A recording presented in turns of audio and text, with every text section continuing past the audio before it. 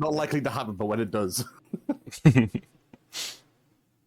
you get those like rainy, just constant rain, and it's not that cold, but it's not that warm, but your houses are still made of brick. It's kind of confusing.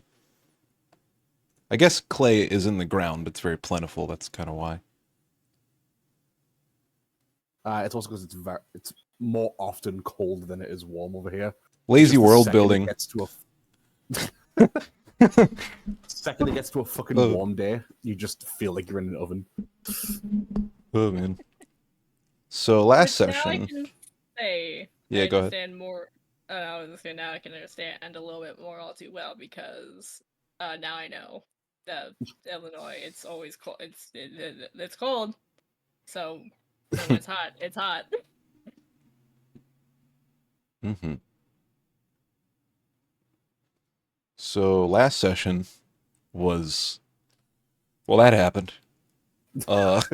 Very, very eventful. Things occurred, for better or for worse. The last 30 minutes was kind of rough for me to listen to. Yeah. So we didn't do goals, or XP rather, at the end of the session. So I figured we'd do that at the beginning, get that out of the way for this session, and then at the end of this session we'll do another set of goals. Yes. So starting with Sazin. I made like notes on what I think everyone created, and if they want, they can argue against it. The first goal you kind of didn't work towards was mainly carnival and tournament related, but you completed your second goal, I think, because you beat the assassin. I just because of the wording, it's very vague. I What? thought my goal was to win the tournament. I don't know. You changed your goal at the beginning. You like messaged it to us before. Yeah, I'm trying to find it. I swear it was win the tournament, but I'll see if I can re-find it. God, it's too many gifts. It keeps me saying that the Discord scrolling and it sucks so much. What was last week, 21st?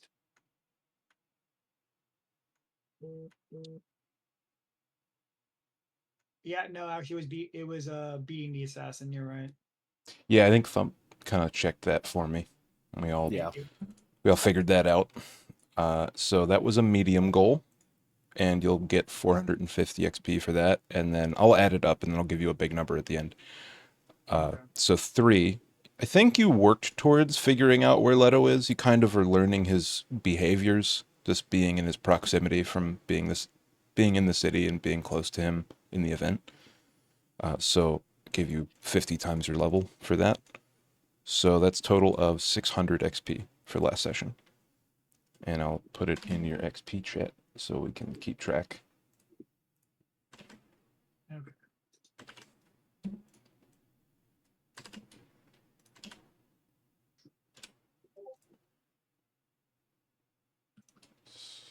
That is 2. All right. Alera's not here, but they'll still get their XP from last session. They just won't. I mean, they didn't complete any of their goals either, so they could still work towards some of them if they choose to.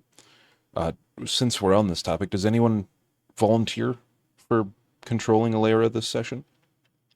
Although she's like unconscious currently, or dead. I really haven't decided yet.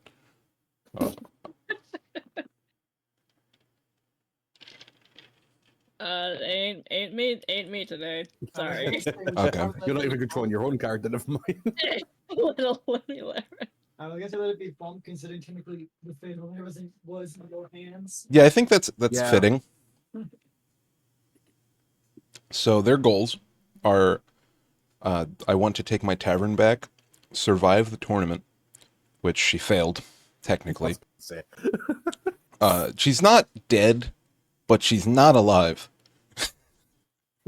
And then she worked on her first and third. Her third one is I want to dig up more info on the family, and every bit of proximity and like events happening right now is around the family because they're kind of ingrained with the court of opportunity. Yeah. So she got working towards for first and third, so that's a total of 300 XP, and I'll message that to her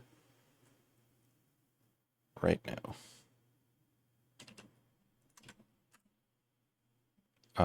Thump, you completed like one of the first hard goals in the campaign. Yes. Yay! So I'm saying that because I'm ruling that just because of the way time is passing in this session, you probably won't be talking to Druzel recently. You're dead. Yeah. You're gonna have to resurrect. It'll be probably a few days at least. So I'm gonna just say that was a hard goal. I was going to say it was medium or hard, so I'm ruling on the side of caution. But you did not work towards the first or second. You didn't make any meaningful rolls towards Yeah. pursuing harvesting a fissure or completing the Leto contract. In fact, I gave you a very strict opportunity for that when I told you that Diane was going down the staircase in that one scene, and you avoided it. So, a hard goal is 225 for your level. You get 3 times that, so you get 675 XP for that session. Ooh. Oopsies. That's not... Secrets. Don't look at my notes. Okay, and then Screep. You're still level 3, so you get level 3 XP. You didn't work towards your first or second, I don't think. I can't read them because they're private, but if you want, you can message me in your notes about them. Yeah, and so like I'm arguing for the first one as just working towards, mostly because the whole reason he joined the tournament was because of that. So I mean, you have been spending a lot of the time around your party members, comparatively. I can see the first one. okay. Yeah, Second so one I know he didn't work towards. So. yeah, so I'll change that. I kind of agree.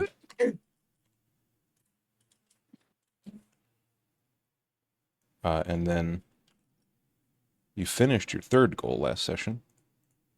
Yes. I think you made it purposefully more difficult than it was supposed to be, and I respect that. Because you like, or maybe it was just Screep playing their character. Because like with the whole surviving the meeting with the fool thing, you'd probably want to be as respectful as possible, but You do. nope. No, nope. Screep. So Screep. I'm counting that as a medium for you. Okay. That is 450 for that, plus the working towards for your first goal, so that is 600 XP. Okay. If I ever message you something and it has like what looks like code in the message, it's because the notes app that I use kind of uses HTML for color coding. So it'll look funny, but it should still make sense. Yeah. Let me see.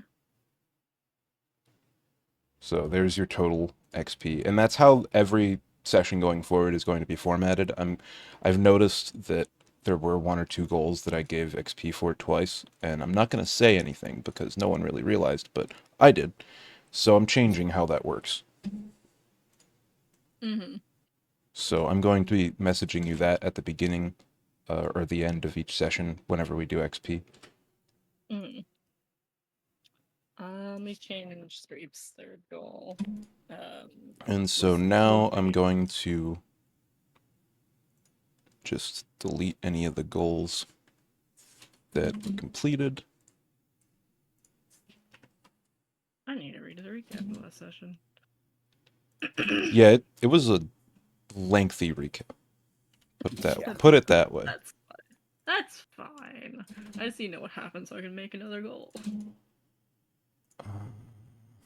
So who completed goals last session?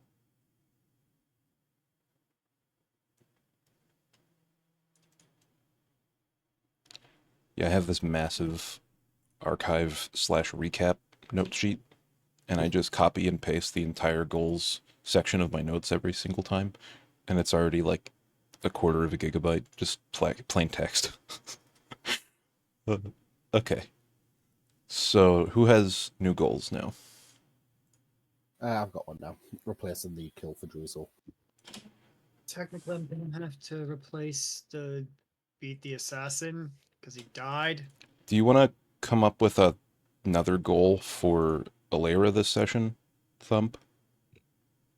I'm just gonna message Matt about it because I have no clue what he'd want. Okay. I'm in the same goddamn. Well, I actually don't know. So I'll just go ahead and ask you guys to add a like 1, 2, 3 in your notes or in the XP section, whichever. I'll keep figuring out where Leto is because I don't think we're gonna be able to kill him this session because 3 people are dead. I'm not going to assassinate him by myself. Screep, I could. I It's meant not to send impossible. that. I meant to send that in the notes. I'm sorry. Sorry, you're gonna keep the Leto one then? I'm gonna keep figuring out where Leto is. I gotta remove the top 20 and then technically beat the assassin. So I gotta figure out what else Sazin wants to do. Do I only get a wish, by the way, or do I get other prizes? That will be covered in the session. Okay, damn it. Nice try. The wish is still good, but Yeah. in character, Oh, the wish is just good? The wish is just good, you say? Oh, it's okay. Oh, it's okay. It's just a wish. Out of character. Fine. Out of character. He's doing a wish for something else for something in character. Out of character, no. I would like to get more money so I can purchase more stuff for him. Bitch better have my money. Fine. Yeah, we're gonna go to a party, probably. I mean, I think that's the whole point of why we joined this stupid tournament to begin with. It's gonna be Because very you have to hard fight to to kill the rob fucking people wall. in that party. No, I mean, the assassination. I mean, yeah, we're gonna have to wait a couple days for you to respawn. The equivalent of the what's that Yeah, I'm thing in sure- WoW when you go back to the angel after you die? The Yeah, angel? I'm sure they know that. There What? are angel statues everywhere in WoW, so when you die, you technically return to those statues and have them as a ghost fly over to your body to reclaim it, and then run away from whenever you were getting killed by. What is this, Elden Ring? Wow. The fuck? Who knows, maybe. I like to say Elden Ring. Like Elden Ring has a basic respawn at spawn point. No, I was thinking of like those little waypoint markers in between the bonfires. It's kind of what what that reminded me of. America, yeah, Statues of America. Steak America. America likes it medium rare. I need to think of the next P thing. I can't think of anything. What's my original thing? Get extra cash out of mission. You know what? Someone may pay. No, I'm not good. Did I ever complete that goal, by the way? Which? Get extra cash outside of mission. I never completed it, did I? I Uh, just removed it. yeah, you never completed it. You worked towards Yeah, it back in session 5. I just never could actually get Yeah, then cash you outside of dropped it. mission. You dropped it, yeah. I mean, you asked, or wait, no, that was Thump, who asked about the Leto and Diane contracts. Well, yeah, because Thump could speak Draconic, and then they had Yeah. a conversation about it. Yeah. Oh, fuck. Oh, man. Okay, yeah, I just realized something. Cool. I'll think of something real quick, but keep going. What'd you say? I'll think of something to add for XP real Okay, quick. yeah. But you can go. Does anyone have their new goal that they want to add? I do, but I'm just typing it in. It's also a private goal. Oh, okay. Yeah, I've got mine to replace. There we go. Goal 3 is now to learn more about his soul. Nice. Do you want to... Oh. Okay, so going forward, what I'm gonna sort of request, it just makes it really easy for me if everyone posts all 3 of their goals. So if you have to, just copy and paste it from the message. It's really nice to have the date markers there. I never realized, but it's super nice because I track the dates of the sessions and I can be like, wait a minute, when did that happen? And I go back to the Discord and cross-reference. It's really useful. No, I mean, it was. Okay, I figured out the goal. 28. DM, I know this is really weird, but could I technically tell my eyes were glowing when I was looking at the... Yeah. Okay, cool. I have my goal then. Figure out why his eyes were glowing. Hmm. There we go. I don't know if we're ever gonna finish that goal, but it's something for now. The That's- last session. It's just I never completed it. I respect it. I respect it. And then 2 sessions from now, you'd be like, did I ever complete that goal? Yeah, I'm kidding. Because the extra cash, I'm like, wait a minute, I've never actually did anything that could earn me cash. Yeah. Unless, so you know, Drew's wants to give me the gold for killing as a person, my dad's gonna do that.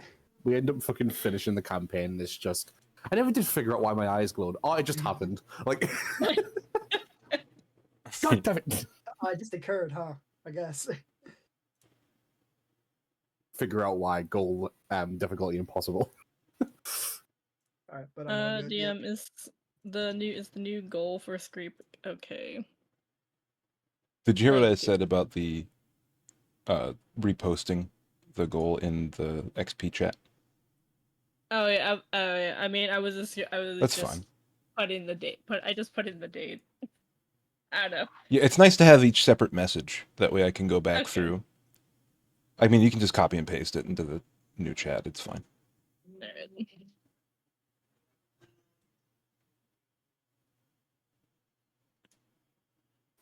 Hmm.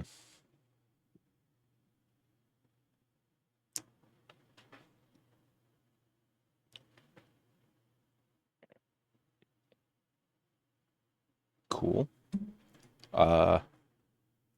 Yeah. I will say that that would probably be a hard goal. Not deadly. Oh no, I'm surely not. But we'll see. I don't know. Screep. I think Screep has the possibility to make any goal deadly with his antics.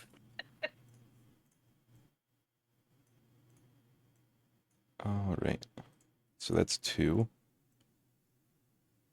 And then you said the third one for you, Thump, was Oh, alpha. learn more about the soul. Okay. Yeah.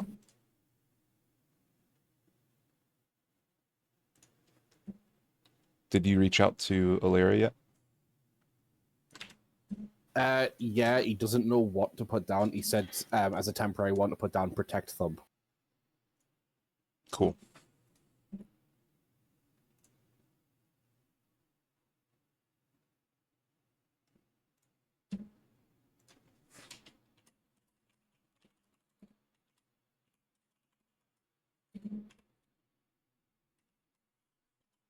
Welcome to session 7, everybody. Woo. Woo. Sorry, I'm sorry. I'm dying. All right. So There's a ghost in the coal. when we last left off, I'll just relay some of the key moments from last session. So at the beginning of last session, Thump, you got escorted to the page. They took you to this secret place called the Oubliette deep underneath Calm's Keep, in this sort of illusory prison. You're not quite sure exactly of the nature of it, but the page told you that it was heaven, quote unquote, like in a question. He's not really sure.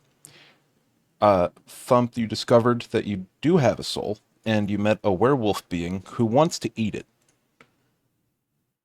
You met the guy you met said Calm and Tynan, kind of important names, and you relayed that to the page, and they said that maybe they're brothers or sisters or something. You're not sure. After that, Screep, you visited the Fool. You essentially asked, what was it? Sorry. So when you entered, you saw a new face, a lady in black with a funny accent. And after being escorted to a private library from the Fool, you're asked if you would like to be fixed, because you kind of hinted at a memory loss. And the Fool said, not everyone who turns into a husk, like the memories that they lose, that doesn't just exist in a vacuum, you know, it doesn't just get destroyed. Could be somewhere secret. And he pointed at a mystery location and said, do you know anything about that place? And you said, if Screep could learn something of what they knew in the past, yes, they would like to be fixed. You are greeted with a vision because the fool sort of reached out their hand and fixed you? I'm not exactly sure. You were gifted with a vision of meeting a lady in green falling through the sky along with you, who eventually turned into a dragon. Her name was Liralel, and she soared and landed in the Stygian forest. Shortly after, you asked, "Where are we?" And you woke up in the last prep room where Thump had been returned, and you guys fought a giant flesh worm that, honestly, it gave me nightmares after the session because of the things I imagined of it, like dying and shriveling. And I actually had a memory of the smell that it would have because it died and fell into a vat of boiling oil, or like into a puddle. After you eventually defeated it, barely, one of you almost died, Sazin almost died, their feet saved them. They made it back to a final room where they fought the last 3 contestants who were able to make it past the combat. Then you were faced with a choice to fight each other or to disqualify yourself for the tournament or find another way out. And you decided to fight. The fighting ensued during the combat. I'm going to rule now what happened. During the combat, Thump, you tried to save Alira. You sort of went into the darkest parts of your mind in desperation for maybe some lost power or maybe some unrealized strength. And you found just a little, and you were able to stabilize her. But the other 2, Screep, and also you later on, Thump, died. Sazin, you won the combat because essentially you hid in the darkness for a very long time. But you won, and the fool kind of respects that. You wake up, sort of, or you're brought out of this moment in time. You have just sort of gone down on a knee, and you were getting ready to slit the throat of Alira when the guards disbar the door. Around you, the friends of your enemies, the friends of your enemies, the bodies of your enemies lying on the ground, the long swordsman with the Zweihander, the thief, and the swashbuckling rogue that you guys mercilessly destroyed, took a long rest and then fought. And currently the only person conscious is you, Sazin, and you hear the door being barred or disbarred. I'll wait till it's fully open. Yeah, so the door is opening. At first, you see a long, fleshy tendril wrap around the door and open it. And then on the other side, flanked by 2 flesh-crafted units, the fool walks in. And he's just standing there, folded arms, looking. He's like taking it all in. Do you say anything? I let him. No, I say nothing. But wait. Oh, I don't think we've been acquainted. What is your name? And he walks towards you, extending a hand. It would be Sazin. Congratulations! You've won! And then, surrounding you, a cloud of fireworks sort of erupts from the ground, like a prestidigitation, sort of, but much more advanced. And he plays a little tune with his prestidigitation that, like, can you make a history check, please? You might recognize this because you're a student. We'll see how well that goes. Where is it? Not Hmm. well. Yeah, so he plays a little ditty on his prestidigitation spell, and it sounds very celebratory. And he gestures to walk out of the door that he came in. I take his hand, shake it, and then I will walk out. Looking behind a sec to see everyone, and then just fully going out.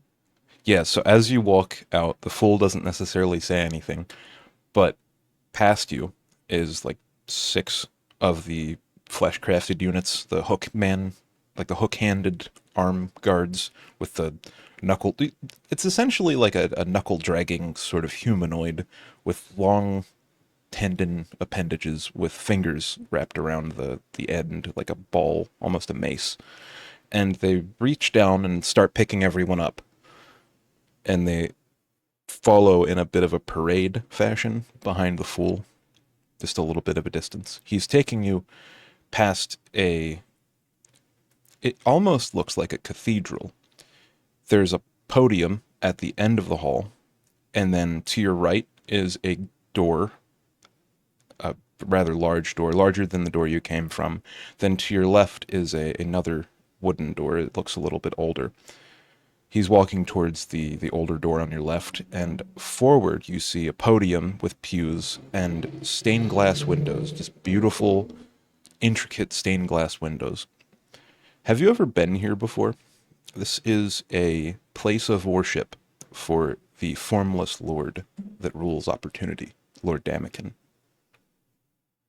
Have you ever worshipped him before? Reasonably, probably not. Is not from the opportunity technically. Has only been here for not incredibly long, and most of his activities were just rushing to find a next job so we can help his friends in profligate. So Yeah. he may have come here with someone else once or twice, but he would not come here often enough to recognize it at first before he would click the way I've technically been here before, haven't we? Yeah. So you've heard of this place. Probably make a history check, because you might, I don't know. You can choose to not care if you wish. He's gonna slightly care. Yeah. So you know that this place is kind of known for its historical accuracy. The stained glass windows are a historic object. They tell a story of the city's founding, but you kind of forget what the founding, like, myth of opportunity is. But it's a very old city. And then the fool escorts you down this open door. A guard opens the door for him. Straight ahead of you, you see a spiraling staircase, and then to your left, you see a locked cage, like a iron bar grate. And the fool stands next to the grate and starts waving their hands in an incantation. And as that's happening, the rest of your party members and your enemies are being taken up the spiral staircase. The fool unlocks the cage and motions for you to go in. Do you So just... this tiny room has. How close is the stadium near this temple? So, I'll lay it out for you. The City of Opportunity is broken up into districts. Yeah. The Consortium District is on the base of the mountain. A little higher up is the Guild Square, where the Fleshcrafters Guild and the Street of Steel and Silk are. Above that is a tunnel leading to the Narrows. Above that is the Storming Ridge Logistics Depot. Above that is the Streets of Sapphire, then where the government-sanctioned fighting pit is. Damakin's grounds is sort of the Colosseum that you guys were at. And then above that, Damius's Forum. Above that is the castle that you're in, Kelm's Keep. You know that the place of worship for Lord Damakin is the lowest portion of the castle, and that this place has pretty much everything that would be needed to extend a survival of a prolonged siege. So this place has everything essentially. It's huge. You're at the top of a mountain. You have ascended somehow.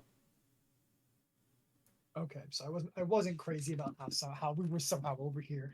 All right. Yeah. Then yeah, he'll enter the cage. Yeah.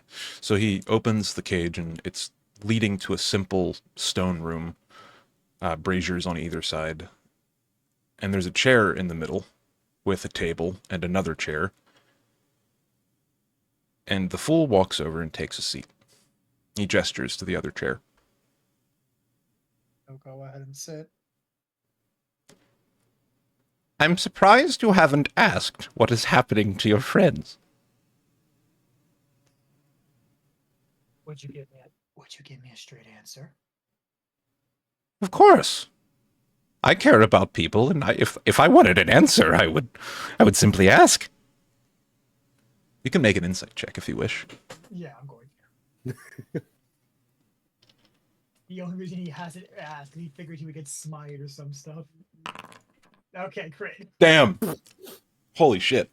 So he's not lying to you. He is being very truthful, and honestly, he might be betraying himself, but he's very excited for this meeting. He wants to know what a person like you would do if given the opportunity for a wish. He recognizes that you're the person with the glowy eyes.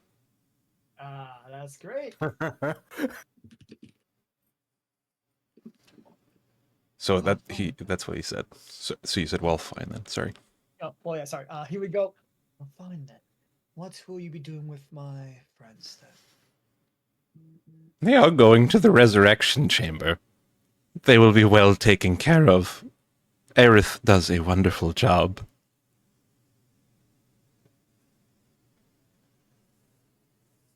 Out of character is a resurrection chamber surrounded by a bunch of water.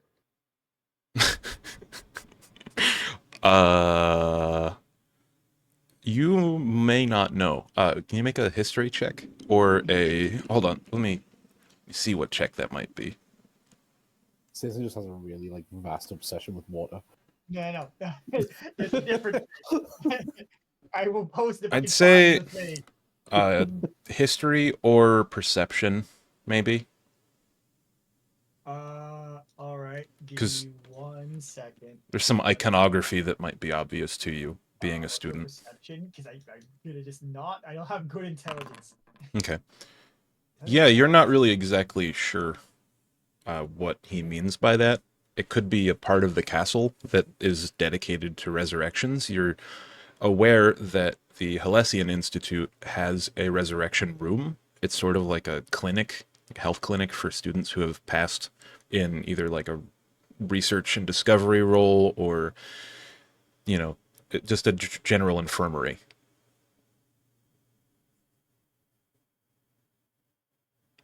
Okay, because I'm more worried something like this is going to happen. What? Oh, you're gonna get fucking samurai'd? What is that? No, you So- said Aerith Oh, in a resurrection room. wait. Aerith from I didn't Final put two and two together. Yeah. Is Aerith the name of a character in Final Fantasy? Yeah, it's like the most famous death. Oh, it's a different Aerith. That is so weird. I've never played that game, and I've never played that game, and I made 2 references to that game technically. 2 different games. The best part is you're not trying to. I just keep seeing it. Yeah. Yesterday, someone opened an image of like I made a joke because someone had like an image of a banned card in Magic the Gathering. I was like, oh, is that person banned? It's like, what? Yeah, that card's banned, and I was making a joke. Man. I need to stop doing this. Anyways, It's just all encompassing. Yeah, he said Aerith will take good care of her in the resurrection chamber, or them in the resurrection chamber. Do I know out of character how long it would take for them to come back? Make a history check. It's going to be a little difficult. Yeah, he can't figure it out himself. Okay, 20. You've probably been around people who have died, and you probably would know that the better the circumstance of your death and post-death care, the quicker you resurrect. Generally speaking, the fastest a person can like physically die and come back is usually like 4 days, maybe 5.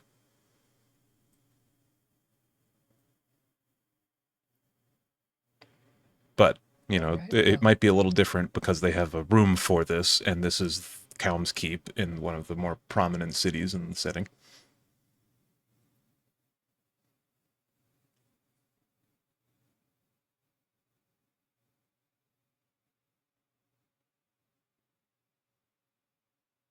So what's the last thing you said? I'm sorry.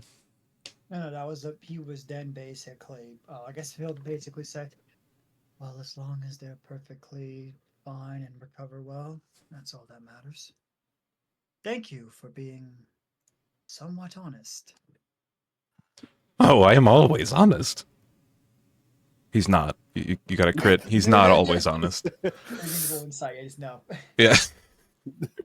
Oh, man. Someone who speaks like that is never honest. Now, the fact of the matter is, you have won. Congratulations. Now, what will you do with your newfound power? I have the strength and capability to grant your wish, whatever it will be.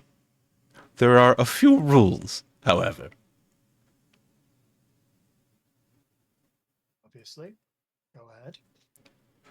Rule number 1 is no more wishing for more wishes. We've had that before and it does not work out. Rule 2, no wishing for things that would cause change in previous events. Information is fine, but just if, for instance, you would wish for the City of Opportunity to be destroyed, well, it wouldn't end well for you. And then 3, no wishing for something that would cause great harm to the world at large. So, no wishing for the basin to be drained, or wishing for Slumberglade to burst into ruin or anything like that. Are we clear? Very much so. Something done before.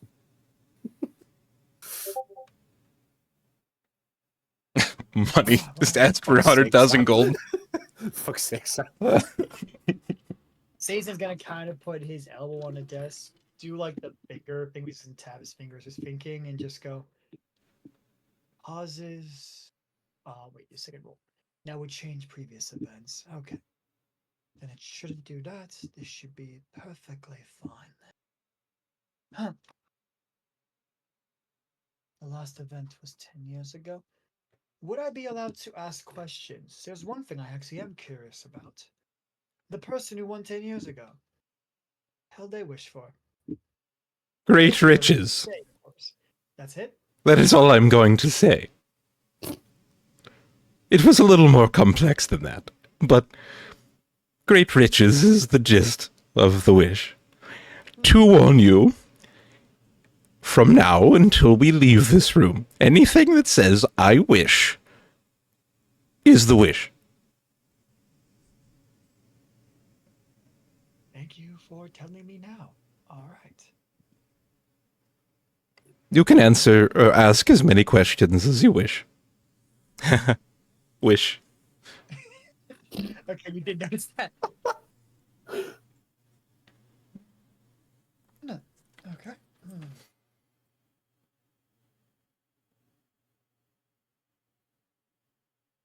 No.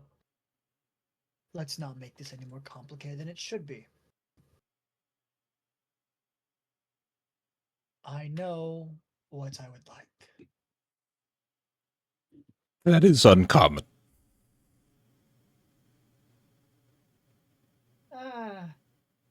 When you've worked your life for one goal, and you are given the opportunity to immediately nearly solve every single part of it, he kind of shrugs.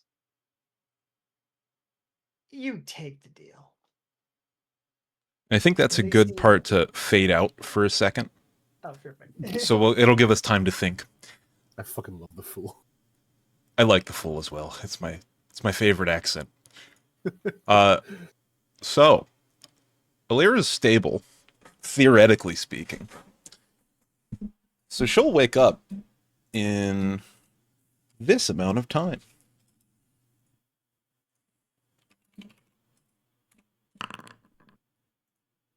Two rounds. Okay. So here's what we see. So the party is being carried by hooked flesh hand motherfuckers up a spiral staircase, stone and sort of iron in the center, like a cylindrical piece of iron, dark metal, with a spiral staircase wrapping upwards. And we follow the party, Screep in front, Thump in the middle, and Alira at the very end. We follow them for about 12 seconds, before Alira wakes up and she notices that she's being carried. What do you think she would do?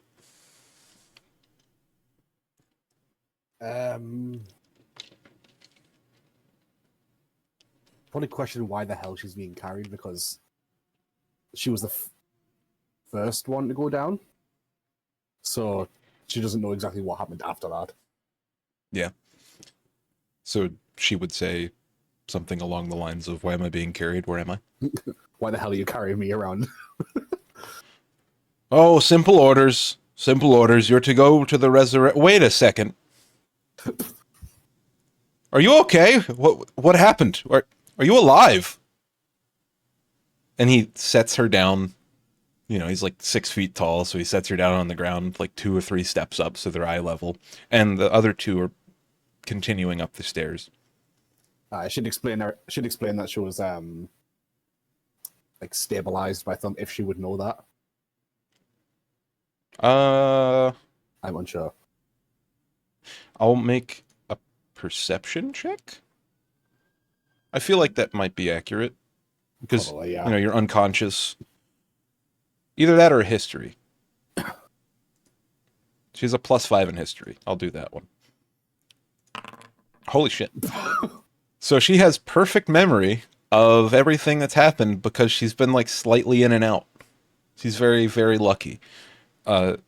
She has perfect knowledge of everything that has taken place in her presence. So she saw Sazin being escorted by the Fool into a room of some sort. You're not exactly sure. And then being picked up and carried. So she knows that. Yeah. So she'd basically just explain the whole like Thump stabilizing her and everything. All right. Well, just accompany your party. Make sure they're okay for now until the Fool comes and gets you.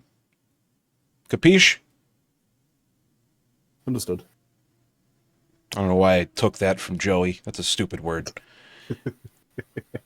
And then, Thump and Screep, please roll 1d4.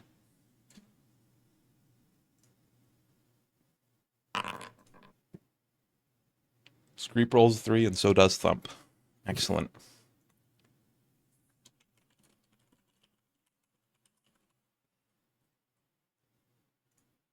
All right.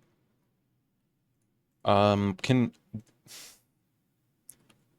both of you guess a number between 1 and 100?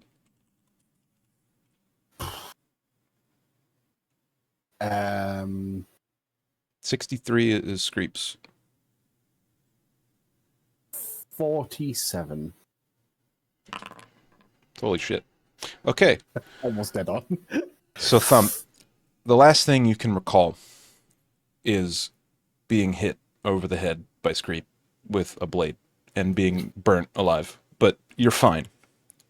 You feel a sense of calmness wash over you as the damage that you take results in your untimely demise. And we kind of see a flashback of Thump, like from his perspective, as the battle rages on and everything fades from existence. The gradient top to bottom sort of reminds you that your time is limited. And then you look over at Alira, realizing that you've saved her, realizing that you have reached into the void and pulled something out that maybe you shouldn't have. Make a charisma saving throw, please. Oh, fuck.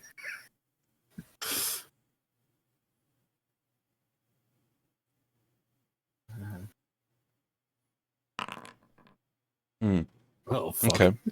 Good to know. Thump, you, after a short amount of time, it feels like you've slept probably 4 to 5 hours. You wake up. How does Thump wake up when they're in an unfamiliar place? Probably like somewhat startled, considering he is still young, but like in a more like robotic kind of way, if you get what I mean. Yeah. Less like a kid who's in a place he doesn't understand, more like just a young mind. Yeah, so we see on a floor of chiseled stone, Thump, lying, and then opening his eyes, light protruding from them, and then sitting up straight, like immediately stock straight, and you immediately start looking around. Go ahead and make a perception check, just to get your bearings. Yep.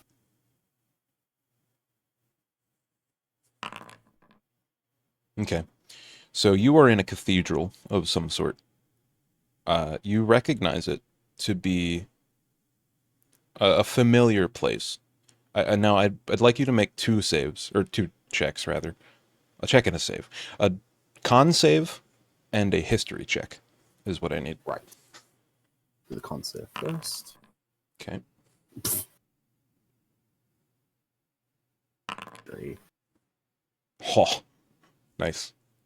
So you recognize this place to be through your dreary and very hungover eyelids as they're opening. You feel like shit, but you feel like you're in a familiar place, and you look around and you witness that the thing that like Sazin and Delira were trying to open, like the doorway that they were trying to open before you all fought, that's this place. But it's different than you recall. There were beautiful stained glass windows all over, and nice upholstered pews leading to the front, directly opposite of where this room is that you were stationed at. And you feel like maybe you're in a different version of this place. Vaulted wood ceilings are above you, with arches intersecting missing window holes where once stained glass lied. He's immediately looking around to see if he can see the others. Yeah, you look around you and you hear the rushing of the wind. You look out of the windows and you see the Howling Plateau, but it's a little different than you can remember. The Lake of Serene is just a giant gully. There is no sort of water in that lake that you can see. You're in a very tall place, so you have pretty good vision of everywhere in the world.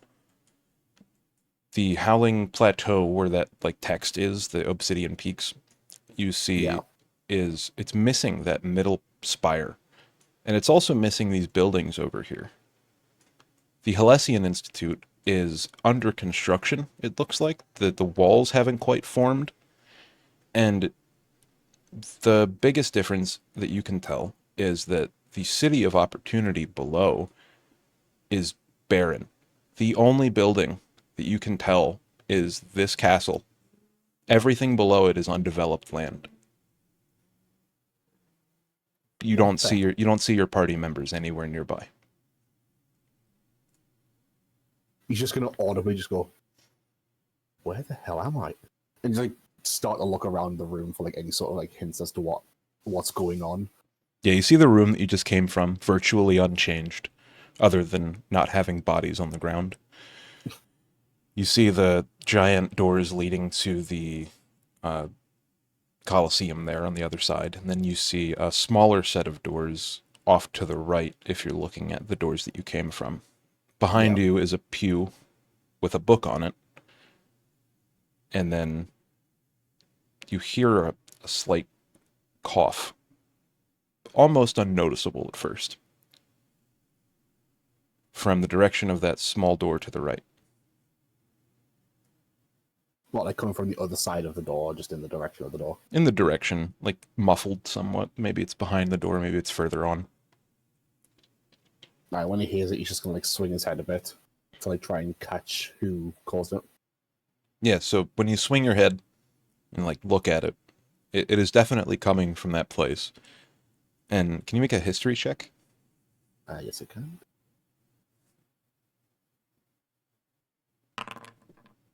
Okay. You recognize that coughing. Oh no. But you see a book lying on the pedestal of the pew that's sitting there. There's a raised portion where there's a pedestal with a book on it, and you can see the book plainly. It's got golden colored pages, and the binding of the book is black, like the irons that the for currency that the setting uses, like that color. Yeah. He's gonna like keep an eye in the direction of that door, obviously recognizing the coffin, while making his way towards the book to like inspect it. Okay, can you roll a D100? Sure.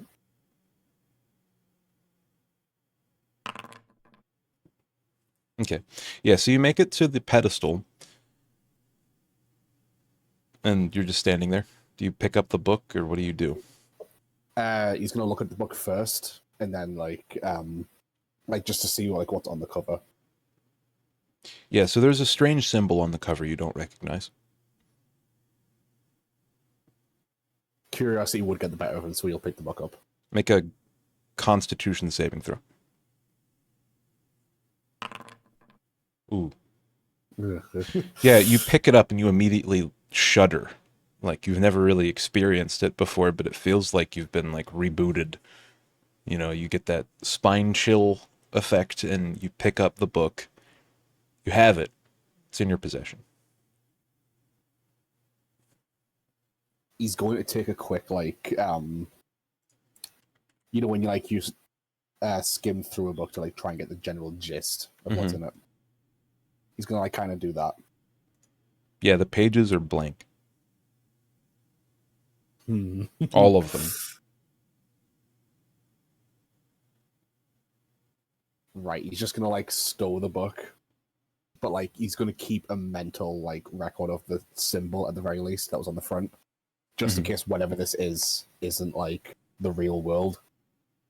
So you like mentally record this cover of the book. Yeah. Okay. Make a history check. Fuck's sake. You got an 8. That's less than 9. Fuck, damn it. Okay.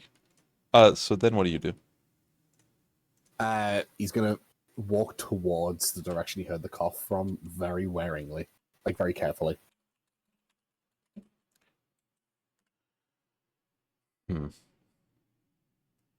Okay, 1 second.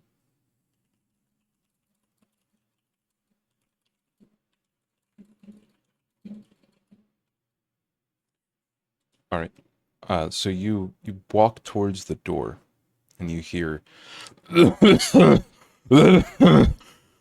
every now and then. It's like every few minutes, and you can choose to follow it, but it feels like maybe it could be dangerous. Given what happened last time, he's already came to that same conclusion. Okay. I just wanted to make it very clear. Yeah. My curiosity as a player is going to be the death of Thump. Do it. Okay, he's going to approach the door. We see Thump reach down to the door hinge, like there's a sort of handle on it in the shape of like a sideways D.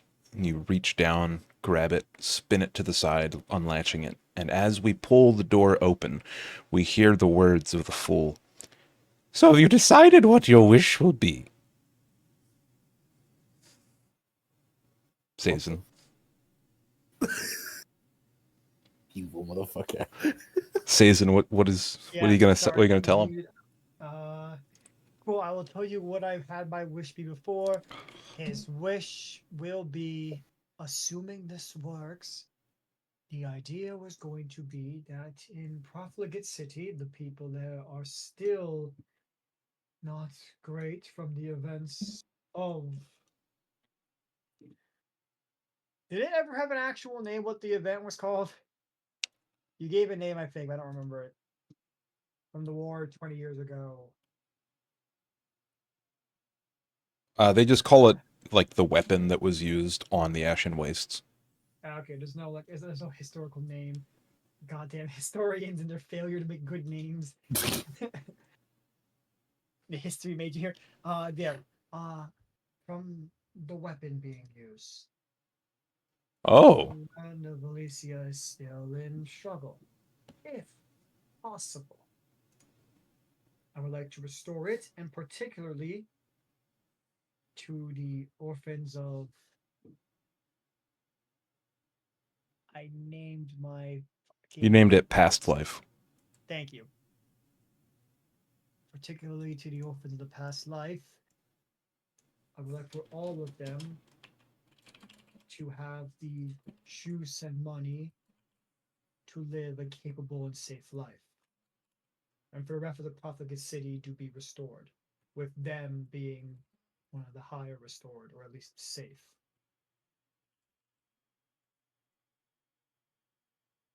So you said, out of character, restore the city, and for the orphans of Past Life to have enough juice to live a... Basically healthy and comfortable life. I don't want to become like immediately the richest people there, because then they'll get Comfortable. stabbed. But So basically, restore I the want- city, and for the orphans of Past Life to have enough juice to live a healthy and comfortable life. Yeah. Okay, so you say that, and the fool sort of purses their hands, or like folds their hands in front of them on the table. So your wish is to restore the city, and for the orphans of Past Life to have enough juice to live a healthy and comfortable life. Yes, I figure I can't restore all of Elysia. That'd probably be a bit much, or would be a bit too many ramifications for it to be considered safe. While if the city is fine, they can start somewhere. I'm guessing he looks disappointed. He looks confused. And he pauses for a moment before saying, "You know, you could wish for, like, money or power or something, yes?" Yes? You're like the person who needs money or power.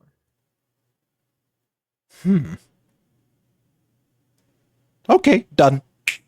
And he snaps his fingers. We see Just like that, eh? we see a different point of view. So the camera of the session pans to the Ashen Wastes, or Elysia, as it is marked on the map. We see the giant building coming out of the profligate city in tatters. This place used to be a desert oasis.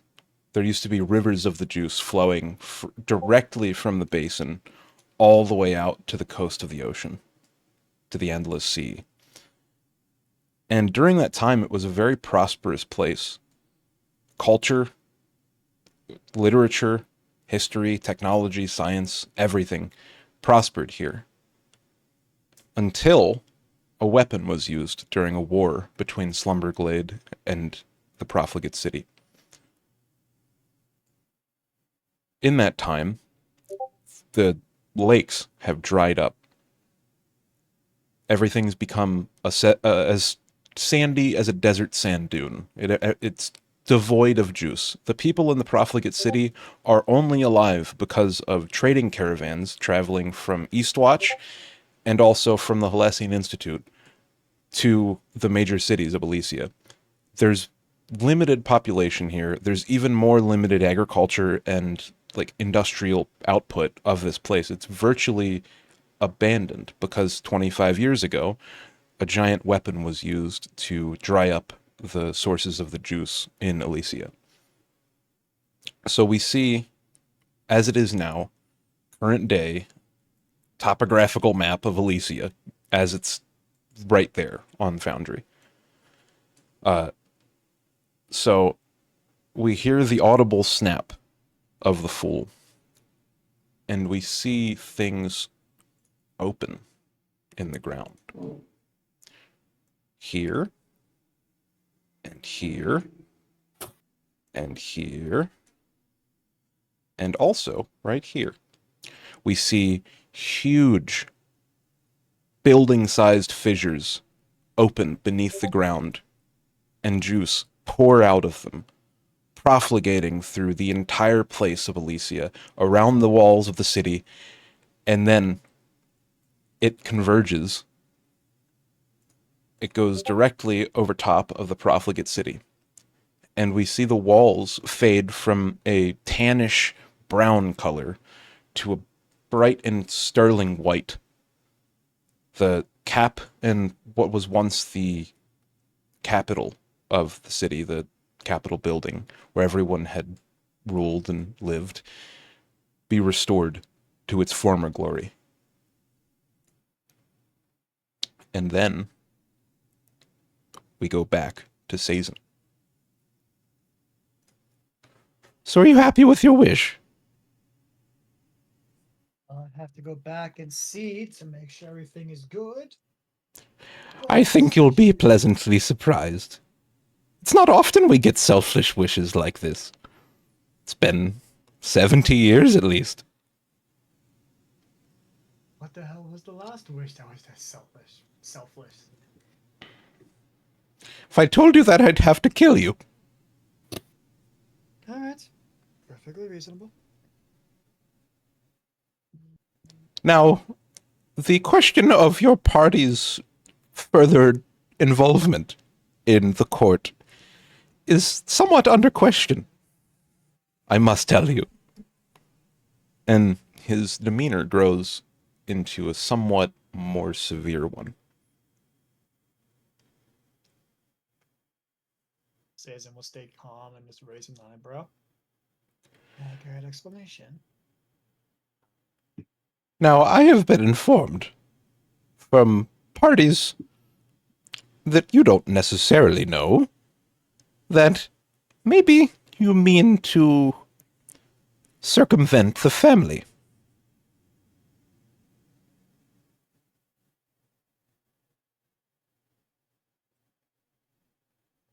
That's a Do you Yeah. understand what that Yeah, no. means? Well, circumvent, I would assume would mean going around, but I'm assuming there's supposed to be another thing. But Yeah. he says he's going to immediately go, that is a big accusation. They got any evidence, or is this going to be hearsay you're taking seriously?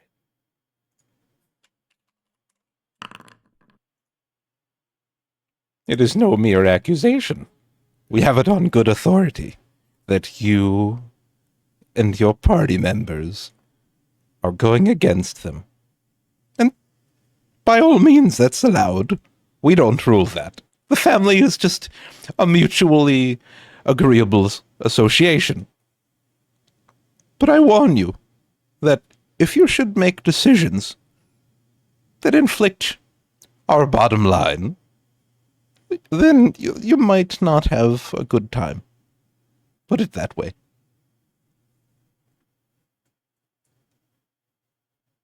Even if I was or was not going after the family, I think I wouldn't have a good time if I fucked with your bottom line anyways. Consider it a warning, then. The rest of your party is in the resurrection chamber, and they shall be taken care of. Perfect. Though I have a quick question then, actually. How did you broadcast the last fight? We did not. The deciding vote comes when I come out of this chamber. I go out, and I address the public at large. They've been waiting for you, for this decision. To tell them the wish, to tell them who won. Would you care to join me? They waited 24 hours. No. You simply took a 6-hour rest. In that time, we found it only fair that we give out frivolities and drinks and food. Everyone is sated, happy. They are immortal, after all. What is one day?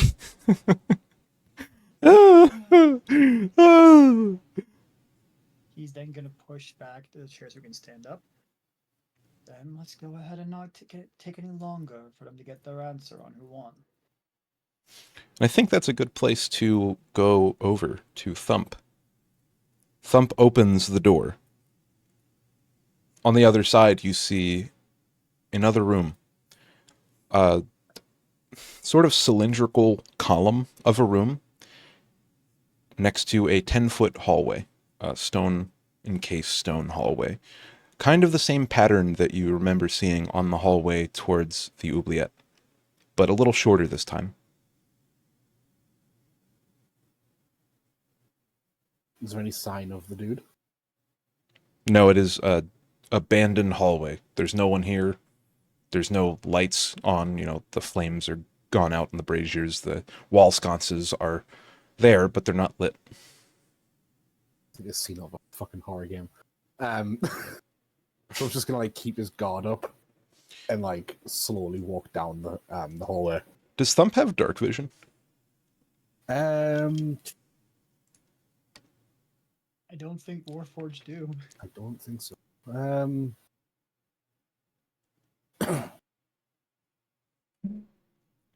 Can't see it anywhere, so I don't think so now. Yeah. So this hallway, Unfortunately, is only lit by a skylight that is coming from the other side of this. So you go through the little hallway there. Yeah. Okay. Trying to be as careful as you can. Yeah. On the other side is just a simple circular chamber. 3 doors face you. One on your left, your right, and your center. And above those, in sort of a banded ring, are too many to count, but there's floor upon floor upon floor upon floor of the same identical layout. You see above you a tunnel leading back from the way you came, only a floor above, and you see 3 doors in the same orientation they are on your floor.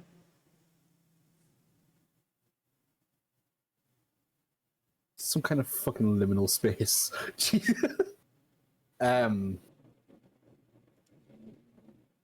Listening at the 3 doors, is there any coughing coming from any of them? Make 3... Wait, hold on.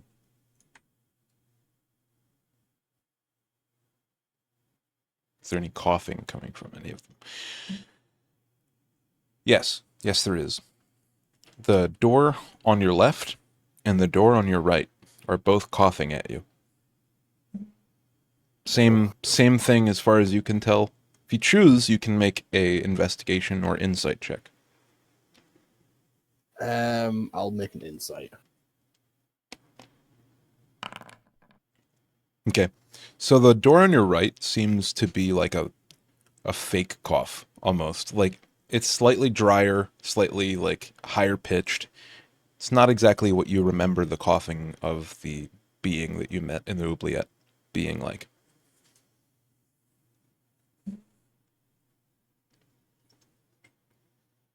I spiritually apologize to them for this. I'm going to follow the real coughing. You sure? Unfortunately, yes. Okay.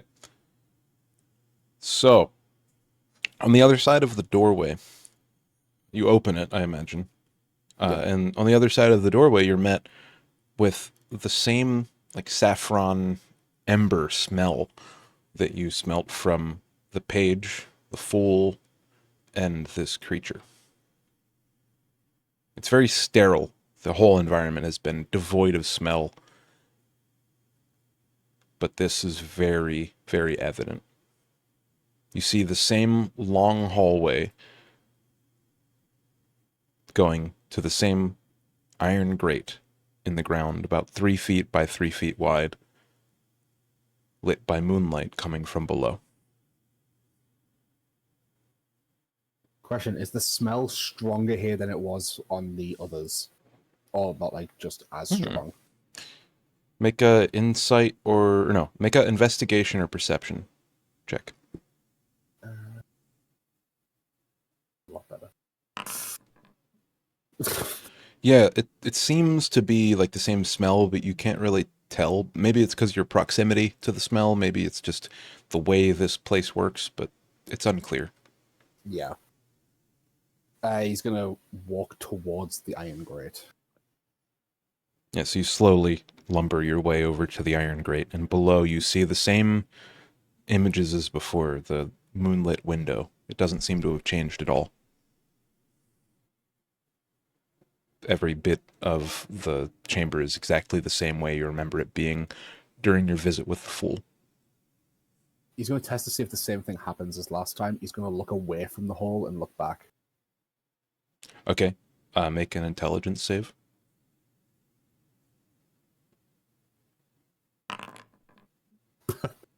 If I had to choose a roll to get a 20 on, I think this would be it.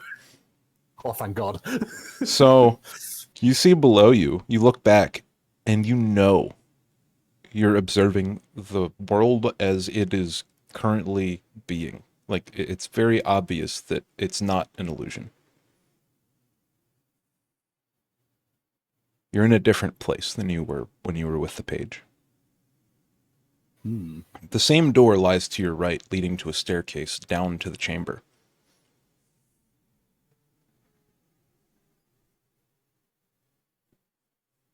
I guess I'm going to take the doorway and take the stairs. Okay, so you open the door, you go down the staircase, and you get ready to open the door. And then as you open it, you see the same sort of room, only sort of amplified in a way that it wasn't before. Before, the whole room had a circumference about 20 feet across, or, I don't know, 15 meters across. I don't know. What the fuck is a kilometer is my question. Anyway, do you know what feet are and like how to measure them mentally? Okay. So it's not going to mess you up if I use American units? No, I got used to it after I started playing D&D anyway. Cool. Yeah, so the whole room that you were in before was only about 15 foot in circumference, but now this place is like 60 feet, maybe even 90 feet in diameter. Fucking boss arena if I've ever heard one. Yeah, and you see the window, and it's much larger than it was before. And outside of it, you see a moon. You've never seen a moon before, but now you know what that light was alluding from. It is a white to gray and then to black gradient of an actual lunar surface, kind of like Earth's moon.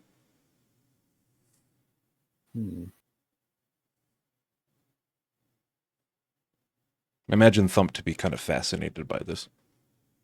Yeah, he would be. He'd still be like very cautious of what's going on around him, but he can't help but like be curious about the moon. Yeah. Yeah, so what do you do when you go in? I don't imagine there's any sign of anyone else in the room. Outside of the area that the moon is lighting, which is probably about a 20-foot like ray coming from the window, that's it. It is pitch black, but you can see the higher walls of the place. Only the bottom is shrouded by shadow.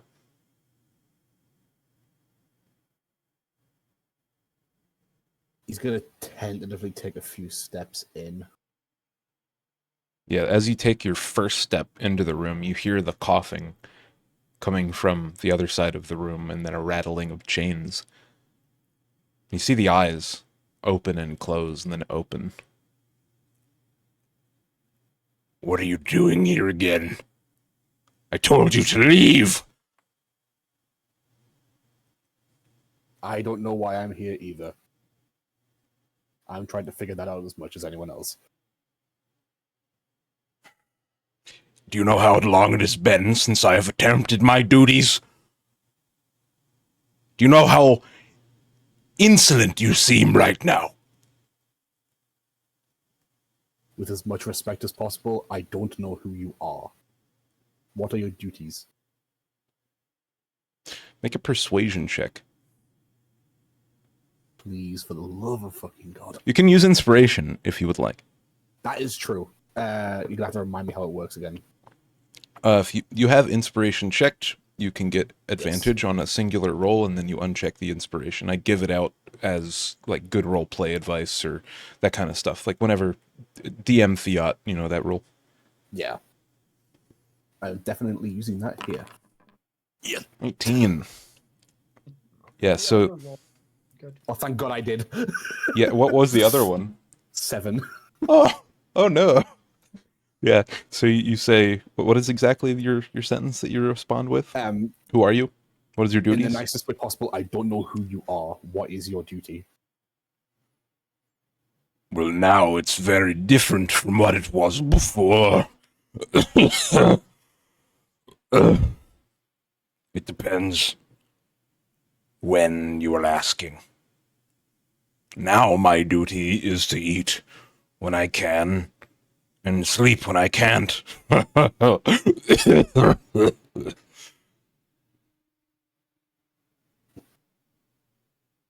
What was your duty before this then?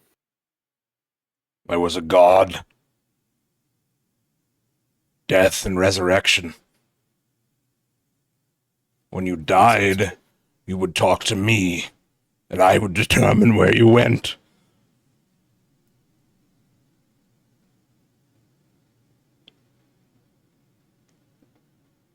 The name's Sybil, by the way. I feel it's only courteous to do the same. My name's Thump. Not that it might have any importance. He stands. And you see, not only is the room bigger, but this creature is as well. He was previously about 9 feet tall. He's now about 20 feet tall. And he's still shrouded in shadow. Everywhere he raises his head is accompanied by a shadow. He reaches out his hand, a large hand, to you. It turns as it reaches the moonlit window, turns from a human hand, white, to initially a stubble, and then growing rapidly, and his hair follicles are like covered in blood as the hair grows. Ooh. It grows into a grayish silvery fur, and then eventually you see like fingers, but covered in hair. He reaches out to you, and he's almost curtsying because you're so much smaller than he is.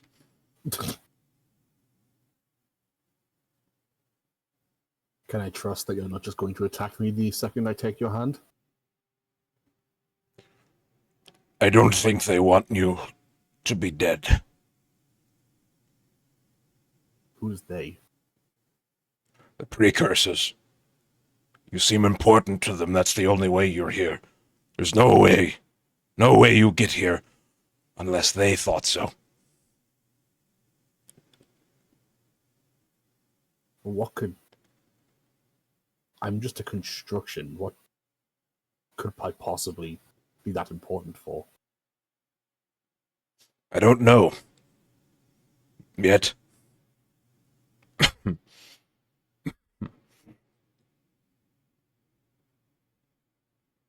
It's nice being able to talk with people again. And he sort of stands up, rejecting the handshake, realizing that you kind of don't know him enough to shake his hand yet. And he paces around the shadowy area. You realize that the only portion of him that is kind of obscured in shadow is his like upper body. It's the shadow follows him wherever it goes. And it's always just out of light, so you can see his extremities as he like walks into the moonlit area. You can see them slowly turn hairy, and then as he leaves, slowly turn back to skin and then into the shadow. He's walking, observing. He's looking up. You can see his eyes shift away from you, and then he looks around. He's sort of pacing. Are you waiting for something to happen? I've never had this happen before. Not sure.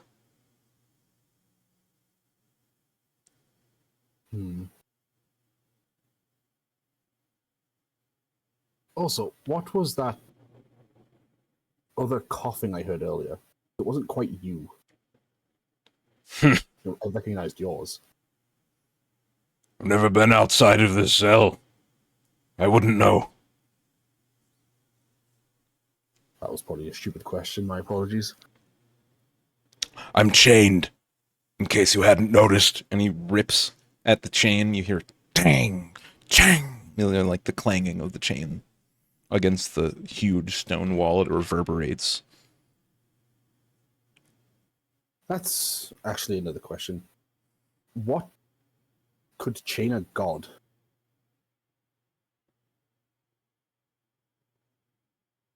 Make a persuasion check.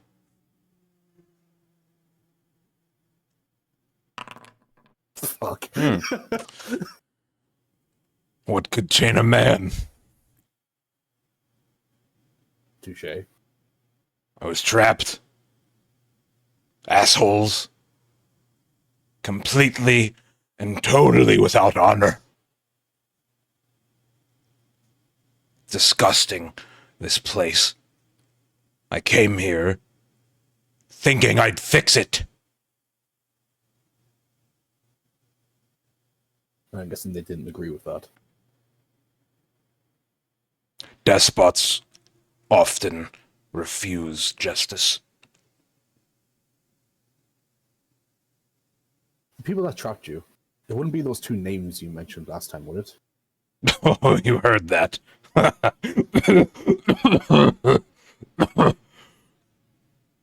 Yes.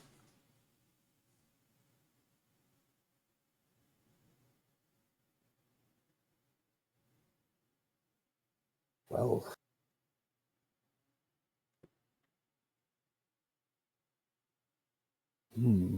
He's just gonna sit there and like try and absorb everything that's happened and everything that's going on currently. I think that's where we'll pan over back to Sazin. God damn it. Sazin, you've been escorted out of the cage that you were in. And the fool has turned to you and says, "Would you care to enlighten our audience?" You want me to say I won? I haven't tried this before. It could be interesting. How many people are out there? Out of character when I even say some looks around? During the main battle, you remember there being thousands? Cool. That's cool. I mean, man who was supposed to be made to do stealth missions is now in front of a bunch of people. Jason Bomber. All right. Yo, you out here in the abyss. I just I'm just here. Don't worry about it. Oh, we'll get to you. Oh no, I'm just here. I'm just here listening. I'm having a great time. Don't worry about it. Citizen, I Yeah, guess this is we'll kind of say- why I wasn't too upset by Lyra not showing up. It might have, screen time's easier to share with 3 than 4. Fair enough. Sazin, go ahead.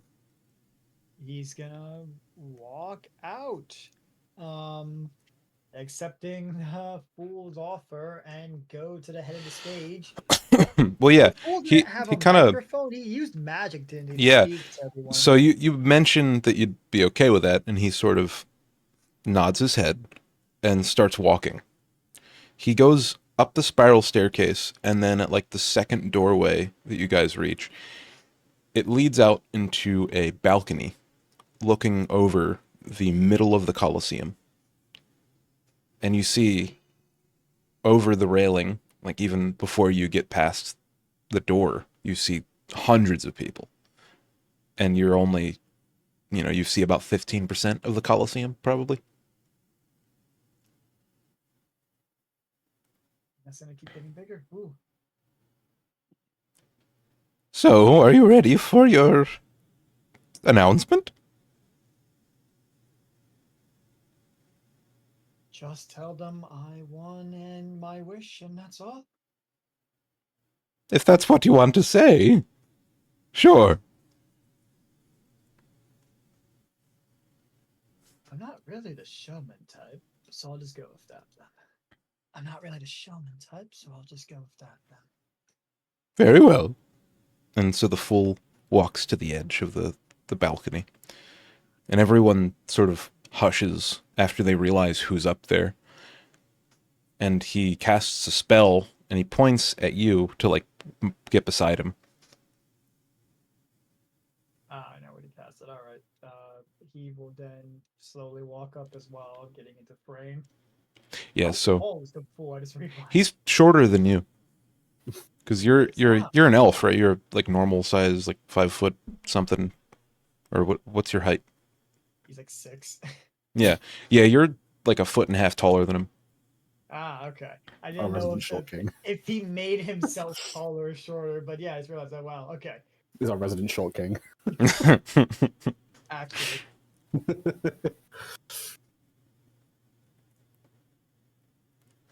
Ladies and gentlemen, a decision has been made. The wish has been cast, and here is your victor, Sazin. Go ahead. Jason will then step up to the edge and then just look down. Everyone cheers as you step up. He will wait for it to die down a little bit and then finally say, "The name is Sazin Badma. Your winner for this tournament, with a wish to restore the lands of the profligate city down in the barren waste. I do thank you for coming to the tournament and watching the performance." So as you say, Profligate City, you're met with like a handful of boos. And then when they like register what just happened, they're like, whoa, that's cool. And then you notice something. Off in the distance, very far on the horizon, there's a dragon. They're flying towards you. It's Okay, green. Wait, is it? It's Oh, we green. know. Yeah, there's only one statue that's just a giant green dragon. Is there? On the map there is, yeah. That's interesting.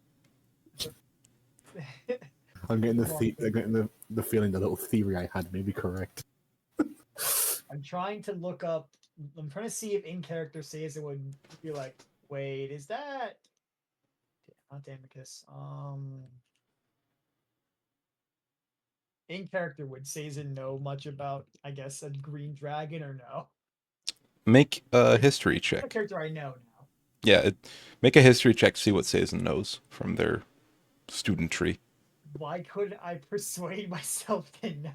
No, not a persuade. Wait, just I No. know. Nyet. Okay, I still get it. Okay.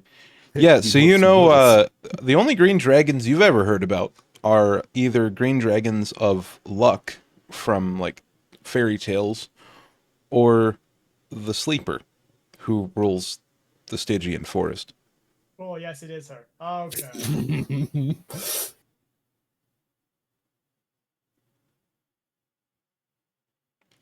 As you notice it, the Fool also kind of notices it. And they look surprised. You're not exactly sure if it's a good surprise or a bad surprise, but they look shocked. The last time she was somewhere was last year, wasn't it? You say that to the Fool? Yes, because from history, recently she's been seeing the former dragon over a few local political beds opportunity, 149 AC. Yeah. So I'm assuming she came last year. And Yeah. I'm assuming that's a big enough deal where I would know that without having to do another history check. Yeah, I Sazin think- pushed up his glasses. Yeah. Actually, yes, I agree. Anime glow. Yes, I think you would realize that, yes. They were here for political dealings. You're not quite sure of the details. Those weren't released. Oh. Is there a reason she's supposed to be here, or Come with me. okay? And he escorts you out of the balcony room. Now, it would be best if you didn't ask so many questions. I must attend to matters of state. Please go to the resurrection chamber. He's Does worried. he look worried? Make an insight check. God damn it. Let me convince people. to Please roll stop. high on this. No. No. He's concerned. I'm not going to use my inspiration. Yeah, he's concerned. Oh yeah, makes sense. Yeah, but as you leave, the crowd shouts, "Season! Season! Season!" My days as being a proper, stealthy spot. I'm basically James Bond. Also, could I get a He's- performance check for that? Oh fuck. The voice do cracks I halfway have- through. I don't have performance, but I have a +4, so let's see what happens. Okay. Nice. That's good, right? That's great. Yeah. The fact that you have +4 without proficiency. I mean, I should have a +5. I'm gonna get it next level. Okay. So, after you leave the room, he kind of gestures to some guards to escort you to the resurrection chamber. And he leaves your presence. Did you say anything as he was leaving? No, I see no reason to. Okay. Yeah, so you're escorted up the spiral staircase that I've described before, into a very high location. You climb a lot of steps to get here. It leads into a small hallway, and then that hallway leads into a very nicely lit room. It's got a lot of light from the outside world. It's like a big old balcony, and it's got 8 arches on each side, and then in the corners of the arches there are 8 beds that make up this room. At the very top there's a gold adorned ornament sort of outlining the 4 cardinal directions of the wall that's surrounding. So it's formed in let me show you on the map here. It's like a wind vane or weather vane where it's formed like that and that and that and that. So it's that formation. And it's at the very top almost of the Calm's Keep that you're in. And on the beds you see Thump, you see Screep, and then you see next to Thump on a chair Alara. And you guys both see each other. You take a breath in, and then we cut away to Thump. Thump, you've been just pondering in this room with the creature that you know has now told you his name. What do you do? What are you doing, rather? He's kind of pacing in a similar way to what can I get his name again actually? And a Sybil, spell, if you don't mind. Sybil, Sibyl. Right. Yeah, pacing in a similar way to Sybil was. Trying to he's almost trying to wrap his head around why he would be important enough to bring somewhere here like this. Mm-hmm. Especially to a fucking chained up god. Yeah, so you're just contemplating. Kinda, yeah.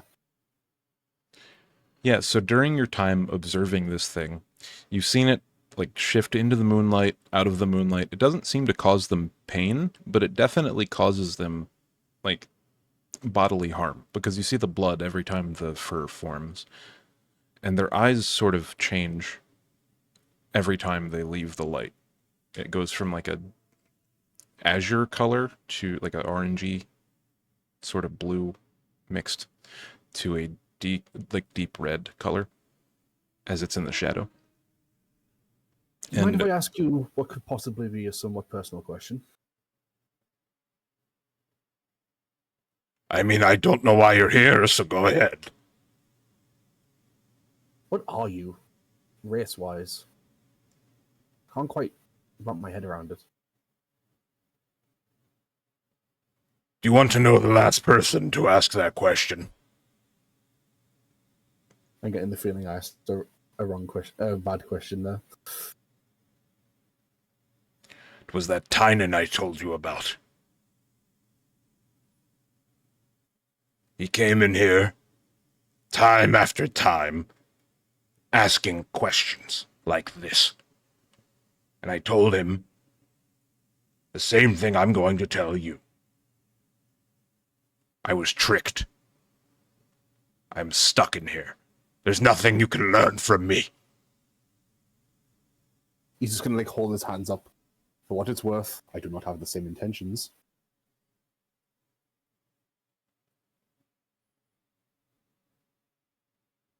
That is why you're alive.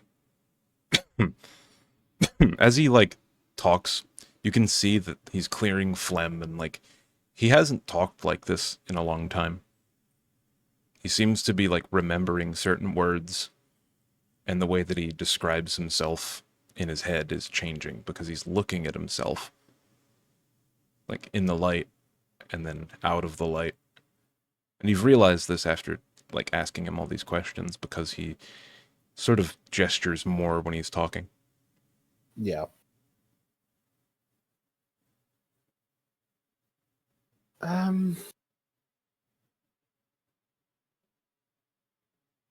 Is there any check I can make to see if I've got any like sort of liquids on me at the minute? Drinkable liquids. Make a D100 roll.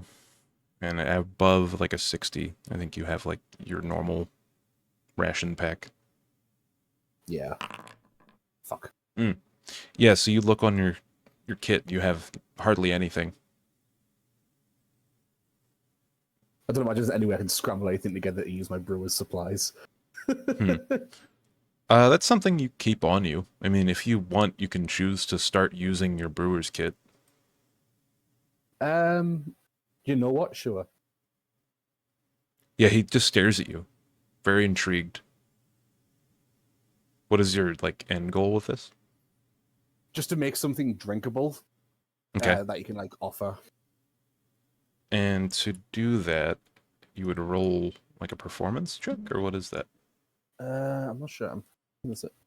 I think it's an intelligence check for using tools. Okay. Yeah, go ahead. Yeah. Go ahead, see if you make something drinkable. Okay. Mm-hmm.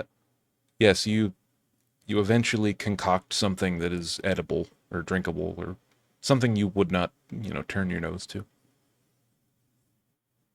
I can't say anything for taste or quality, but might this help with you? I assume your throat is rather dry. I'm not sure. I've never tried. And he stoops down, gets on a knee, and as he puts his face into the light where you're at, can you make a Constitution save? Oh god. Literally. Ooh. Ooh. Yeah, so you see a human face, that of a long-haired human. Black hair. Their red eyes complement their black hair. And then as they go into the light, it turns more of a golden, sort of honey color. And he stoops down, and his face turns to the face of like a dog, wolf. Same eye color.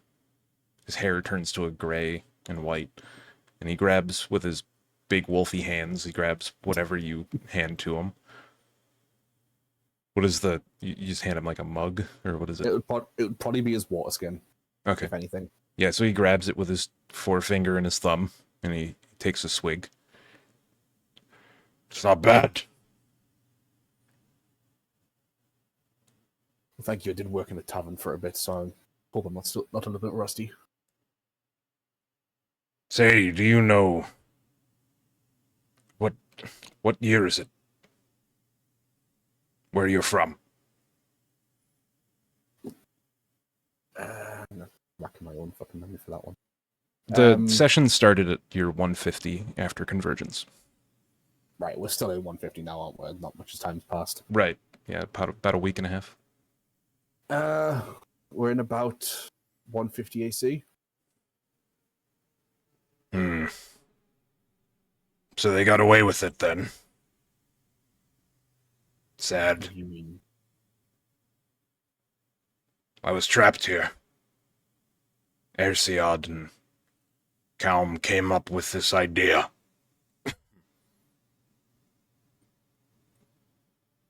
A land without death.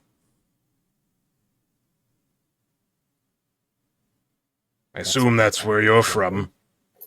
Yep. It's disgusting. Either you'll be reborn somewhere nearby after a few days, or you may become a husk. Or you may just not come back to life, depending on how you build. When you say the word husk, he laughs very loudly. And shortly after, he says, So I see they never perfected it after all.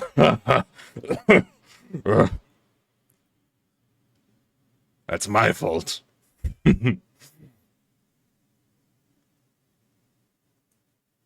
Yeah, I can't imagine a god of death and rebirth would be too happy with a deathless world.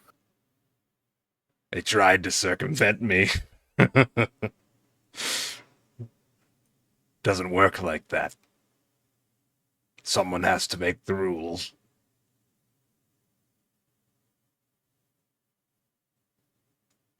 When were you trapped here? That's a complicated question. Long, long ago.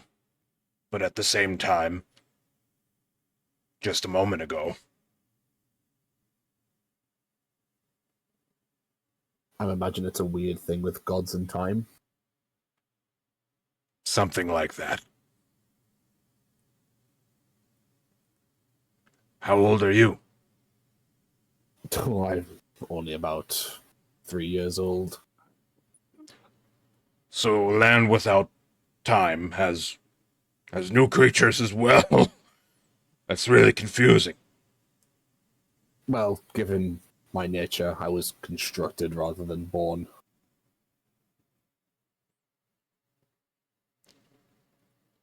So, you might say no, but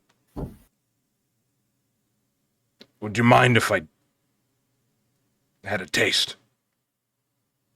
I'd give you something in return. As much as I can. What would be the repercussions of this? Not sure. You'll be alive. Never tried it before. He's going to just, think for a second. And honestly, Thump's kind of nature, he's probably going to agree to it tentatively.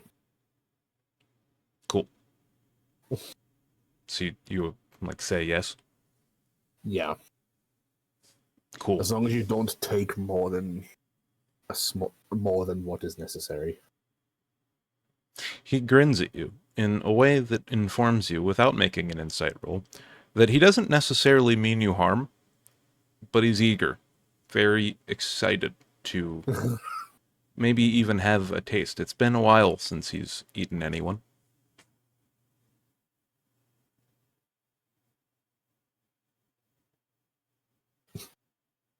So I'm just going to sigh a little bit and just go, just one thing as well. Just tell me what you can, if you can tell a difference. Something didn't quite sit right after the page told me my soul could be something more. So the place you're from isn't the place that you were created.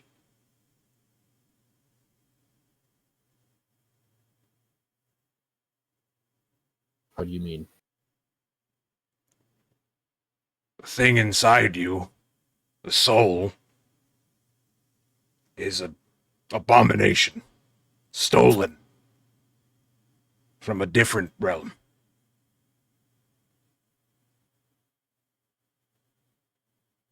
Well then, I wasn't expecting anything like that. Speaking as an abomination, I think you'll do fine.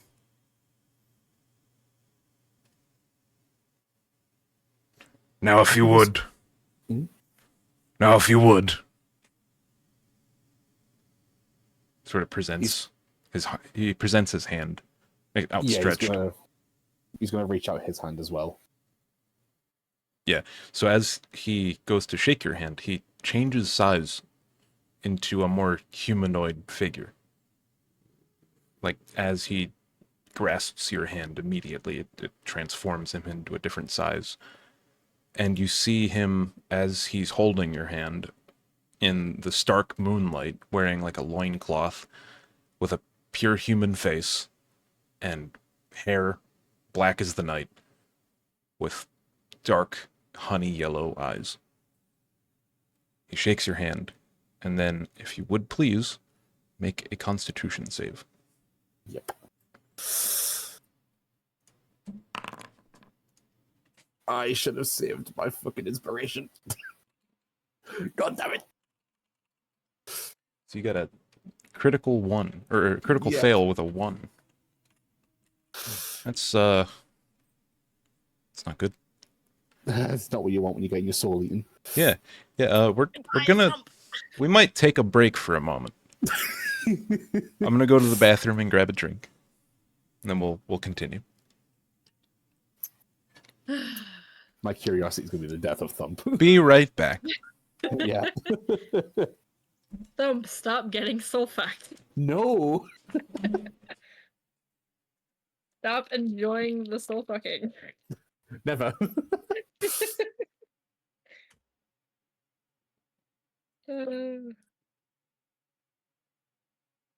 See here, I've just been listening and just writing lore to the best of my abilities for the Forgotten Crimson campaign. So I'm just here. I'm just vibing.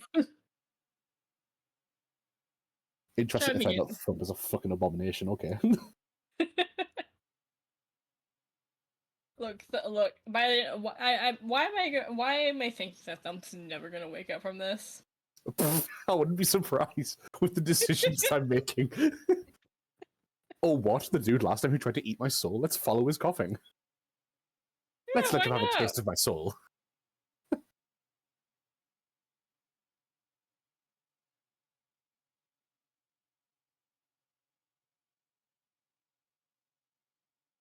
Yeah, why not? Sure. What could go wrong? What could go wrong? Not to mention that when Thumb finally does get out of this, there's a dragon approaching. I'm like, which dragon could that be? Is that's I'm probably the listener, but well, no, actually, No, it wouldn't be the listener. The listener's red. At least by Yeah, the no, I was about to say it's the It's sleeper. the sleeper. Yeah, it's the I sleeper. confirmed it.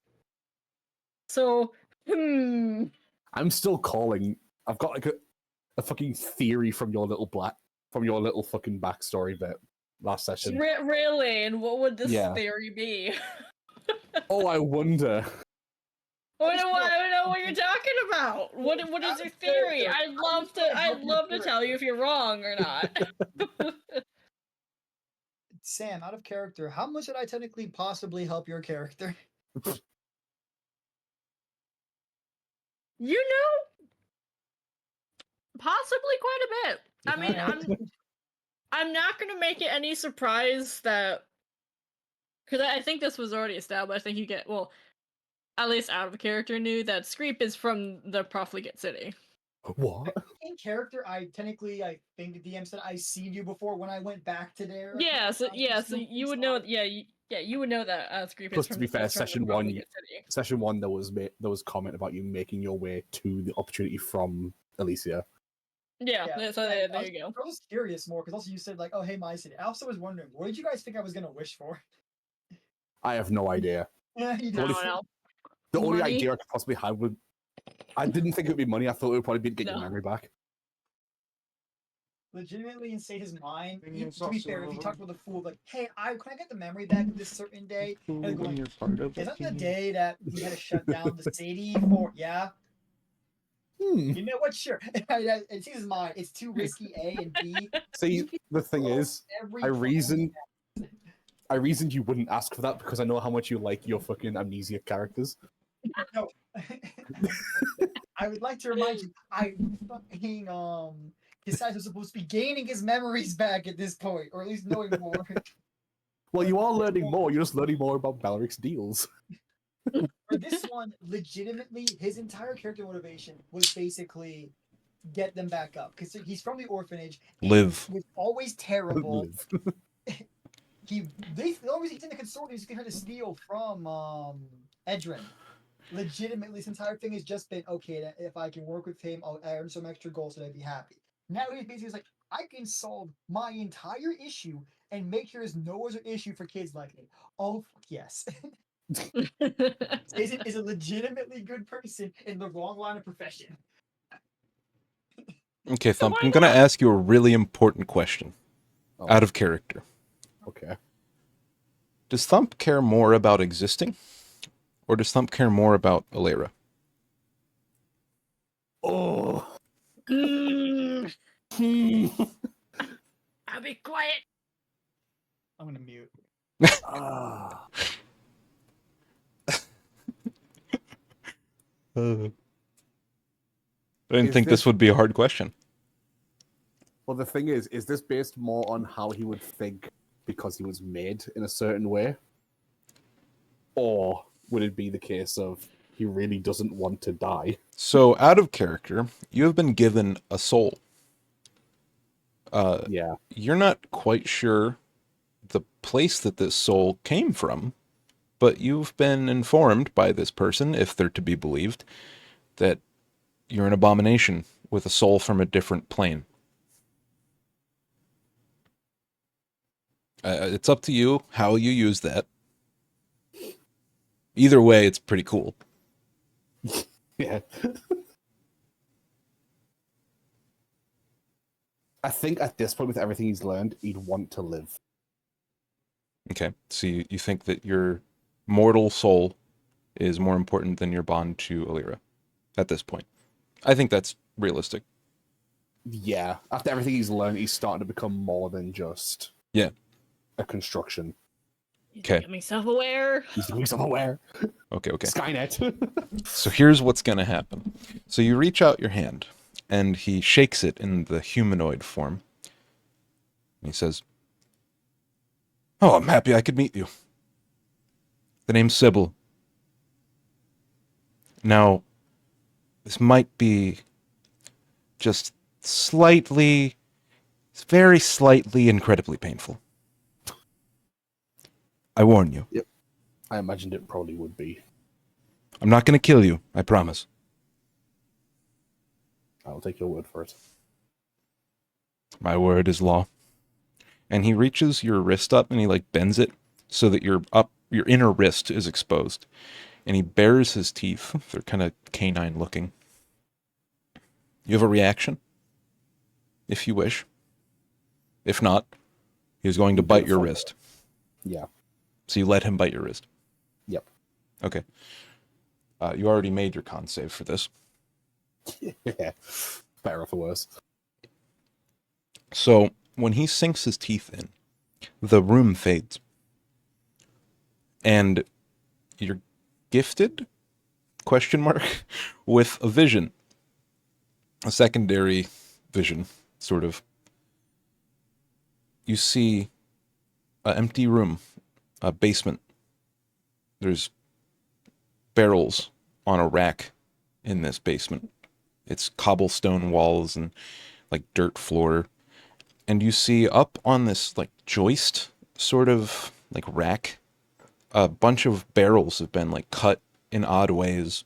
And you see this girl sort of tinkering away and like hammering and wrenching, and you see welding sparks. And you hear, "I really hope that he's going to be good. I mean, I put so much effort into him. If it doesn't work, like, what am I going to do? I need help, and I can't afford to, or no one's really worth hiring here. No one's trustworthy. That's the problem." You can see this person's just talking to themselves. And, Thump, can you make I guess it would be an insight check, please? Yes. Okay. So you would recognize this as a approximation of a memory that Alira has. This isn't how you think Alira acts. She's acting different than normal. Maybe it's because you didn't really recognize this, like, earlier form of Alira, but you're not sure exactly. And during the process, it's kind of a time lapse of, the day passes, Alira comes down from the bar, builds a little bit on you every day. And eventually she crafts your, like, skull, where your brain is. And she closes everything up. This is the part where I really kind of wish Alira was here, and we might retcon this depending on how it goes. And how Alira feels about the representation. Yeah. But souls don't come from nothing. And the place that Alira pulled from, we don't necessarily hear her prayer or hear her words, but we hear her, like, tone of voice, sort of muffled, as though, like, looking through a door or a window. And we just see her repeating a simple phrase over and over and over. And then eventually, as she gets ready to walk away, we see the light shining from your eyes. Then we go back to Sazin. All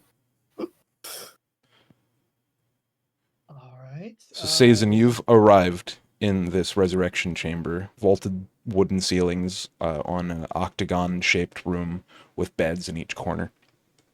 Outside, you can see the land how it is. You haven't necessarily looked in Alicia's direction recently.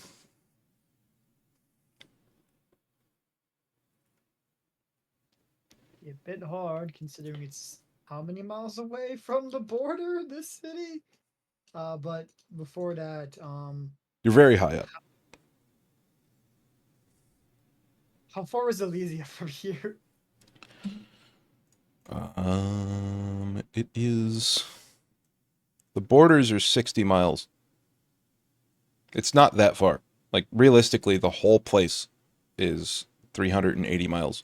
And it's flat, is the thing. The only places where the elevation changes are indicated by these, like, ravines, sort of craters. Alicia's got a lot of sand dunes and such, but the Profligate City is obscured a lot. Yeah. But I don't know, it's up to you. You can't necessarily see the thing unless you approach the balcony, and right now you're at the door. You said I saw how many bodies? Did I see all my friends' bodies or no? You saw them carry everyone out of the room. Oh no, I thought I went to the actual chamber, but Yeah. no, look at the. Yeah, you saw them carry them out of the room, and then the scene ended when you opened the door to the resurrection chamber. That's when we changed back to Thumb. Okay, then I guess from the balcony he'll attempt to look out. Though there's the statue, there's the other statue, there's a giant blocking, but I'm probably looking over towards it if possible. Yeah, so you open the door, you go through, you see the room, and it's attended by half a dozen people dressed in white, with white veils covering their faces, shadowy behind the veils, so you can't quite make out their features. And then there's one person looking at Screep, like looking directly over. She's got like a black lace dress on. She has a bob haircut with like pitch black hair, and she's just like sort of itching her chin, like looking at Screep, pondering. And you make your way over to the balcony, and you see, probably you'd see this fissure formed and this fissure formed. They're very similar to these blue lines in the Howling Plateau here. But the juice in this place is slightly more like brighter in color. The stuff from the Howling Plateau is a darker blue. Spiring above the mountains, you can see this building here, the Capitol building from the Profligate City. and it's completely repaired.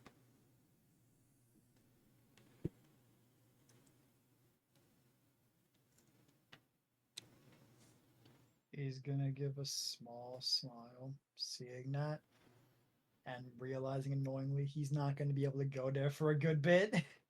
Just walk there. Considering he has, yeah, but he has a mission to go over here first, and he probably let me point towards it. Here, Mhm. he needs to go here. Yeah. The game is paused. That's why I can't do Oh. that. Okay. Anyways, I need to Go head ahead. to the Go ahead. I right of the unpaused it. Howling here, but he needs to head here. Which, Yeah. know, Yeah, you got to go in there. or we can climb the cliffs. You know, safer, probably. You could try climbing the cliffs. Maybe I'll learn. Maybe I'll get a broom of fun. Christ. Okay. Take- When you pan your vision over to where you have to go, you feel like a spine chill, almost like someone's looking at you. You're not sure where. You just get that sense. Do my eyes glow? No. Damn it. Is gonna do a small sigh and just kind of stretch. So they're gonna be here. Wait. So yeah, if you see Screep, then yeah, I'll make sure to look for Alara and Thump. Yeah, so you See turn them. around, and as you turn, you see coming from the west, on the horizon, almost eye level with you. In fact, you think it might be the person who gave you that feeling. There's a fucking dragon flying directly at you. Wait, what? Yeah, it's about right here. It's looking at you. Just trying to see my friends, and they keep looking at the dragon. She's not any. Wait, is she closer now or no?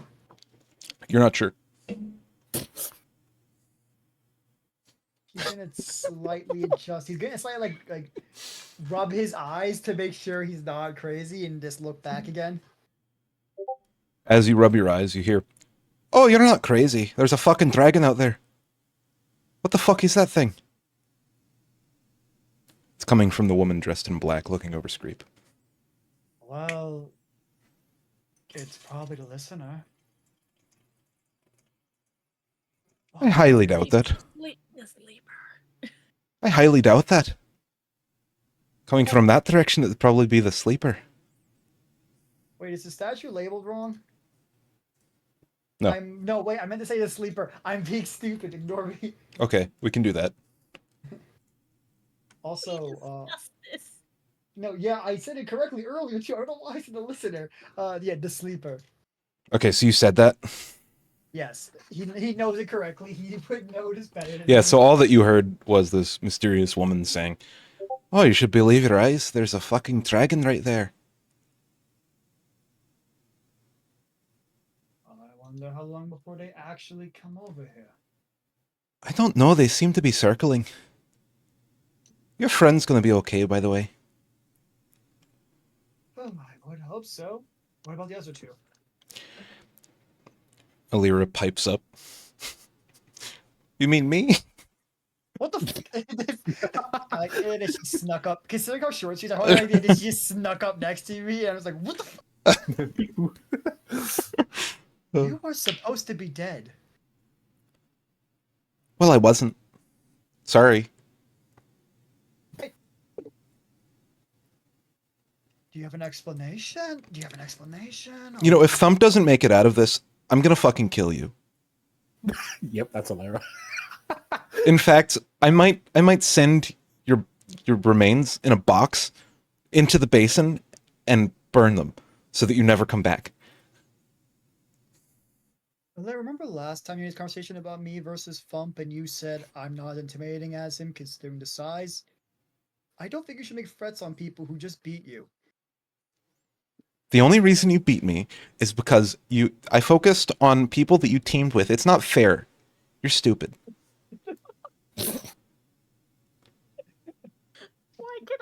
Why can I not see Lara as a school as a fucking young? I'm imagining the exact same thing. It's all I can imagine now. Oh my god. I was a Tsundere schoolgirl. Jeez. All right. If you want to attempt to fight now, go ahead. However, I don't. If you want to attempt to fight now, go ahead. But I don't see Thump anywhere. He's right there, and she points in a bed. Screep and Thump are sharing the two closest beds on the north side of the room.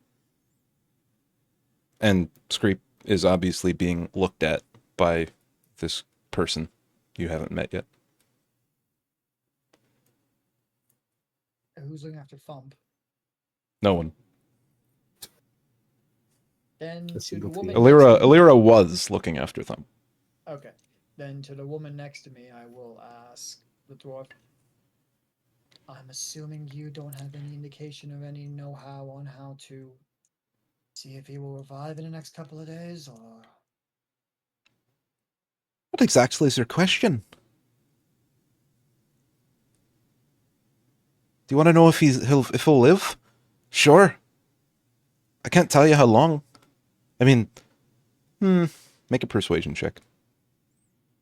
yes, finally something I'm supposed to be good at. Yeah. Wasn't that one?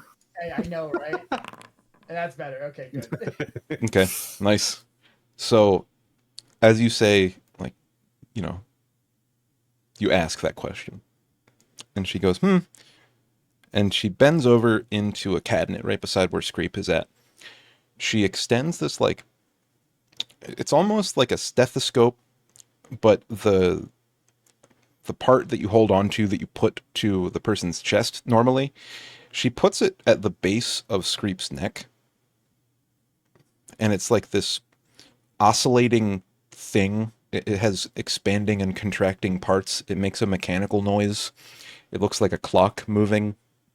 And shortly after a little while, she says, holy shit. She doesn't say that. Why am I rolling as you? Sorry. I didn't mean to roll as Alira. I meant to roll as this person. But she says, oh, well, your friend here is going to be just fine. About 3 days. And she walks over to Thump, does the same thing. And we're going to make her roll again. Same with this one, actually. About 3 days. You're lucky. Could be 4. There you go, Laura. She should not be incorrect, and hopefully Thump will be fine. Shit. I was just about to do something with that character. Figures. Sorry, hold Honestly. on. I It's just cool. need water. Okay. We can yeah, we can hold off. So Thump. Yes. So after that dream sort of ended,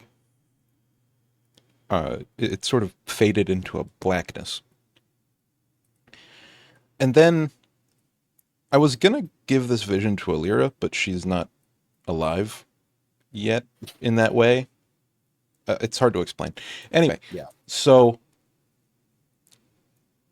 during the first coming of the Herald, when Damius forbade anyone of speaking of it, do you guys had your bar, right? Your tavern? I believe so, yeah. And that is called... I have it noted here. Just gotta look for it.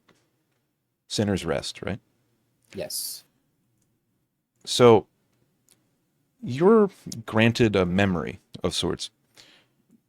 It's one of the first memories you have of being alive at all. And it's probably like 2 weeks after your like coming of aliveness. You're helping out with tasks around the bar, carrying heavy objects, and all of a sudden you hear like a shouting and a screeching coming from outside of your tavern. Did you have a description of your tavern? I don't think so. If anyone did have one, it would be Alira. Yeah. So I'll just describe it as a building with one door.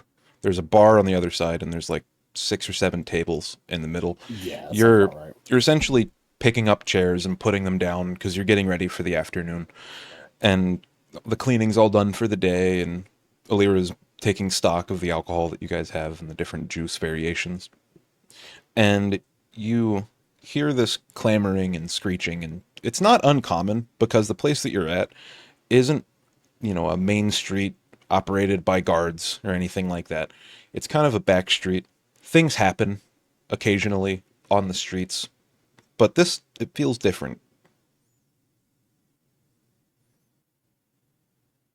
What did Thump do when this happened before?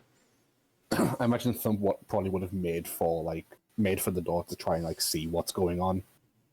Yeah. So shortly after you make for the door, you open it. Alira is kind of behind you. And you see coming from the sky a beam of light that Alira balks at. She literally turns away from it when it happens, but you see it. And it feels pretty welcoming. Like the light that is shouted down is very... It makes a noise. Almost like... those bowls that people use for like music, like they wet the edges, and it sounds like that. It's like it's very loud, and it's going up into the sky, reminiscent of the Fool's tendrily magical energy when the carnival first started.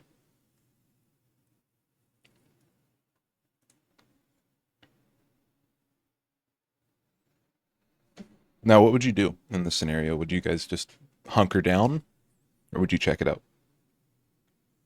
I imagine Thump would probably want to check it out if it was that inviting towards him. But he would look towards Alira to see what Alira would do. It's funny because you're also Alira, so you kind of yeah. Yeah. So who leads? Alira's probably curious enough. Okay. So who leads the walk to investigate what this noise is? Probably Alira. Okay. Yeah, so you guys walk down the streets a little bit. The beam of energy is coming from Damius's Forum at the very top of the hill right below the castle. You make your way there, and then as you get nearer and nearer, the crowd sort of condenses and definitely gets dangerous to be in. Alira looks back at you and says, "Can you make a way? I want to see what's at the front." Yeah, Thump would kind of like pick Alira up in one arm and use the other to kind of like Nice. almost force his way through, but not to the point where it would like aggro someone. Like he's not like shoving them or anything. Okay, so you're not trying to intimidate anyone. You're just making your way slowly to the front. He's not trying to intimidate anyone. Okay, It would just what's be your like- passive intimidation then? That is a very good question. What's your 11. Not very Bonus. Okay. Yeah, so you eventually come to a point where you can't really make your way past anyone without getting loud, getting rammy with the people around you. And Lyra doesn't seem to say anything one way or the other, but you're pretty curious. Yeah, at that point, Thump would just start forcing his way through. Okay. Make a intimidation check at advantage because these people are not... They have mob mentality. They'll kind of make your way. Holy shit. Crit. Nice. So... 6'10" robot asks you to move. What do you do? Yeah.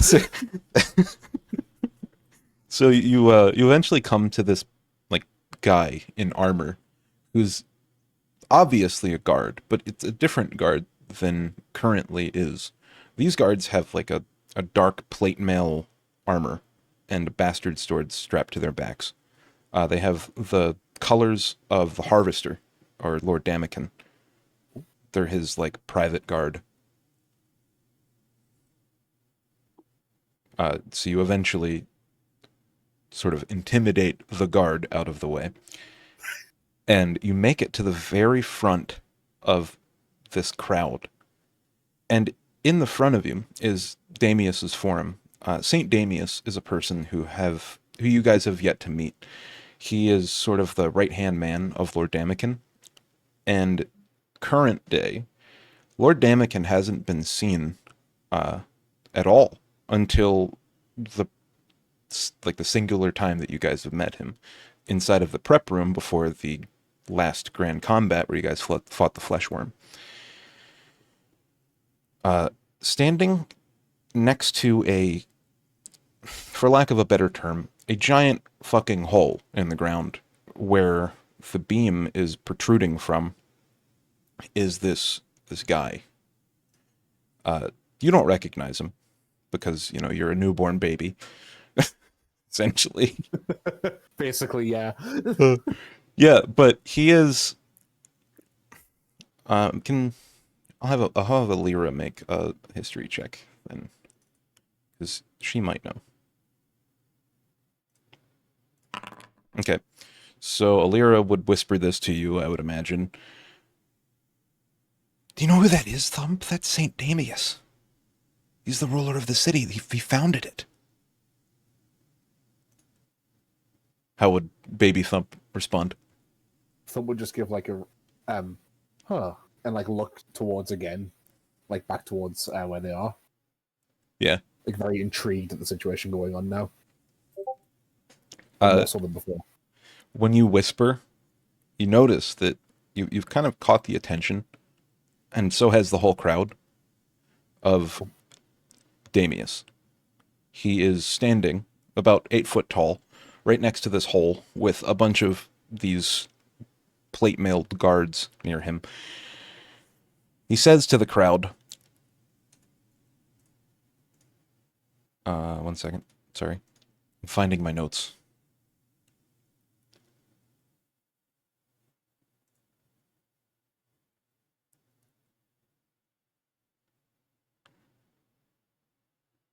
Sorry, I'm getting things spooled up here. My brain isn't working. All right, so he says to the crowd, "Disperse! Everyone make their way back to their homes. Something has happened. For your own safety, you must leave." Do you leave? No, at this point, Thump only really takes like commands from Alira. Okay. So we'd still just be standing there. So both of you make a wisdom save. So she got a 15. You got a 21. So you both passed. The people next to you start turning around slowly and walking away, like very orderly, almost like they've been mind controlled. Make their way down the staircase back to their homes, but a dozen or so people remain. You two among them. Damius has this look on him. He looks at each one of you, sort of deciding something.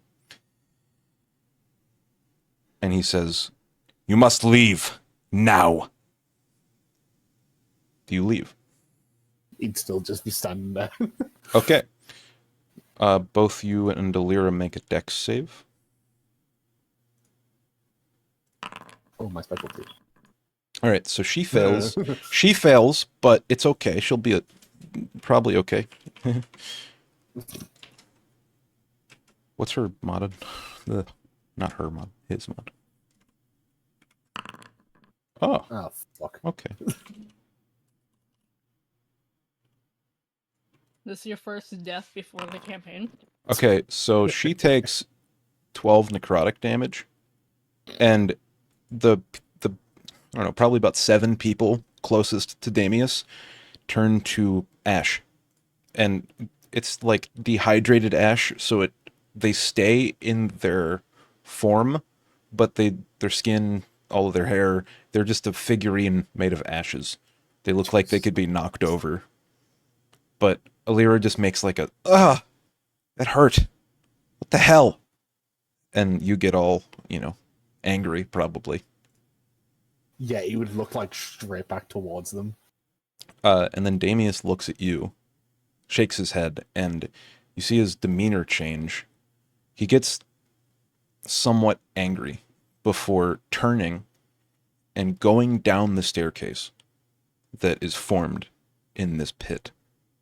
The light is sort of the central pillar, and then forming around the side that you can see, you can tell it's like an arterial vein that has just submerged itself or emerged itself from the ground. You're not sure how far it is, but all of the guards are following him single file down the staircase. They're not paying attention to you anymore. Okay then. Rude. What do you do? Thump would, like, at first check to make sure Alira's okay. Yeah, she's okay, but she's got like burns, first-degree burns on like her front of her legs and her face. He'd most likely, like, set her down, because obviously he's still carrying her, Mm-hmm. and then, like, at least walk to the edge of the hole. Yeah, and look down. there's two other people left up here with you. They turn and run away. You make your way Thump's to the still edge. curious. Yeah, you make your way to the edge of the hole, and you see spiraling downwards arterial veins leading down and down into this cylindrical pit that has been formed by, assumedly, the person who is down below. Seated at the bottom of this pit is a man, larger than most, purely like a cyan blue color in energy sort of emanating off of him. He's in a meditative state, legs crossed, looking straight forward, and above him, forming off of him, is the light. You just stay there, or you leave, go down? He'd take a glance towards Alira before, like, starting to walk towards the stairs. Like, keeping it, like, more so looking towards it to see if she has any, like, objections to him going. Yeah, she doesn't really object. She's kind of surprised by this whole thing. Then he's probably going to start, like, walking to the stairs. Okay. Yeah, so as you walk, can you make a perception check? Can I'll have her make one as well, because both of you also, are... question. Since this is like a flashback of sorts, right? Yeah. Would current Thump recognize the power coming from him? It's, like, similar to So the ones he's Thump experienced kind in of others. realizes that this is sort of a dream sort of vision. You're not quite sure, but it doesn't feel exactly how you remember it. And you do remember this, but Yeah. it's very distant. It feels like it's almost like a trauma memory. Oh god. So you hear it, but she does not. The following dialogue. In the words of Damius, he says, "What are you? Why have you come here? Answer me, you blue bastard, before I hurt you." "I have come to enforce the rules of the arrangement. Someone has tried to outplay us." "I don't know what you're talking about. It shouldn't be possible." And that's where the memory ends. See, Good lord. so Thump, you basically go into a dormant state. This is the last memory you have before you wake up. You still feel that, like, closeness to Alira while you're out, but it's not the same as being next to her. You know that. Screep. Ah. Ah. So, the last thing you recall is Sazin hitting you with a chaos bolt in the darkness. Blah. You remember pain, and I think you used burning or fire damage to injure. So, yeah, you feel I used shape water and got water on all three of them so they wouldn't have been, in that much pain Oh, right. as they were dying. Okay. Yeah, so you feel a burning pain, then subsided by a cooling feeling. but your eyes have been closed since then. And then you're back in a familiar place. You witness yourself say, "Where are we?" And then you hear in your head, coming from the dragon that you're seated on, "Our future home, hopefully." And she like folds her one wing in so that it forms a staircase for you, or like a ramp. We would slide down. Yeah, so you slide down onto the like soft grass of the Stygian forest. You're in a clearing. All around you, you see golden trees, like pure yellow and auburn. It's beautiful, like permanent fall colors. And then Liralel transforms from a ginormous dragon back to her human form. Now that you're on the ground, Scrape, you can tell that this person is bigger than you by a good margin, because you're what, 4 feet tall?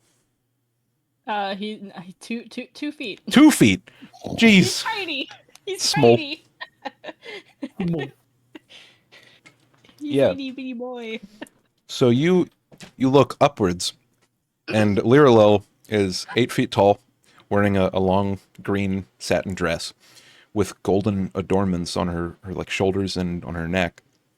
She's wearing a similar amulet to you, one indicating a dragon form, serpentine pattern around a central pillar, kind of almost wyvern-like with the length of it, but she wasn't formed like that.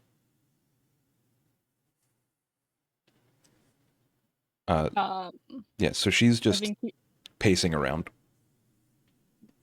yeah, I think Scrape would take notice of the necklace, not really saying anything, but they're definitely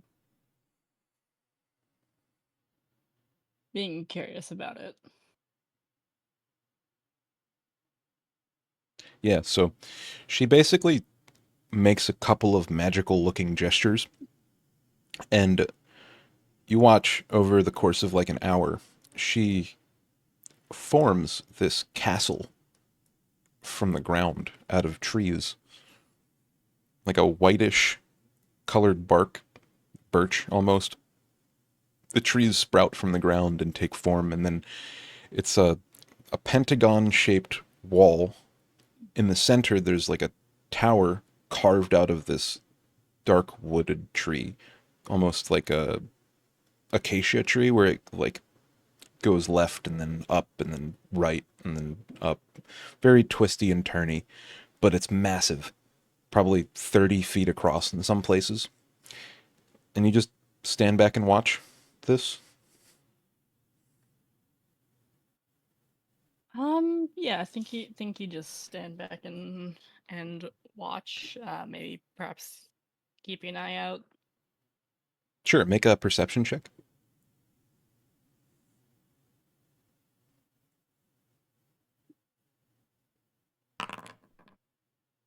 Yeah, so that's a saving throw, I think.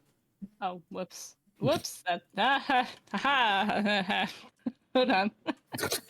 Told you my brain isn't working. Hold on. That's nothing different though. That's rude. Jeez. There we go. Actually, damn, real quick, I do have a question, so I know how to play this out. Okay.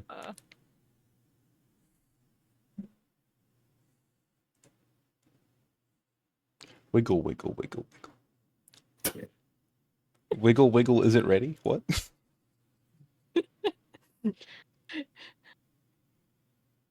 Look, I can only see Thump as Cocomelon now. Oh, that's just rude. Says the 2 foot tall lizard. Yeah. Look, at least he's intentionally to be a 2 foot tall wizard.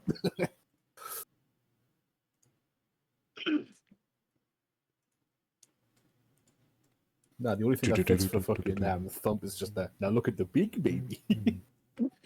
Big Whoa. baby. Where do you plan on asking this question? DMs, which I'm actually Alright. also. I'm For glad. future reference, any like character specific information can you guys put in the notes of the server? Yeah, do you want me to ask the question there? Yeah. Okay, which is actually a good timing because I almost asked that question Good. to Aaron. Yeah, it just makes it a lot easier to Well done. sort things because I don't want to look in like 2 different spots for stuff. Yeah. Okay. Repaste that. Woo. I wonder why you guys witnessed. What is that thing, that blue thing in the bottom of the pit, you think, Thump? I cannot even begin to think. Good.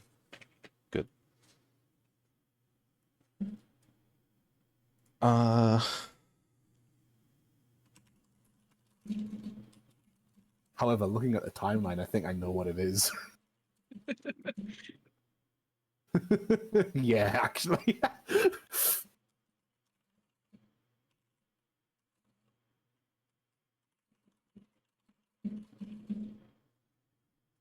You understand? Yep. No, I'm asking Sam if she Oh. gets that answer or if you need clarification.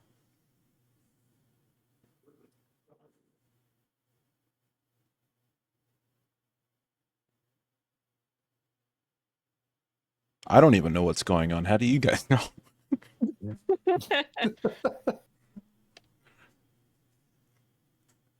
I mean, when everyone dies the session prior, the next session is gonna be a lore episode. I'm sorry. There's no other way to go with that. Okay. That changes things to how Strickland rock them. You'd see the second message as well. Got it. All right. Okay. Yeah, so you're just watching her and you're scanning the tree line, just kind of waiting for something to happen. And then over the course of an hour, she makes this fort in the middle of the tree line. She looks at you and she says, "So I assume by your staying here, you're planning on following me then?" That would be right. Yes. Good. We should stick together. I think we'll work better that way. And she like shakes her hair back and enters the fort. Do you follow in? Creep does follow in. Okay. So after that, we pan out and we watch this clearing change from a singular fort and a singular tree that you guys sort of spend the night in to a small camp.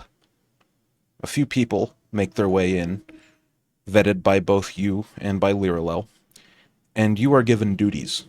You have to scout the area of the Stygian forest day after day as much as you can. You can go on day trips, 2-day trips, 3-day trips, but usually you want to stay inside and warn Liralel if any enemies are coming. That's what she informs you to do.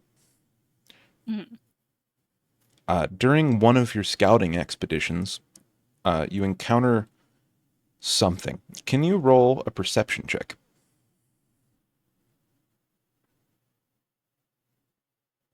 Sorry. One more question. Sure. Yeah, because I'd give you the opportunity between then and now to make any differences, if you wish.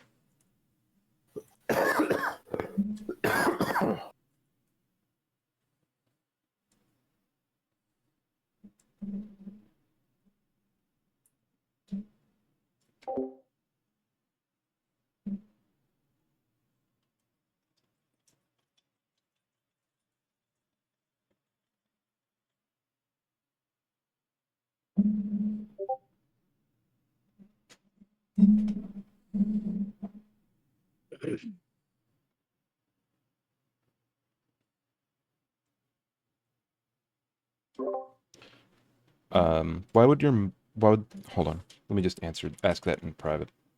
Mm-hmm. There's nothing suspicious, guys. No, it's Mhm. just secret information that you guys don't need to know yet. Yeah. Exactly. It's nothing suspicious. At Not all. suspicious at all. It's always suspicious when it involves Sam. Like I can just snap Belric out of existence right now. Good luck, you've tried before. So is that Nice. so? What's the answer for that question though? Like I don't quite get it.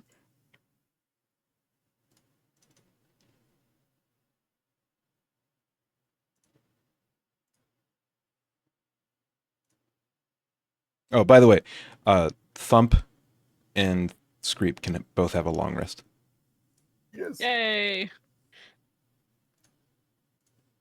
And you're not dead. Yet. Permanently yet.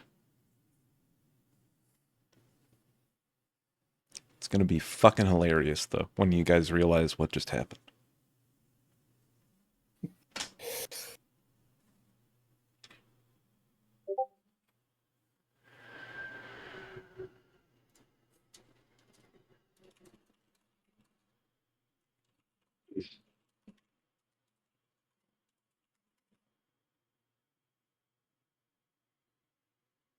Okay. I think that for this, it would probably just be the same. Okay, yeah, that's fine. I just wanted to make sure. Yeah, because it's kind of a flashback thing. Mm-hmm. So yeah, you make the perception check. Let's see what they roll. Okay, so you're walking through the forest when all of a sudden you see a poorly hidden trap, a snare, the size of like a human. You know, the size big enough to catch a human target. Mm-hmm. What do you do? You're just walking through the forest when, like, you're walking down a path and you see ahead of you a snare laid out, very shoddily hidden. If you weren't walking carefully and you didn't know the land, you might get trapped by this. I think Screep would. I think he'd probably have, a dagger to his side. So like it's just, it's an everyday dagger. It's disposable. So he'd probably just chuck it at it to disarm it, or to make it activate. Okay, so the trap activates. Probably doesn't take you too much skill to activate a trap that you know of.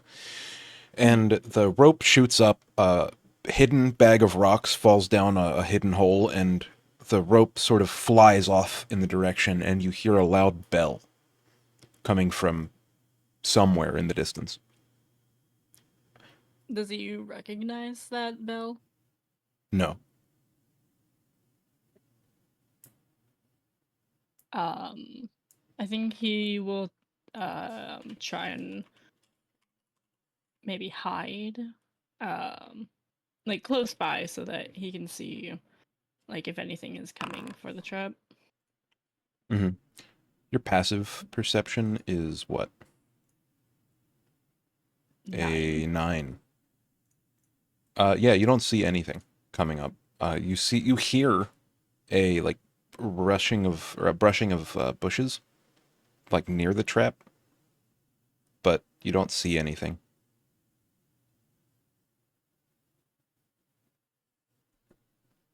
I don't know if it would make any difference, but I think he would use his divine sense, perhaps, if it's anything Mm-hmm. that could be classified as celestial fiend or undead. You sense the presence of a fiend.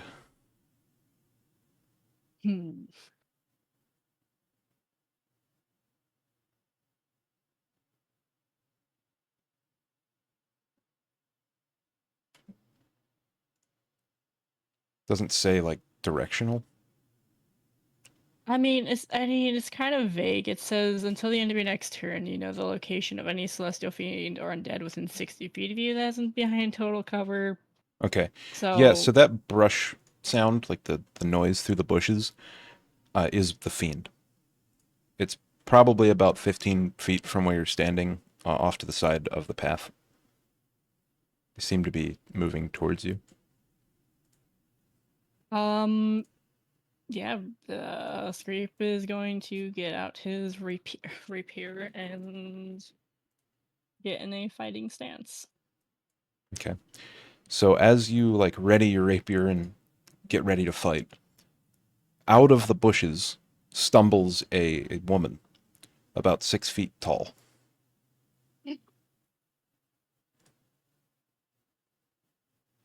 One second.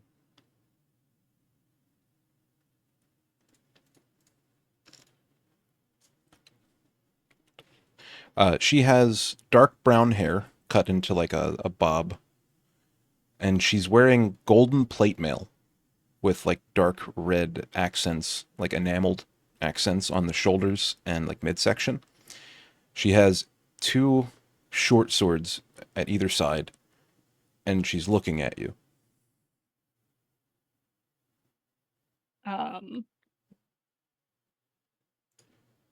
And can he sense if she was the fiend or not?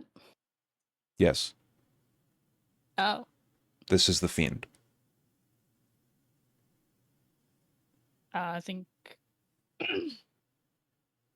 um, Forgive the lack of actual character roleplay, but Scrape would probably ask, uh, who who are you?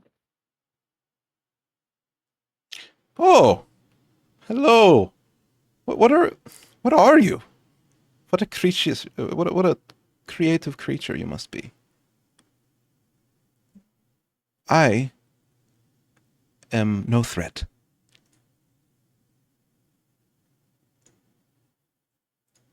She's looking at you, Alright. waiting for you to. So you want to roll an insight check? You can best my abilities, yeah.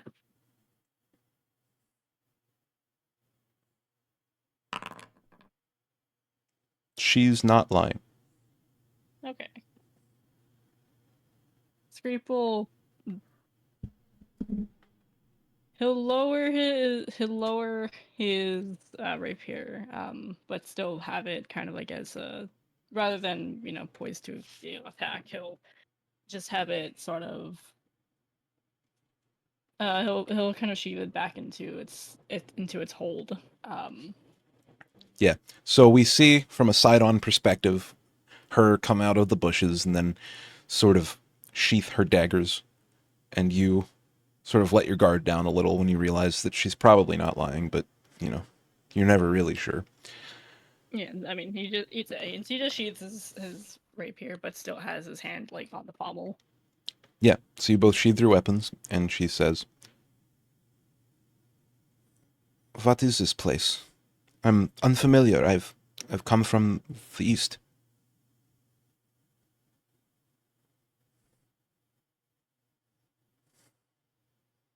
By this point, would this place have a name? You'd or know like that Liralel called this place the Stygian Forest when you first landed here, and the city that is sprouted up with the campsite around it is known as Slumberglade.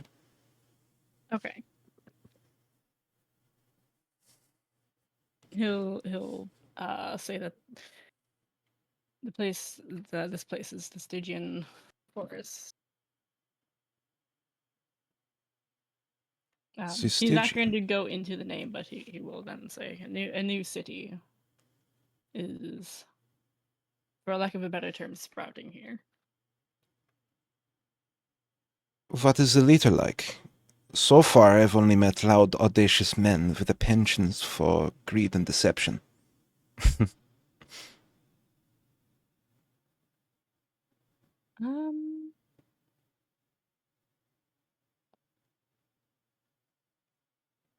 So far, we seem to be keeping our own peace.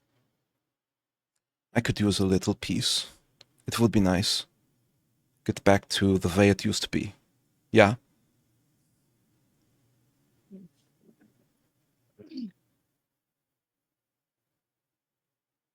And for continuing, I have a couple of questions for you. What is the problem? Not much of a problem, but Who are these other leaders that you were talking about? There were a few in the Howling Plateau. On my way over, I met them. Damius and Damachus. You know them? No. Yes, do not try. They are assholes. They made a huge statue to themselves. It is audacious. Disgusting. I am from Elysia. That is where I landed. It is the continent to the east. They are founding a city and a university there. I see. It would seem that each of us who have landed are forming city of one or another. Does Zliolel have any children yet? And you remember, you have not told her the name of Liralel. How do you know that name? Radigan told me I should look for a powerful person. It was my parting gift from them.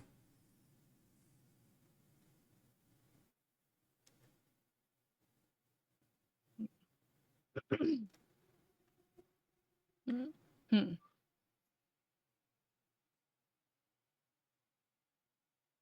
And if you are who you say you are, I don't. Oh, I forget myself. She extends her hand. The name is Tynan.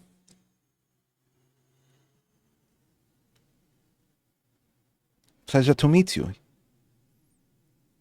Screeple raise his hand. Yeah, so you guys shake hands, and she takes a step back and says, "So your leader, she is not puffed up with greed and deception. She is not too proud to be a leader? Seemingly, no. That is what makes a good leader, by the way. If your leader is too proud, it can only mean doom. They don't take yes or no for an answer. They only focus on themselves." And she looks at the ground.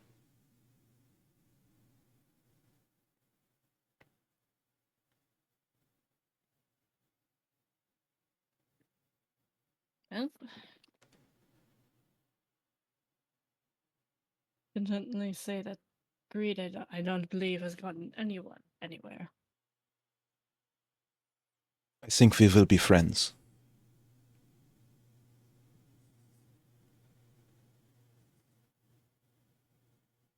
Perhaps. And Screeple then say, referring once again, he says, if you are who you say you are, and your beliefs are what they are, then I think they're will be pleased to meet you. Good, good. Can you show me to them? I wish to make myself useful.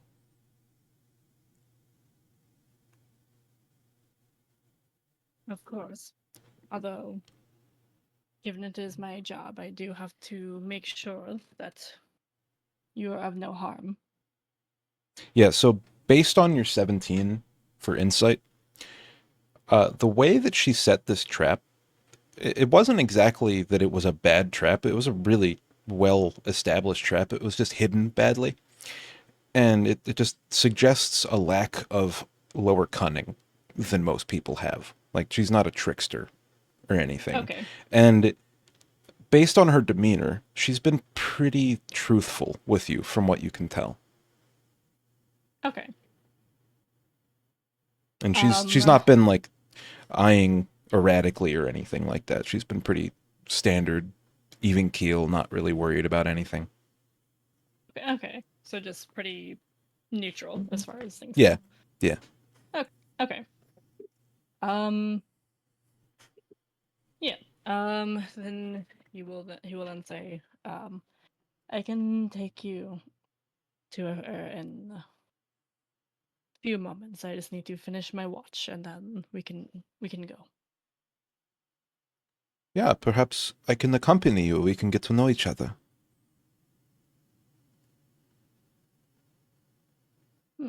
These It'd be woods, nice to- these woods are dangerous. You know, on the way here, I met a unicorn.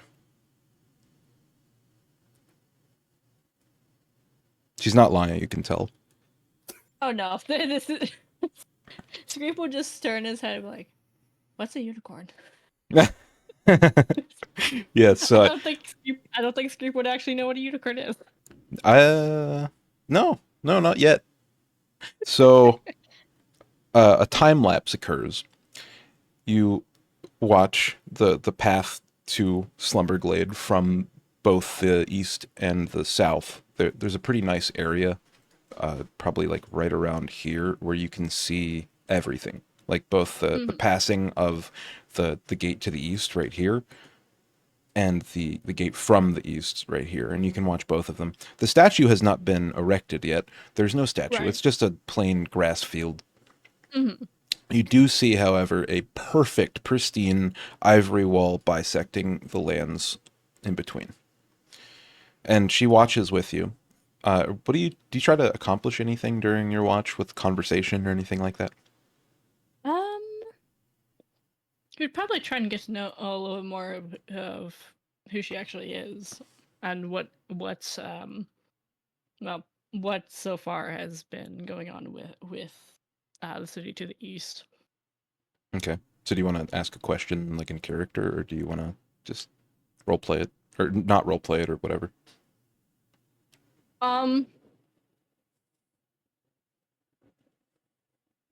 Sure, we can roleplay it.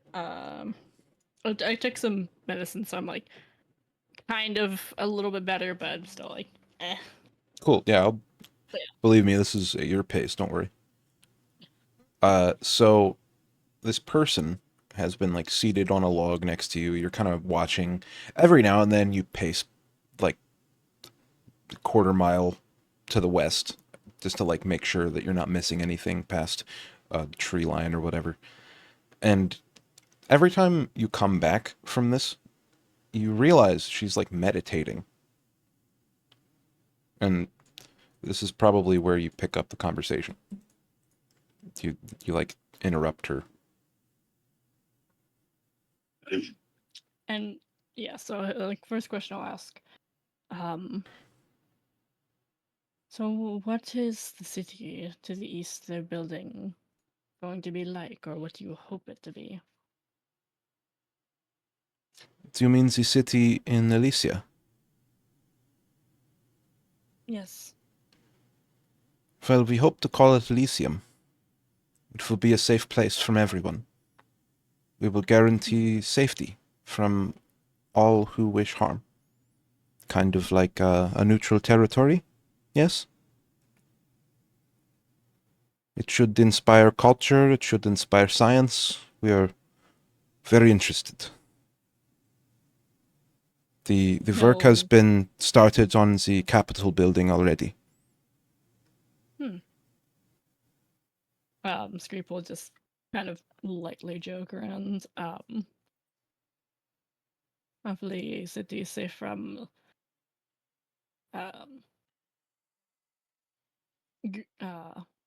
men of greed, huh? You caught that, did you? Yes, before going there I was at a place called Opportunity in the north with a man called Damakin. Evil, disgusting creature. Watch out for that one. But Elysium will be amazing.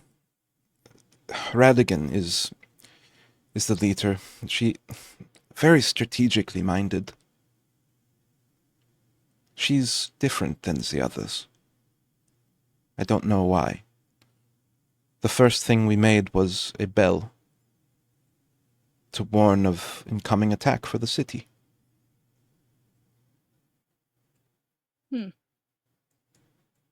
I was supposed to build a camp to the south of Elysia. The Red Quarter, I was going to call it.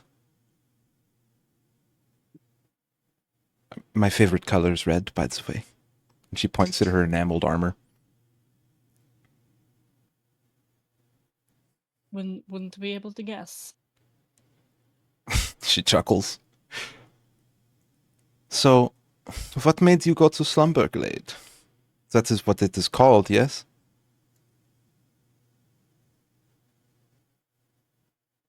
Yes.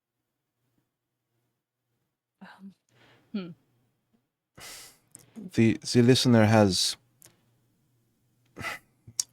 They have ears everywhere.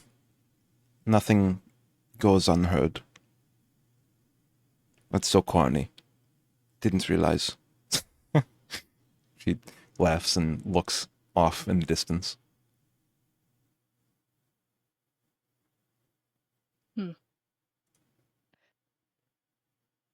To be honest, initially I was just falling from the sky, and it was Lyrilla that brought me here.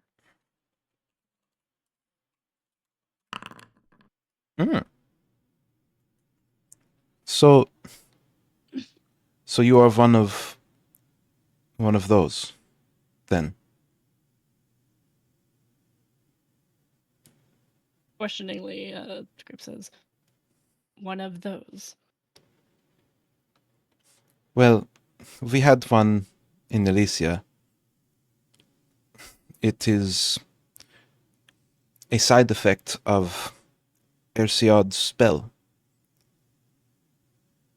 The creatures that were here before our conquering,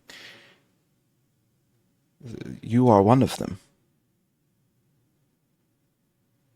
It was only supposed to be 40. Now there are 44. So you're very rare. Did you know? I did not. That It's makes not sense. until now. That makes sense. Keenan didn't know either.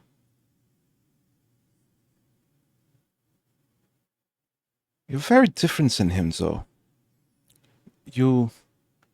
less zealous. He's very against the idea of everlasting life. Very against the idea that people will not die in this new world. I think it is a kindness. A world without death is a world worth living in.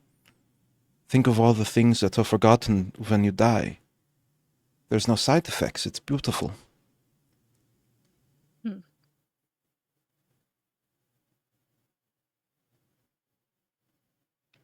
Not that I would know much about it, but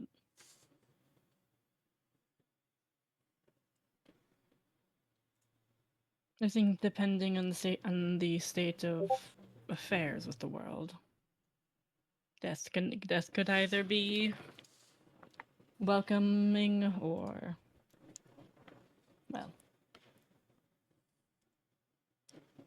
I am unfamiliar with death. Never experienced it. I have caused it. It seems absolute. Worthless.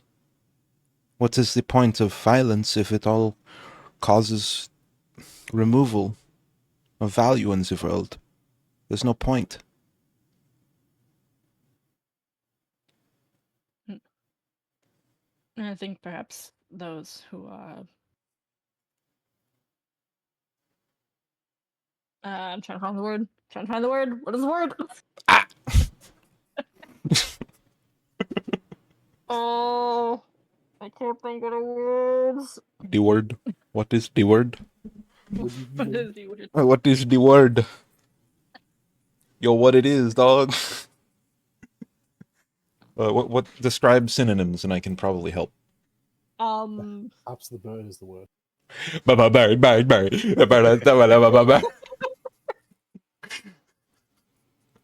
It's the not can't even think of any synonyms. I know it's a word. God. So as you guys are watching the horizon, you see a giant statue become erected to your southeast.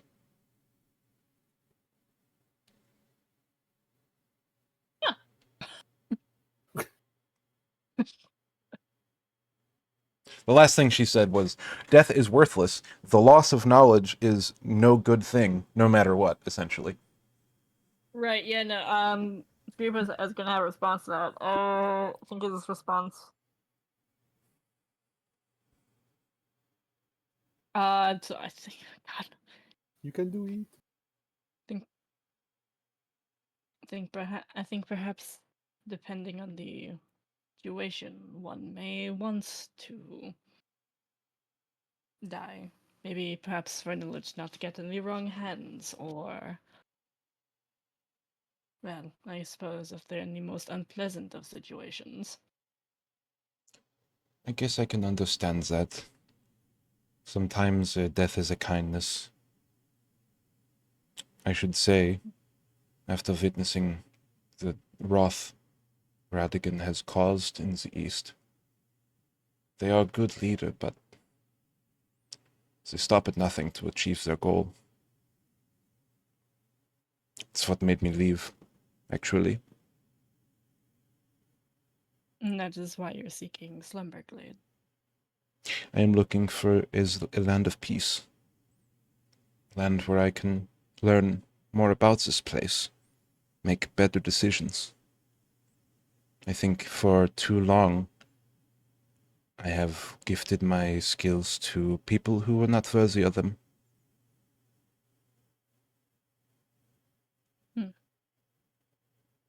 Maybe you are the same? You probably do not remember being that you are. No, but no. At the very least, I can help those now. Is it time to go back yet? Screep will look at the sun. So as you And- start looking at the sun, you mean the Watcher, the cycle resets. Ersiad's gaze opens, and you are getting ready to be incinerated if you're not inside. Ah, Yeah, you see, shortly before this, you saw a statue erect in the southeast. well, I believe it's probably time to go, and just quickly pack up. She glances towards the statue being raised. She says, "That must be for him. You'd do best to stay clear of the south, yeah? Bad men, bad places. Let's go back." And you guys walk back to Slumberglade. How do you introduce this person that you met in the woods to Lirilo? Currently, she's probably, due to it being close to the afternoon and all of that, she's probably just having dinner or relaxing in her chambers. Yeah. So I think Creep would just introduce her as he was greeted by this person. Mhm. And if they have main things, looking for peace. But if they want to have any further conversation, he is going to leave that to them. Okay. I'm sorry to do this, but can you tell me what exactly you say to introduce this person to Lirilo? Like, in character? Yeah. This is fairly important, is why I'm asking. Okay. Yeah. Right. What was her name? Tynan. Huh? Tynen. Tynan. Yeah. No, Tynan. Tynan. Okay. In my head, I just skipped over the Y and said Thynon. Thynon. Oh. I would when we heard that. Yeah, he will say, excuse me, Leerlen. She's like, Try to she's currently in her Okay. study. She's like writing in a book, kind of not paying attention. And then she looks up when you say, "Can I have your attention?"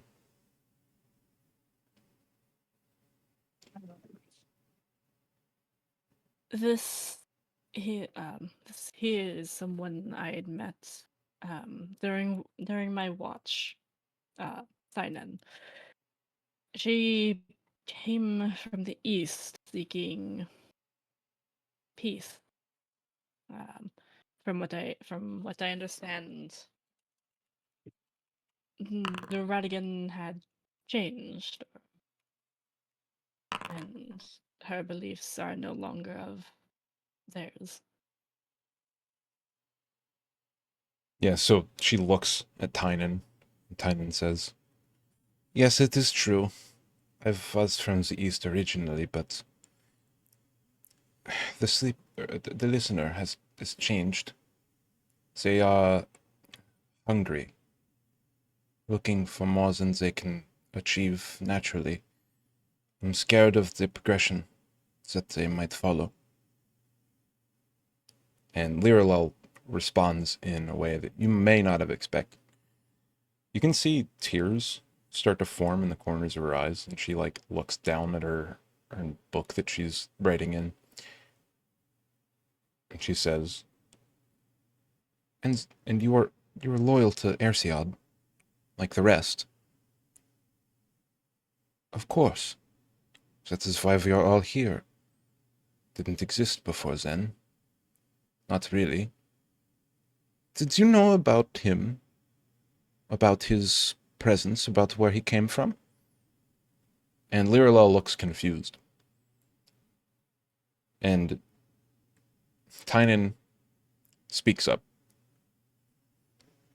Yes, there were originally supposed to be 40 falling. 10 for each province, and then there was one more for each. I think that you have found one in, what was it again, Screep? Yes. Or what was your name? It's creep. Yeah, jawohl. And she, like, bows her head, kind of embarrassed. I only wish to have a place to work hard for myself and for those around me who I care about. I just want safety. Safety in numbers. Are you a peaceful person? And Screep, can you make an insight check for Liralo? Inside.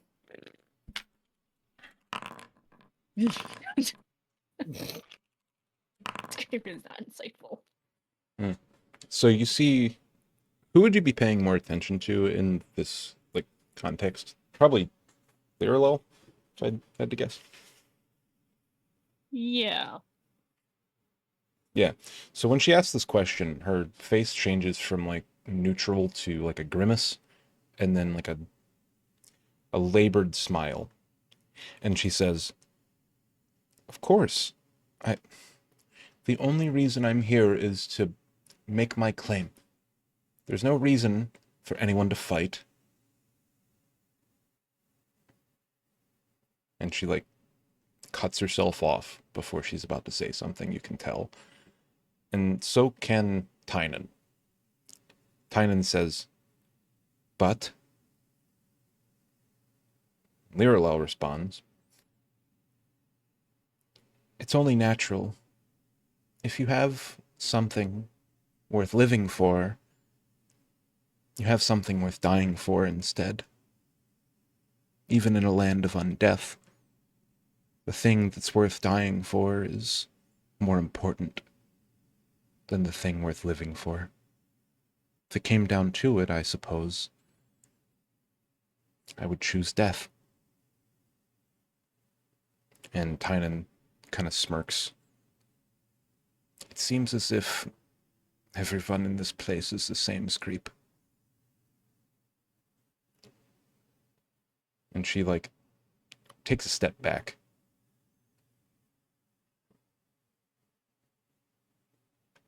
And do you do anything to respond to this conversation? In Screep's mind, is she referring back to, the greed of just greed? Yeah, you would probably guess that she's referring to the greed, and she thought that Liralel would be a little different, but maybe she just hasn't been tested enough yet.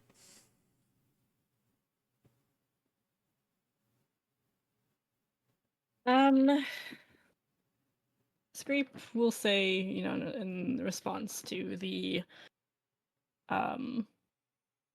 the wants to die for something, oh, what is it? Brain, please work.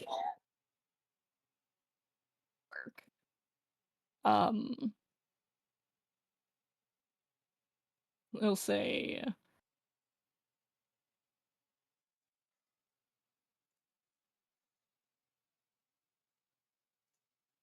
perhaps everyone may be the same. And I suppose a question to consider is,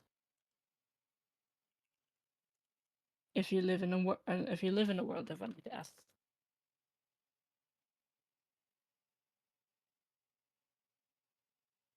then suppose greed only grows the longer you live. Can you make a charisma save? This is for impressionism.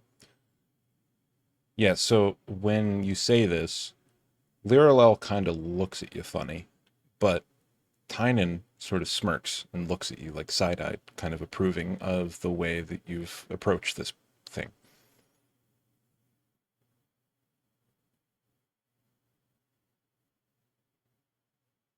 And then, after a long pause, Liralel says, "So what is your reason for being here exactly? Screep, what did they tell you?"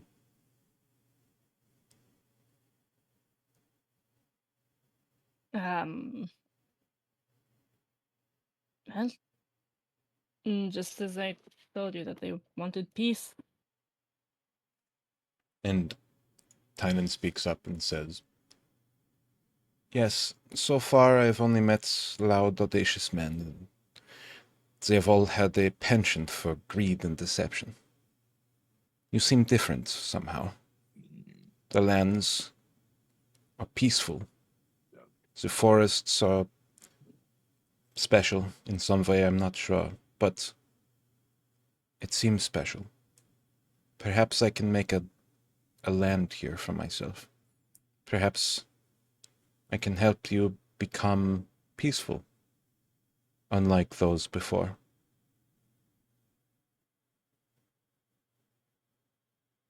And Liralel, after much pondering, looks at Screep. "Screep, I have given you duties, but as of yet, I haven't given you any decisions. If you were me, would you accept this person?"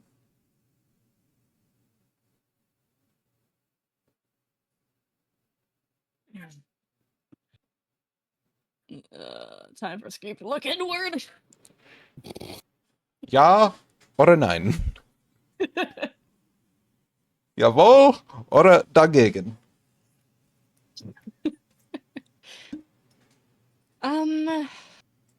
It's up to you, Screep. You hold the dice. I know Screep holds the dice right now. I'm holding dice for Screep. With how quickly fucking Screep became friends with those adventurers in the bar, you're trying to tell me he'd turned away someone now. This is the different variation, kinda. This is different Screep. I don't know what you're talking about. Yeah, this is completely different. I can't wait to, if for some reason ever comes back up going, You talk like this? The fuck? Who is Yes. this person? Yeah, believe me, I have okay. For context, I do have a different actual voice for Screep, but right now I'm just dying, so I can't fully bring it. No. This is canon now. Canon. No, no. Very good, by the way. A completely different voice. It was fine. Now my head was I literally went to D-zone myself. I'm like, I should not know about any of this. I'm gonna try to not pitch as much as possible so I don't actually bring it up later. Fair enough. I'm waiting for the recap. No, but I I'll will. bring it up. I will correct you. Don't worry. Yeah, any metagaming I sense is like, no. I'm gonna fucking Yeah, destroy I you. was gonna do it by accident is the issue. No. Hold on, just a second. So, how does Screep respond? Yes or no? If Liralo asked, would you accept her? Haven't given you any decisions yet. If you were me, would you accept her? Screep would say,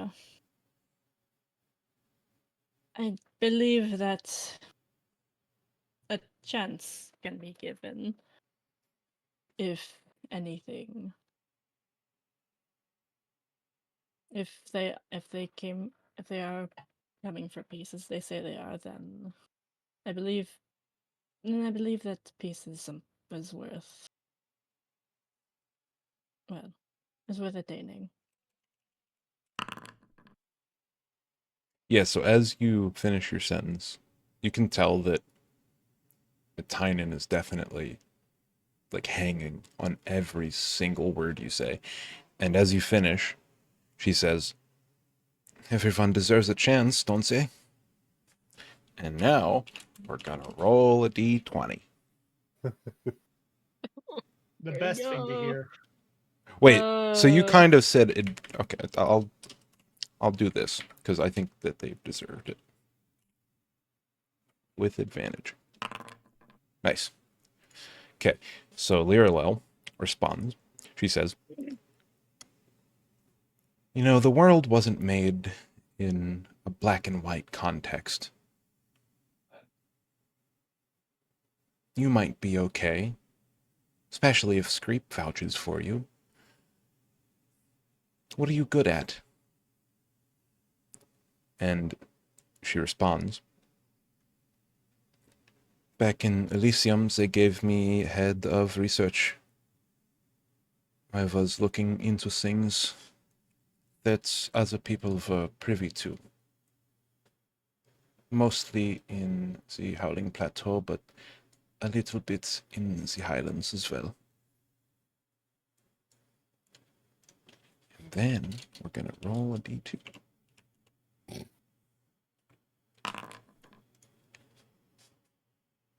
Perhaps in the future you can enlighten us on the details of your tenure. But for now, I think that you can stay with Screep until we find quarters for you. Welcome to Slumberglade. Tynan, was it? And then we fade out. Woo! Holy shit. All right. Yep. What? You cut off, Sam. You muted yourself. Yippee! Why do you have an Oakley bag? What? Yippee! So anyway, It's not. It's Oakley. on You the gave it to me. in the overworld, I did. Yeah, you did. I like how all this has passed, by the way, and it has not been maybe 10 minutes. so it has. Time is a little different when you're unconscious, Sazen. You wouldn't know. You've never lost a fight. I still died. Uh, Well, maybe he's only died a second time. Once. You know he died once. once at Minimum least. once. So we come back to Sazen and Alera in the resurrection chamber, and the last thing that was said was this woman held a mechanical device that was sort of shaped like a stethoscope to the back of Screep's neck. And that's when we went to the vision. And during the vision, Let's see what happened.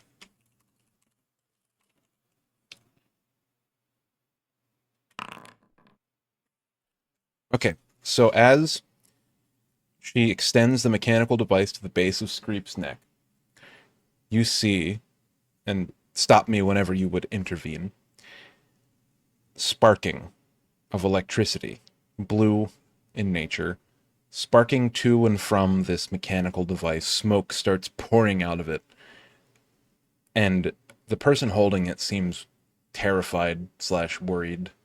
I'm gonna use my mage hand and pull it out of her hand and toss it. Okay. If she looks that worried and it's smoking that much. Yeah, she'd allow that, I think. Yeah, so you toss it off to the side, it clambers to the stone, like hearing it's like ting, ting, ting, ting, ting, ting, ting. And she says to you, "Oh, thank you. I was a little worried that that would cause problems. Who the fuck is that?" That would be Screep. Though I have a quick question. What did that indicate? Sorry, what did that indicate? So you say that in character? I'm saying that in character. Yeah, I forgot my Hmm. my whispery voice. Make a charisma save. Just for God. it's not for anything malicious, I promise. Be good at Totally. charisma. I use charisma saves in this campaign as first impressions occasionally. You've already spoken to me, but here we go. Also, you're a source for what you complained about getting charisma saves for. Yeah. So Yeah, you this is a lot. I'm scared I'm gonna fail one. I'd be like, all right, unfortunately. So what are you aiming to give off the impression of? Like, what are you trying to be in this? Curious because he does not actually know what that device does, but he could tell when a device does not work. Okay. Yeah, so after this, she says, "Oh, don't worry. It's have you ever heard of a stethoscope? It's Yes. kind of like that. It's more internal. If you catch my meaning." I think I do. Hmm. The Anyway, worst part is in his head, he can't think of a reason that he's worried about now. What Screep would possibly thinking of to cause that. anyway, this would be indicative of someone different from the rest. Not quite sure what that means, actually. Might have to talk to the page. She's like managing bandages on Screep. As long as he is okay, maybe he can explain it to you later. I don't think it's anything to worry about, honestly. Little guy'll be fine, I bet. It's just... he's not... Never mind.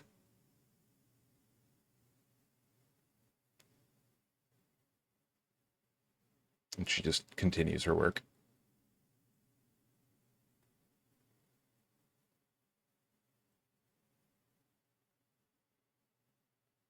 The dragon still hasn't moved, right? So you look up at the dragon. Yes.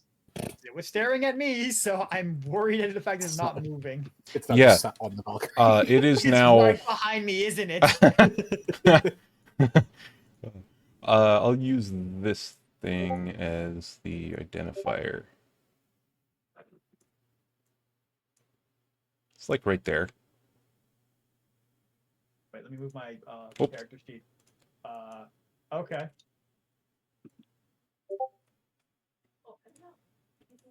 That's where it was before, or It was here before. Or like here. Oh, Sorry.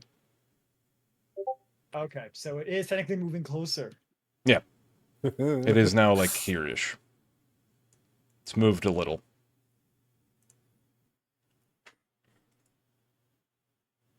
Does it still look like it's kind of looking at me? It's flying directly towards you. Have fun to talking to Leroy. I don't think it liked the fact that I just restored an enemy nation's power? Well, Probably not, given the history between the two. yeah, you wouldn't have any context for this. Oh, I have Uh, none. He's you basically were- just going. The only thing I can think of would be that, because I don't know what else Mhm. could make them come immediately after this. Right. Out of character, I can think of something.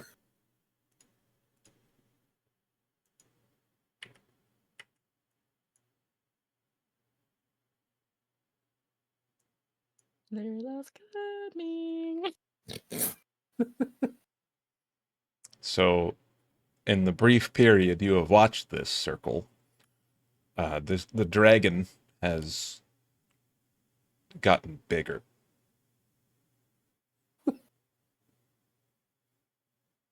Oh shit. What do I know about the sleeper? Would there be any confirmation about their demeanor and stuff? He's trying to think about if they somehow have to talk to him, what should they do? Make a history check. It's gonna be tough because, no one really speaks to them. There is no like pamphlet about what you should do if you speak Yeah, to yeah, you get a What you should pamphlet do if you whenever encounter the sleeper. It's like a fucking Prey doc. Like, you ever played Prey, the game? It's like that. It's like, what do you do when you encounter a Typhon? You might know this actually with a 12. Oh, The sleeper has been known to take the form of a green dragon, and they operate the forces of nature to create things.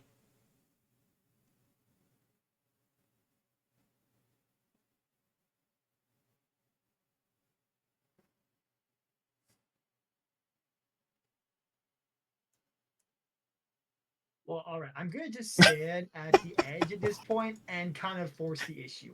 Basically, looking directly at the dragon. Okay. What would a layer do? What would a layer do in this situation, Thump? I Bold. couldn't even think. And it was probably like equally worried for Thump and the approaching dragon, just like going between the two. Mm-hmm. Mm-hmm. So I think that what would happen next, like narratively speaking, is the dragon would move there.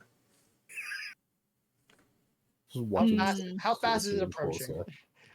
Well, let's do some math. It started here. That was about an hour ago. So it's moving like a mile an hour. Not very fast. You might be witnessing it occasionally circle back, doing like a circle pattern, and then following. But they seem to be headed towards opportunity.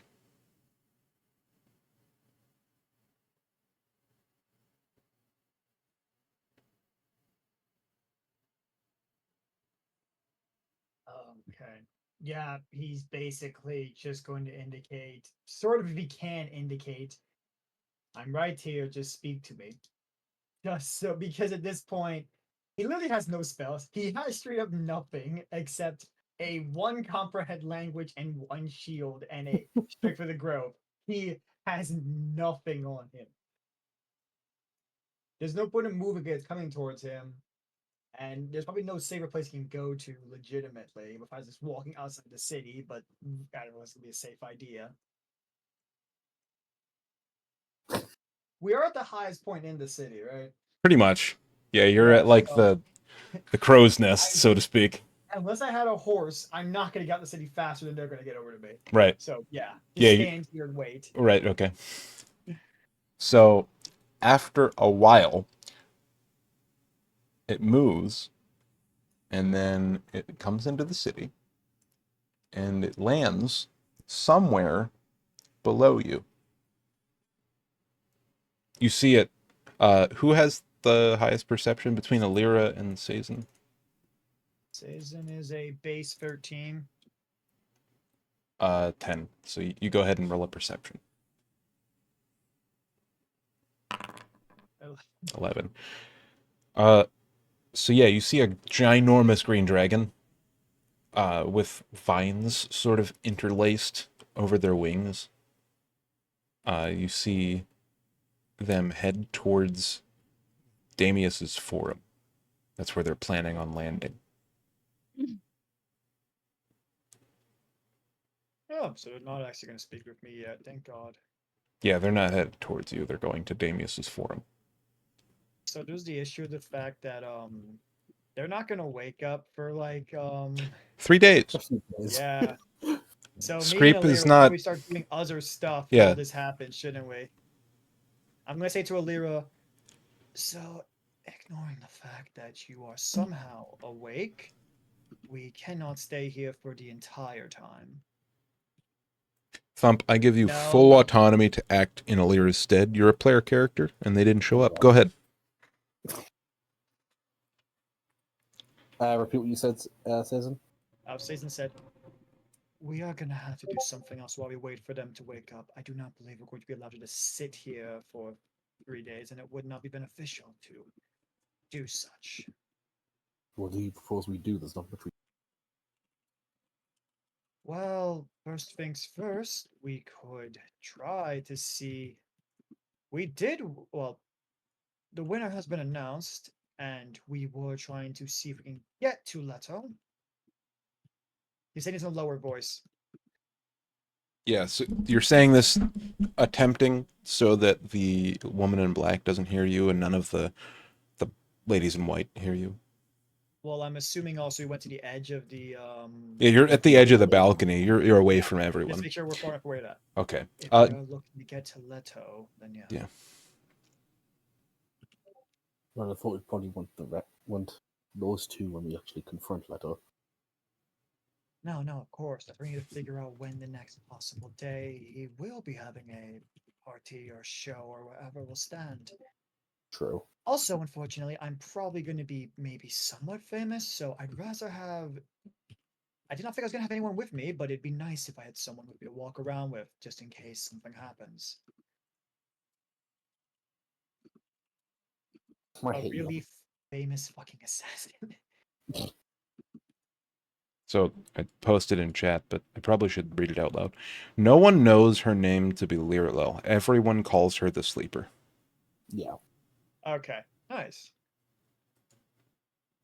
Yeah, I'd imagine that would probably have been the case with all four of them, that people don't really know their names unless you know them. Scream, So- wake up and tell me, please. So during your conversation, you've witnessed Just the shake Scrape's shoulders.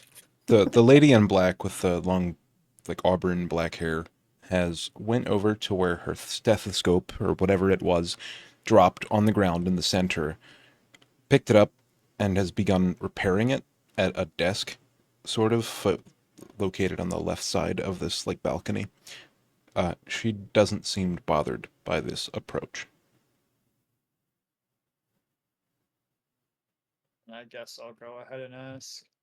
Was the sleeper supposed to be coming today? How am I supposed to know? She just works here.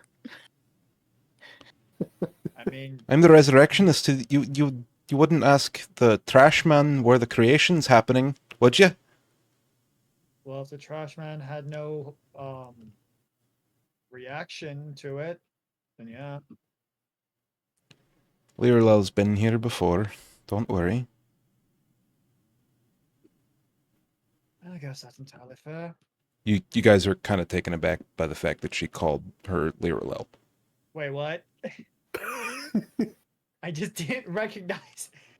Just not paying attention. No, my head is kind of glossed over the fact that I'm like, wait, oh. Yeah, you probably wouldn't have Wait a recognized it at minute. first, but yeah. Yeah, no, in character, I'd be like, wait, who's Lirlo? Oh, did I say that? I meant the sleeper, sorry. You know the sleeper's real name. You know the sleeper's real name? Fucking tool. What do you think I am? Some sort of helpless matron? Disgusting.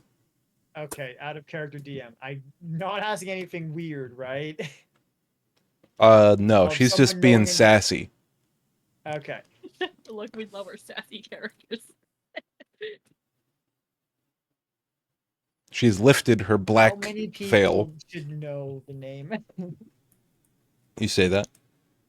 No, out of character. How many people should know about the actual true name of these? I wouldn't imagine a lot. Mm.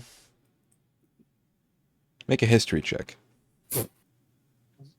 I'm going to take skill expert and get history at this point. Also, Alira should be making these rolls. 19. I don't know. I'm doing well in history. Thank I'll God, allow history's a good Alira roll. to roll as well, just in case you guys get a crit. Sure. Just Alira's in supposed to be case. Alira's supposed to be the smarter one here, please. Wow. We got the same. It's The same. the same. Yeah, so you guys both get the same information from this. What? So, what you guys witness is not uncommon. So, Sazin would know this more than Alira would, because Alira's DC would be higher, technically speaking, for this role. Sazin, the only reason you know this is from your schooling as a Pathfinder. These creatures that call themselves the rulers of this realm are only the rulers because they were here first. They were people that are just like you and me, but less divided, sort of less diluted form of the magic of the world. They were probably members of the first 44, and any saints, any leaders of any sort of province are referred to as formless. This is based on your knowledge of their magic and where it comes from. They sort of cast spells differently. They send it to the heavens, and by the heavens I mean like sky. And they sort of rely on a faith sort of magic, where from somewhere that they don't really realize, the magic just descends upon people. They don't cast with their own knowledge or their own power. They sort of send their requests to somewhere else, and it's answered. Sort of like a paladin, but if the paladins were, warlocks. Mystical tech support. What were they called again? Sorry. The formless. You remember reading about it in a book. Alira has no fucking clue what's going on. Have you tried turning And your that spell is on and what off again? these healers essentially are. Sorry, repeat yourself. Sorry. So the formless are one more time. The formless are the original 44 that came here to conquer the realm. Eventually, they split into many different forms of themselves, diluting themselves into mortal forms in tieflings or humans or fae or whatever the player characters are. So essentially your creator. Okay. A certain miscreant on our part. You have a lord. Well, What do you mean? well, no, even Sazin and even, I guess not Thump, but Alira is descended from these formless. No one really calls them the formless. No one really knows that word, but they call them different names. They call them the sleeper, or the limper, or the harvester, or the listener, depending on where they're from. And they seem to be, leaders of that sort of realm. Like, the sleeper is the leader of the Stygian forest. And she's coming right at you. Okay, but yeah, then the question becomes, She's approaching. why would this person know the actual name of the sleeper? You have no idea. Cool. Okay. Then- now they're making sure of. And with Okay. her sass, I don't think she's gonna tell you.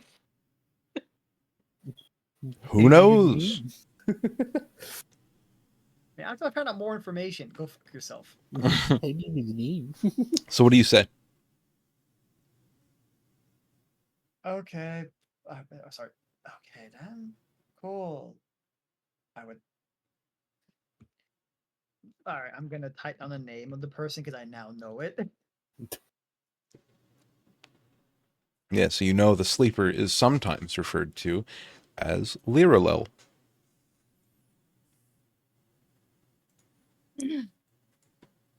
Who knew? What? What? And you FYI, had none except Screep know the sleepers Liralel, except for now Sazin Except for And those Alera. Yeah, you just I know later. you just don't know that Screep knows Thumbstar that. the only one, Yep. just like Yeah. Well, no, Screep would know the sleeper, the Well- harvester, the listener, and the limper, of course. That's No, like I'm saying it's like the knowing the party- presidents of different countries and stuff. It's very common knowledge. You know, you can find it in Oh books. yeah. Oh no, yeah. But their names are very, very rare. Mm-hmm. Okay, cool. That's great to Which know that this person we should just know. met. Yep. The thing is, Screep should know. It's just that the party doesn't know that Screep should know. Yes. Or does know. We're Yeah, probably going to interrogate Screep. We're going to interrogate this woman. Yeah, for Sazen's knowledge, just so that you know as a character, Damakin has chosen, like optionally, to announce their identity to everyone in the city, thinking that it would lend them, you know, some sort of us versus them mindset. No, I fully get that. Yeah. Yeah, so what does Sazen do? Then I guess after she responds, yeah, I know. I guess we'll go. Not many people know the actual name of the sleeper. Wait, is she a druid? How the fuck would you know? Can I assume? let's take some context. Uh, Has vines on his That would be the wings. only I mean, reference it's- we Wait, go direct- Who are you asking? You can Out- assume out of anything. Doesn't mean Out it's of right. character, he would ask, does the character, Shut the does the fuck person I'm talking to look like a druid? The person in black. Yes. Insight. Check. Do the Please. perception. No. Yeah, no. You're not sure. Nice Yeah, but try. in character, he will just No. continuously say, not many people would know the actual name of the sleeper. How do you know that's the actual name? Well, you weirdly said it confidently. Then when we were surprised by it, you went, oh.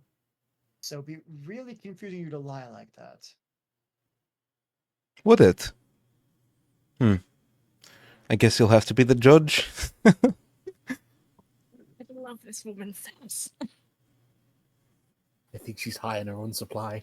If you'd like your friends to be alive, I'd recommend staying here while you're here. For the next 3 days? You can explore the castle if you wish. Might be a death sentence, but go ahead.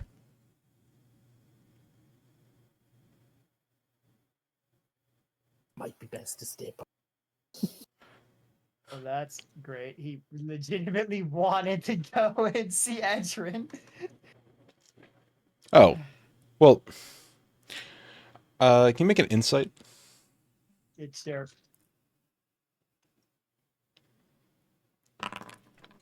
Yeah, My you queen doesn't want to move you would take that to mean don't go into the bad parts of the castle.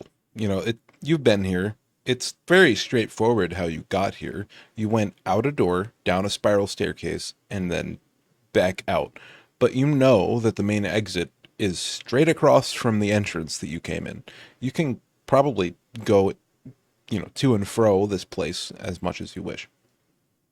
Oh, okay. The implication was that you shouldn't leave the castle or you will die. The implication was that with a 16, you'd realize if you want to know more about death, just go towards the dragon. I mean, he wasn't Screep, planning nothing to important really. He figured a dragon was coming towards him, so there was no point. Yeah. Yeah, she doesn't Like, seem not to be very like good. holding you prisoner or anything. It's not that. Alright. It's like, yeah, you could go like explore the fucking streets of Zambia if you really want, but like you might get killed. There's gangs and like danger. Because Zambia. you get the idea that she doesn't leave the castle often. All right, so Alara, we should probably go visit your friends as well. It's the Bleeding Heart, right? What? The bar, Alara. Oh, the Alara bar. What, in Sapphire? So Alira owned a bar called Yeah, but no, No, he's on about the Sinner's the Rest. other- The other the bar other where you place we met went. Verona is Yeah, called Verona. Paradise's Gate. okay. Why do I have the Bleeding Heart? I think that's The Bleeding Heart is somewhere else. That's I think next to that was the That's very here. first tavern we went to. yeah, the very Yeah, I guess we first gotta change that. Yeah. right there. It's the first tavern you guys went to. Yeah, let me You all remove met there that. originally and then went north to Opportunity. Cool. Yep. It was called once again. Not Sinner's Heart. It was the other thing. So the Bleeding Heart is the name of the tavern here. And then after the tavern was erected, these houses started to form. And they just took the name of the tavern as their town name. Okay. What was the name of the tavern Verona runs? Paradise. Paradise's Gate. Paradise Gate. There we go. It's a juice bar.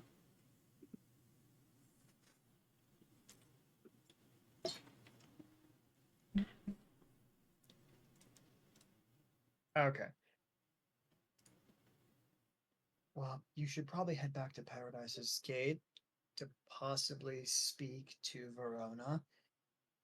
And I may have to head over and speak with people. And we need sleep. Definitely need to sleep. We're gonna actually considering we slept like not that long ago, we're away a bit, but You we should rested. not get into any fights. You rested. I don't know how much sleep you found, knowing that you would all kill each other in the end. Well, considering I had all my spell slots back, I know I probably had to rest well enough for that. Best thing is, Thump, even if he is quote unquote sleeping, he's still watching everyone. So Alera says, "Speak for yourself. I'm headed there right now. I feel fine." Do they trip and fall over as soon as they said that? I just know that they're very stubborn. Matt, Hilarious. Matt is Matt is very a stubborn character, so they just go. I feel. I will follow to make sure they're okay, because I feel like Thump would be very upset if I left the person alone. Thump would be immediately having a 1v1 rematch with you. So My fault. It's Alira's fault, by the way. so Alira goes to leave, and then she like stumbles, and is like, Mage hand pushes her back up. I'm Per- following you. Let's go. perhaps I should rest. Is there any extra beds here? Technically, there would be one for Alira. There are 3. What? So there's 2 plus 3. That's 5. There's 3 extra beds. Do you want to sleep here or over at Paradise Gate? Do you want to sleep here or over at Paradise Gate? Alira looks inquisitively at the person that has been watching over Thump and Screep. You know, I think we'd be okay here. There's a nice view, and the dragon seems gone. Definitely. I just feel the dragon's presence no matter where I am. Always wake up during watching Wazowski. Always watching. You wake up during the night and all you see is just a fucking dragon's head in the doorway. The dragon's looking at you. They're screaming at you. It's like that phobia of a duck always watching you Always somewhere. watching.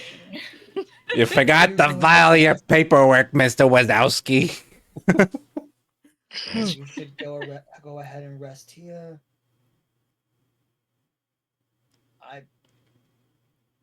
legitimately decide between going to sleep or going to see Edrin. So as you like go to leave, and then Alira comes back, you see the woman in black with the bob haircut say, "Don't worry, you'll be completely safe here, I promise. No matter what, I've been instructed that you're to be safe and leave safely. As much as in my perspective, as much as in my power, you guys will leave. And trust me, that it doesn't come without consequence." And Alira's going to keep her insight check quiet, but Sazin can go ahead and make an insight check. Okay.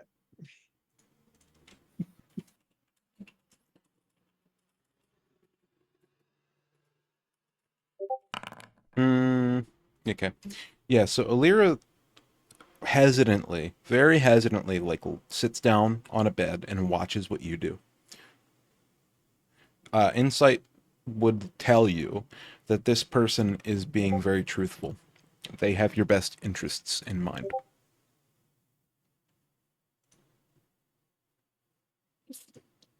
God, damn it. Fine. I'll sleep and I'll talk to him tomorrow. He's gonna walk back over, head over to a bed and just take off some stuff. And I don't have a bag or anything. There's no way of communicating. The letter's fine. Yeah, fuck it. He'll just lay on it to relax a little bit. Cool. Yeah, so Alira follows your lead. You all have a long rest. And then as we get back to the morning, we're going to go on a short break here. So I'm going to go to the bathroom and we'll come back and figure out what's going on. You guys good for another hour? Yeah. Should be. All right, cool. Yeah, probably one more hour and then we'll call it or so. Matt is so confused. Look, Matt. I can't wait to wake up for the dragon to be right there, and then the other person going, "You're not dead, so I kept my promise."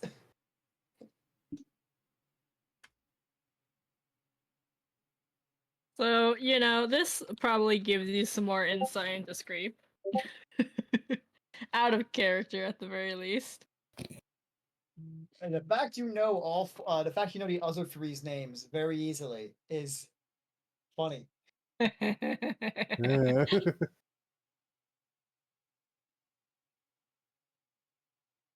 I'm not kidding. Out of character, Seizume also after the mission retired. Just go back. I mean, he's solved most of his goals. He may literally not care about the Herald. He's just going, you know what? I'm not stupid. I got all I need. I'm gonna leave. Fuck this shit, I'm out. Boy, at least you've not been face to face with a fucking god. By technicality, he has, and whatever you call a Herald. He's just going, I could pursue this, but I could live peacefully. You know, Screep just casually just knowing the others' names. I cannot wait for a not straight answer. Because fact that- logically, I don't think Screep would probably be able to give me a straight answer anyways. The fact that only half of the party is descendants of the first 44. One's something completely fucking different, one is one of the 44. Screep is one of the 44. Well, that explains why there's none of Screep. Screep is not fuck. Apparently Thump's just from somewhere fucking else. I think the implication is that we all are from somewhere else and we're forcibly taken here. Let's do it! Hello. Hello. Oh, I wasn't muted. Shit. I was getting myself typed. I'm excited. All right. So, Screep. Hi. So, the last thing that had happened was Yes. Tynan had left the room, and you were stuck, or not stuck. You can choose to leave with Tynan if you wish, but you were left with Liralel prior to her decision-making, saying that everyone deserves a chance, saying that Tynan deserves a chance. Go ahead.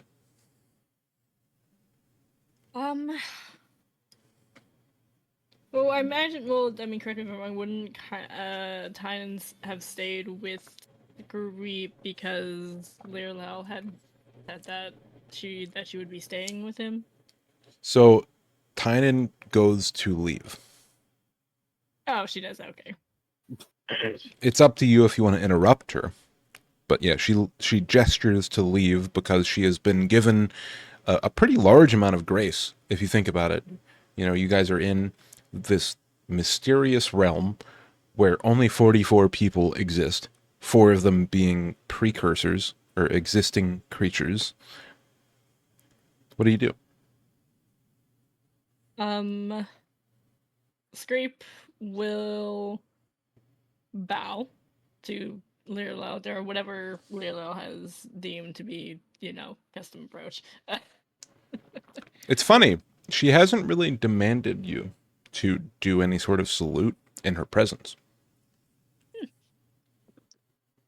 So if you want to bow, you're allowed, but her demand is not that you bow. It's just that you have loyalty and that, you follow her rules. You don't hurt things that don't need to be hurt is her rule. Right, yeah, okay. Then in that case, I think Scrape would nod at Lirlo, kind of giving off the, I guess,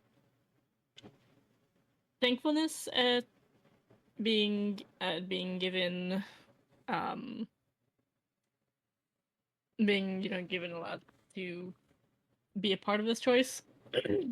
And then he'll follow Tynan out. Also, can I get a name of? Can I get a spelling of Tynan's name? Tynen. Tynen.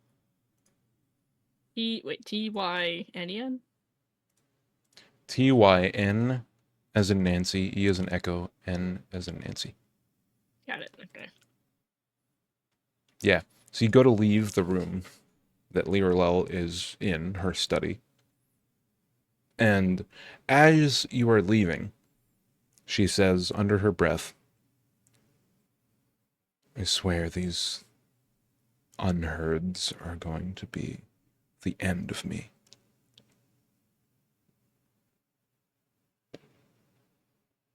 And what do you mean by that? So you stop and you turn around and you confront her about the things that she mumbled under her breath.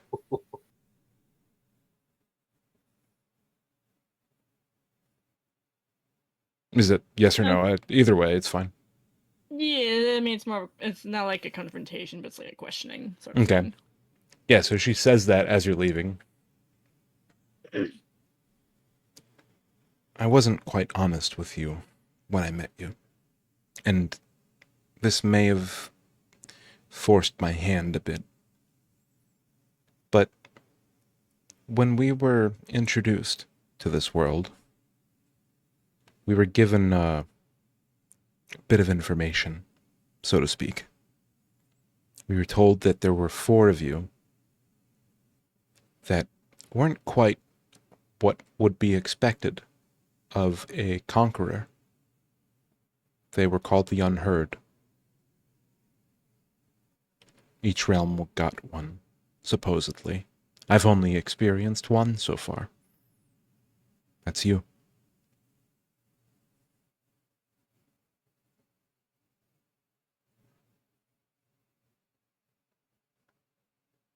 Scrape is confused. Mm-hmm. Do you respond at all? He kind of looks down at the ground and says, kind of thinking, and he says, "And what is that supposed to mean for me?" It means simply that you were here before I was. And that is saying something, considering my siblings. You should feel comforted that we have not destroyed you.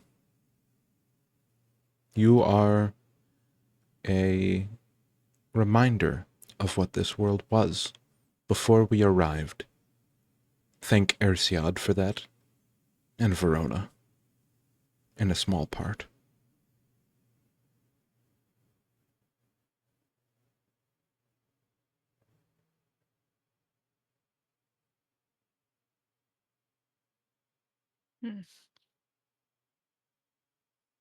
I still don't quite understand what it's supposed to mean, but suppose one can only learn as they continue.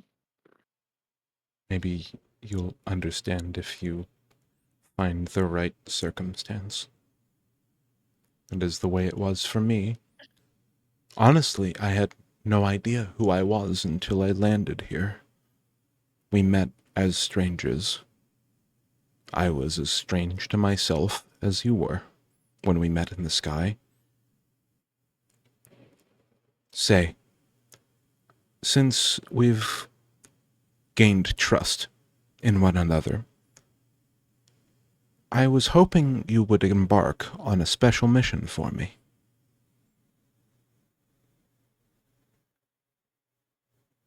Would that depend on what it is? I've heard rumor of a cluster of caves underneath of us. So far, I've only scouted the overland, grown trees where it is defensible, and employed those who could defend it. But I wish more to be the case. Look for caverns, caves, things of undergrowth, places where the dark finds itself to be at ease. Look for it and report to me, please.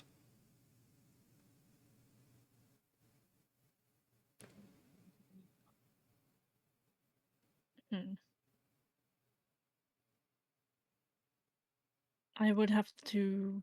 I need some time to consider this. Of course. Of course. If you wouldn't mind also watching Tynan for time to time, new people scare me. I'm less trusting than those you might meet in the outside world.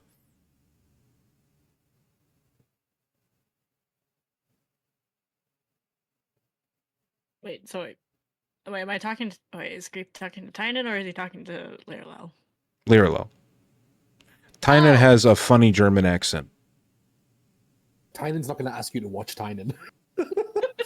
No, that's I got real. Okay, no, okay. No, this whole conversation was as you were leaving to Lirelel, as you were leaving.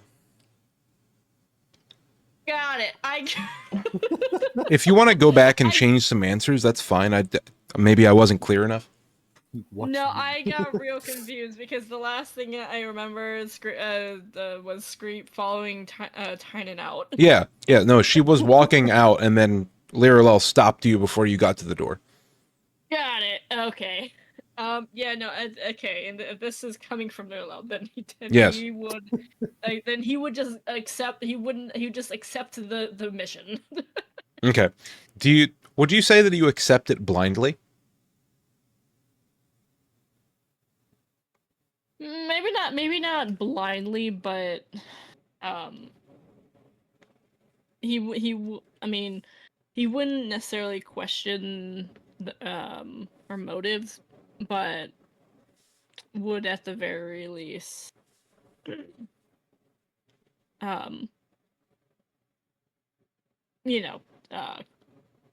probably follow her leadership, sort of.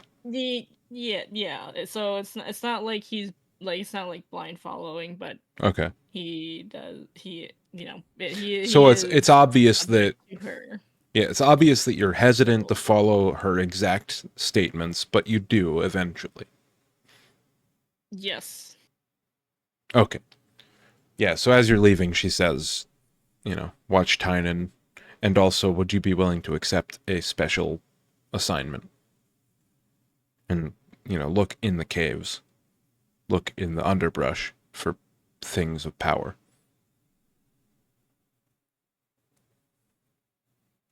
It is something I can do, yes. Though I do question who would keep watch then. Well, I know I undertake this. Perhaps we can influence a few of our campers outside to keep a 24/7 watch. We have almost 8 of them now. Thanks to you. And you recall, you've met people like this before, but every time before this, it's been like, oh, I'm just looking for a place to be safe. Oh, I'm just looking for a place to live. Oh, I've just experienced death and strife and hardness. And this is the first time I've experienced anyone who didn't want to kill me originally. So you've invited about 8 to 10 people to Slumberglade. And this is the 11th. Okay. So yeah, you go through with that. And then I would imagine that Screep sort of goes on an adventure, looking for anything underground, caves, brushes, sort of watching. Unless you want to do Yeah. something else, I'm fine with that.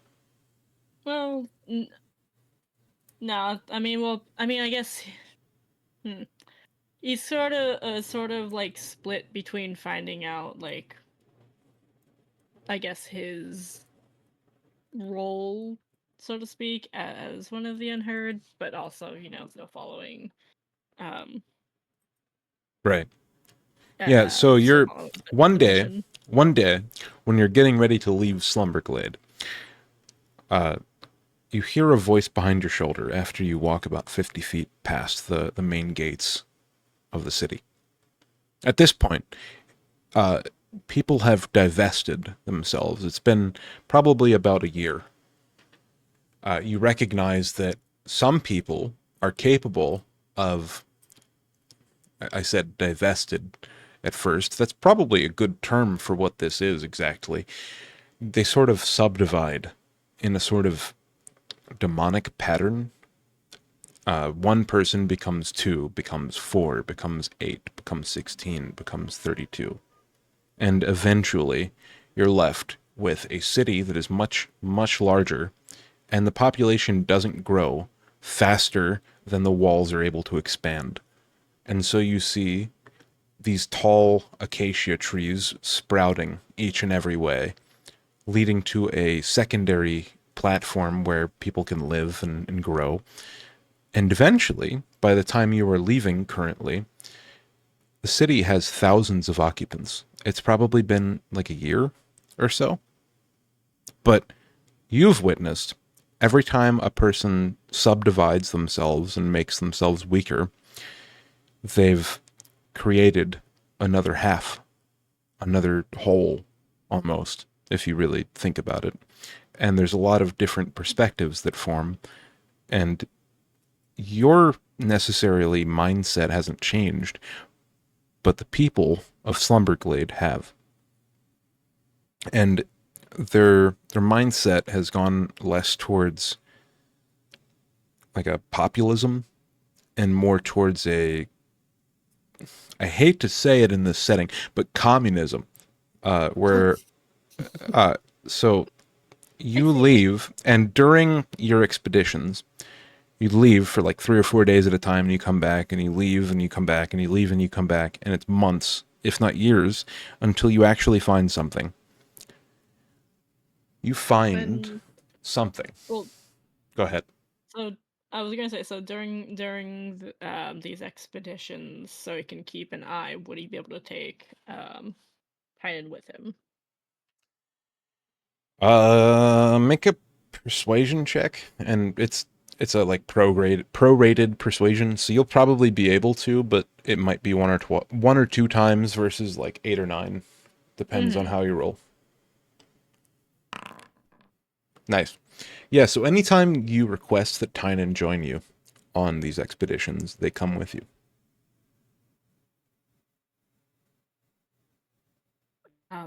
Yeah, Scrape would make the appreciation known. Okay.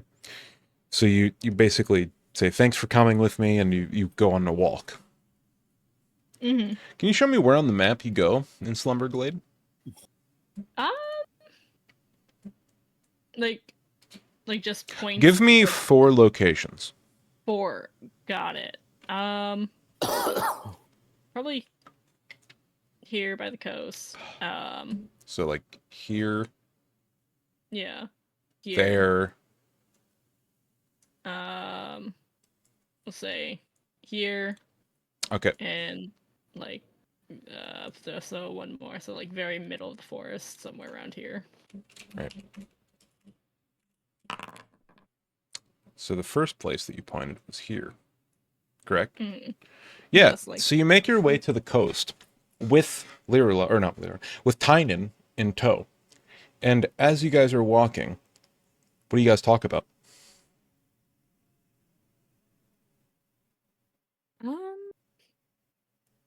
I guess yeah. If you choose Just not to talk. talk, that's fine too. I think Lyrila would kind of match your pace. Or not Lyrila. Fuck! Tynan! Fuck! See? No, I got confused. So, Lyrila is the ruler of the Stygian forest. Tynan is the person that is like a lowly little creature that is friendly to Scrape. Getting And to that point of the session. no. No, and a Titan would Scream! So you would assist, you would escort Tynan, and you'd ask them or her to go out on expeditions with you. And the first place that you Yes. went Yes. was the northwestern coast of the Stygian forest, where there's no trees growing. Yes, and I think he would ask, as they're traveling together, he would ask,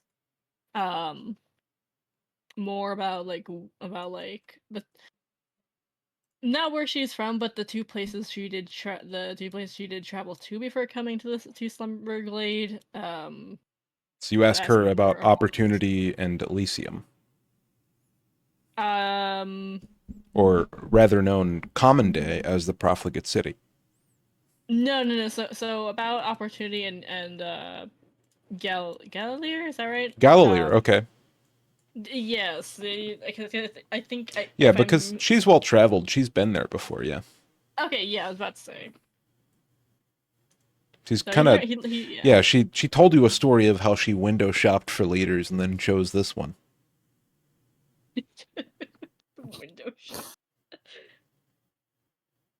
Yeah, Scrape would be interested in hearing more about that, or during her travels. Yeah, so go ahead and formulate a in character question. Let's see. So you've already told me much about Elysium and a bit about Opportunity, but I am curious as to hearing more. Well, I suppose about the lim. What do you, sorry, I forget. What do you know the name? What do you know the actual name of the liver now, or you just know it as the? So generally, if you lived in Slumberglade, you would know the names of the provinces, but you would know Opportunity because she has referred to it in the past. You would know Elysium, which eventually referred to the Profligate City, and you would know Galileer because she spoke of it. But you would not know the names of the other, like the actual names of the other leaders. No. Other than Radigan and Damican, because they Radigan, Damican, and Damius. Damican and Damius. Okay.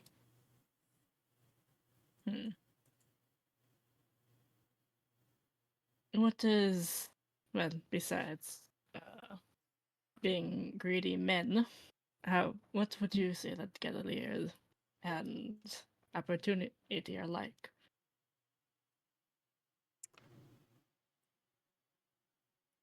The Highlands are a violent place. If you meet a stranger on the road, they are just as likely to kill you as they are to help you. There are no good men.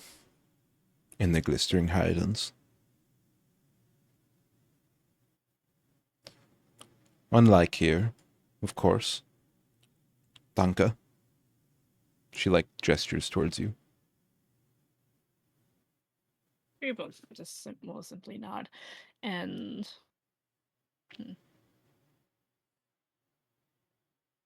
and what of opportunity? Opportunity is a gold rush. It is the best place to become a vein hunter, or so they say. It is a greedy place. The more juice you are willing to give up, the more juice you are willing to gain. It is very, very important to the time to come. But if you want my honest opinion, both of the leaders there, Damakan and Damius, they will lead it into the ground. Their greed knows no bounds. No matter what, they always choose the path of least resistance.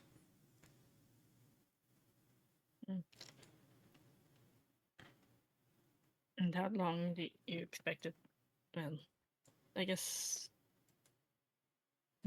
you wouldn't necessarily know, but in the hypothetical sense, how long would you expect it to take? Expect what to take? Them to drive the city into the ground, of course. Oh, I give it a year at most. These people, they do not know what makes a good leader, like Radigan. I think that they will triumph over all odds based on their treatment of information. While I was in Elysium, we witnessed that Opportunity had taken a prisoner, and we sent spies there. They formed a guild of sorts in Opportunity called the Consortium. While they were there, they discovered that this prisoner was held of his own will, of course, but he was not the normal prison. Entschuldigung, the normal prisoner. He was held against his will. He was held at the will of a elemental named Kaum. This story will show you how evil men can be. Kaum befriended this man, decided that he was to be trusted. And then, after they had their trust, they imprisoned him in the lowest place that they could possibly imprison a person, under a mountain miles deep. Under a prison. It was disgusting. I pleaded with Damius. I pleaded that they should let him go. He was too powerful, too widely known to become a prisoner, but here we are. They didn't listen. They never listen. Unless they have to. People in power, they do not listen to reason. She looks like off in the distance as you guys are walking towards the clearing here. You guys are probably about right about there. When right about at the edge of the clearing, when you see miles of just completely open coast, 85 miles, so to speak, of bare coast leading directly into the ocean. And the sea is waving and dashing upon the soil. And you see the soil erode, but you know that when the water resets this current cycle, everything along this perfect circle is reset. Everything in a perfect circle in the entire world is reset. And you know that it is eroding towards you. And you see a head of maybe like a rocky sort of archway right about here.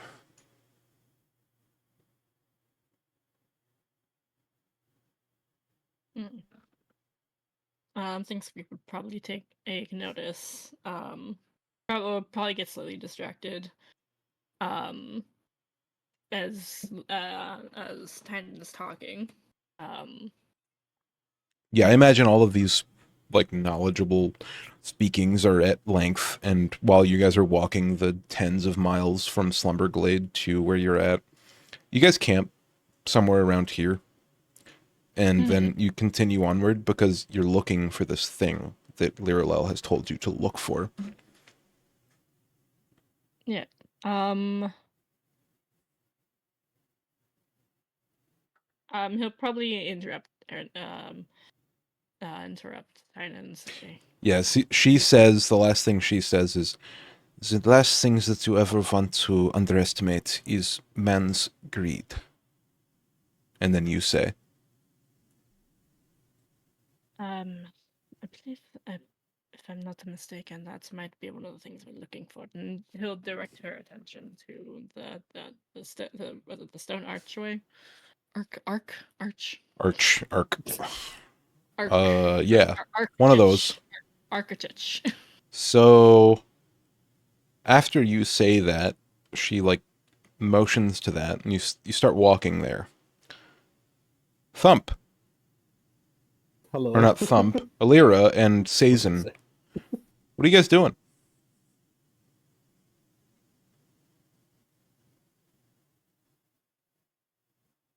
So I guess Sazin would be the leader I'm in fucking something muted, like I'm so this. sorry. You're good. You're good. I said I do we're this a awake, lot. right? I do this a lot where I choose deep moments and I'm like, what if we looked to the right? 1 second. Yeah, sorry. I'm just making sure you guys are paying attention. I'm just joking, Yeah. I promise. All right. Perfectly fine. We're awake, right?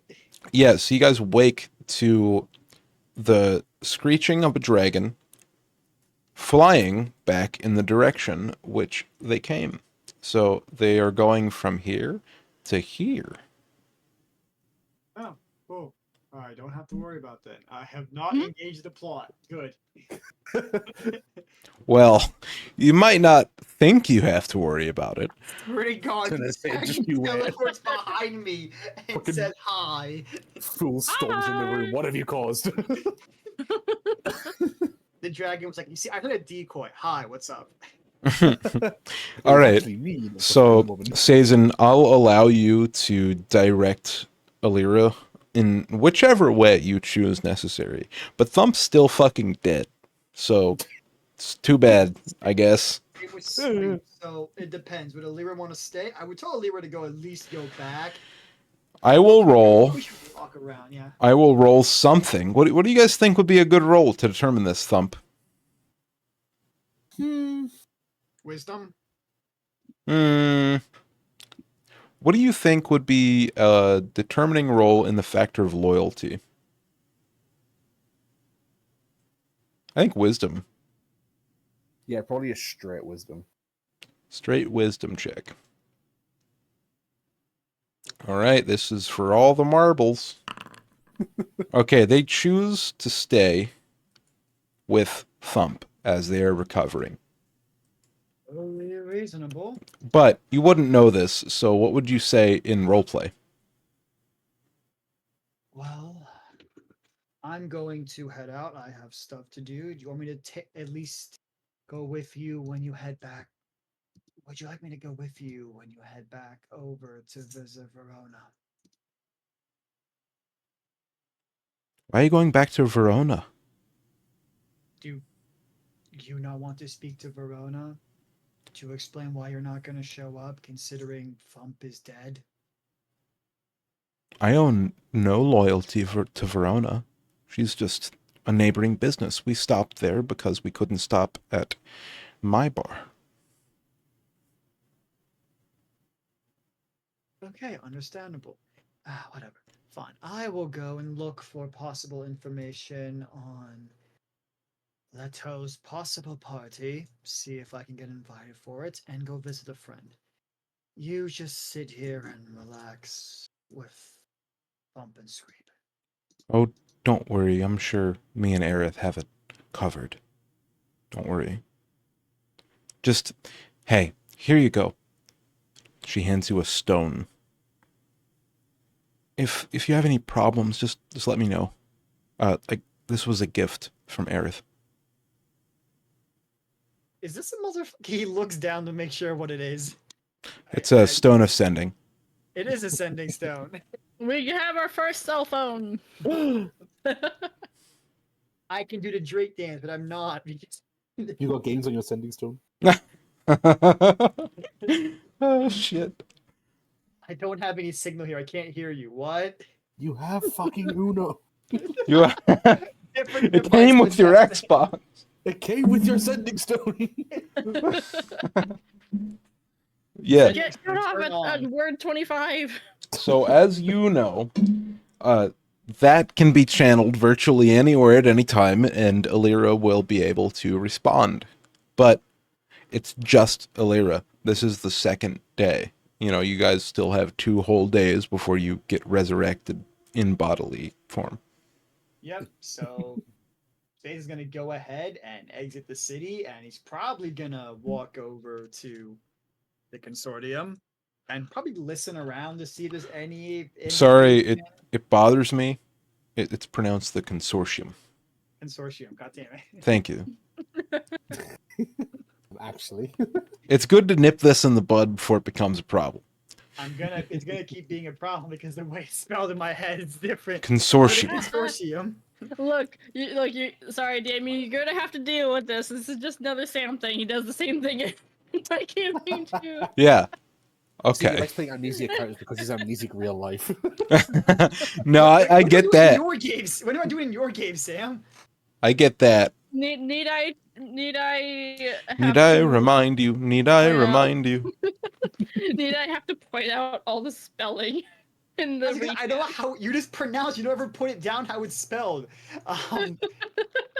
Here I have the spelling. I've just been saying it the other way. Consortium. Yeah, so you go out of the castle. Right? Yeah, it's a bit of a walk. It down. Okay. 3 Can you make a levels? survival check? Ah, cool. I Hey, should this do is it. more just knowing where you're headed and like how to get there efficiently. Fail. You don't survive. You lose. You die. Congratulations. Okay, Roll no. credits. Survival. 20. That is pretty damn good. Yeah. So as you are leaving, you head down the spiral staircase, and when you get to the bottom where the like cathedral is, you hear some mumbling phrases through a door.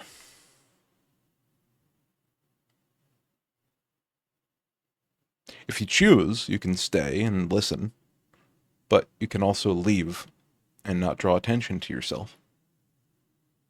I'm not in that much of a rush. Damn, I wish I had invisibility. In character, he's not in that much of a rush to run over, so he'll probably open his water skin and start drinking and slightly listen over. Make a perception check at advantage. Okay. Wow, that You rolled an 11 with advantage? A and a 3. Jeez. Ouch. I kind of deserve that considering some of the high rolls. So you hear through the doorway that leads to an unmistakable place that you've never been, but Screep has. You hear from a sort of doorway a sentence, and I'm going to tell you what it is, but I need you to hold on just a moment. We're holding on. Says through the door, you hear a voice, a brusque, masculine voice say, "I'm sure he's fine. When they return, we'll just have to ask him. Where the fuck has he been for this long? For real? I'm getting tired of impersonating him. What do I do? So do you leave after hearing this? I don't recognize the voice, do I? Make a history check.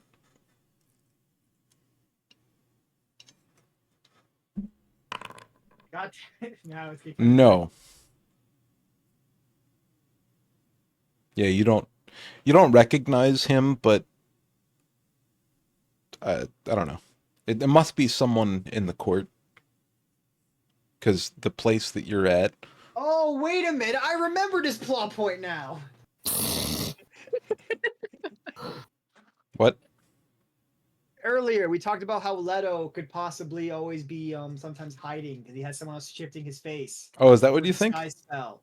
Well, Is that what you think? When the DM turns around and just goes, "Is that what you think?" You know you've probably got it wrong. all right. Well, cool. I thought it was actually an interesting connection point, but never mind. I'll just listen more. You better not metagame. You better go on a day-long expedition, you motherfucker. It's in character. I know. All right, go ahead. He's the one person who saw that. Yeah, true. What do you Alright, do so I'll when you try to hear listen. this? I'll listen more. Make a secondary perception check, because this is based on the whole length of your listening. Now it's better. Oh shit. Yeah. So you hear the same voice say, "The fuck is that dragon here for anyway? They're supposed to be far in the west. I thought we had some sort of agreement." And then you hear, "The only thing that's keeping them there is, well, a treaties of sorts. We agreed." Fucking hell, we agreed. That fucking dragon was right here. It could have killed all of us. Do you know what they're capable of? Have you ever seen it, fool? I don't know what you're talking about. I promise everything's going to be fine. Seriously, if you would die, it would be the most interesting thing I've seen all year. All decade, maybe. Do you continue to listen? I'll keep engaging with the plots. Let's listen to one more time. So you hear... Actually, the fool is there. I should probably not be here, should I? Join me in bad decisions. Would you like to make a stealth check, please? I would, yes. Why am I ninja trading failing? I'm gonna use my inspiration. I'll allow it. Well, That's marginally better. I'm gonna GM roll for the first time this session. I'm trying. I'm joking, by the way. Can I vortex work Oh. myself out of this situation? Oh, can you guys see that? No. No. Good. Yeah, so you guys are listening, or not you guys, Sazin, you're listening through the doorway, and you hear, "I've been taking care of them upstairs. They're fine. They don't know anything. In fact, I'm sorry, but I told them Lirelel was the name of the sleeper." And after a sort of pause, you hear, "Why'd you tell them that? It's not for you to tell, little one. Promise me you'll never speak that name again."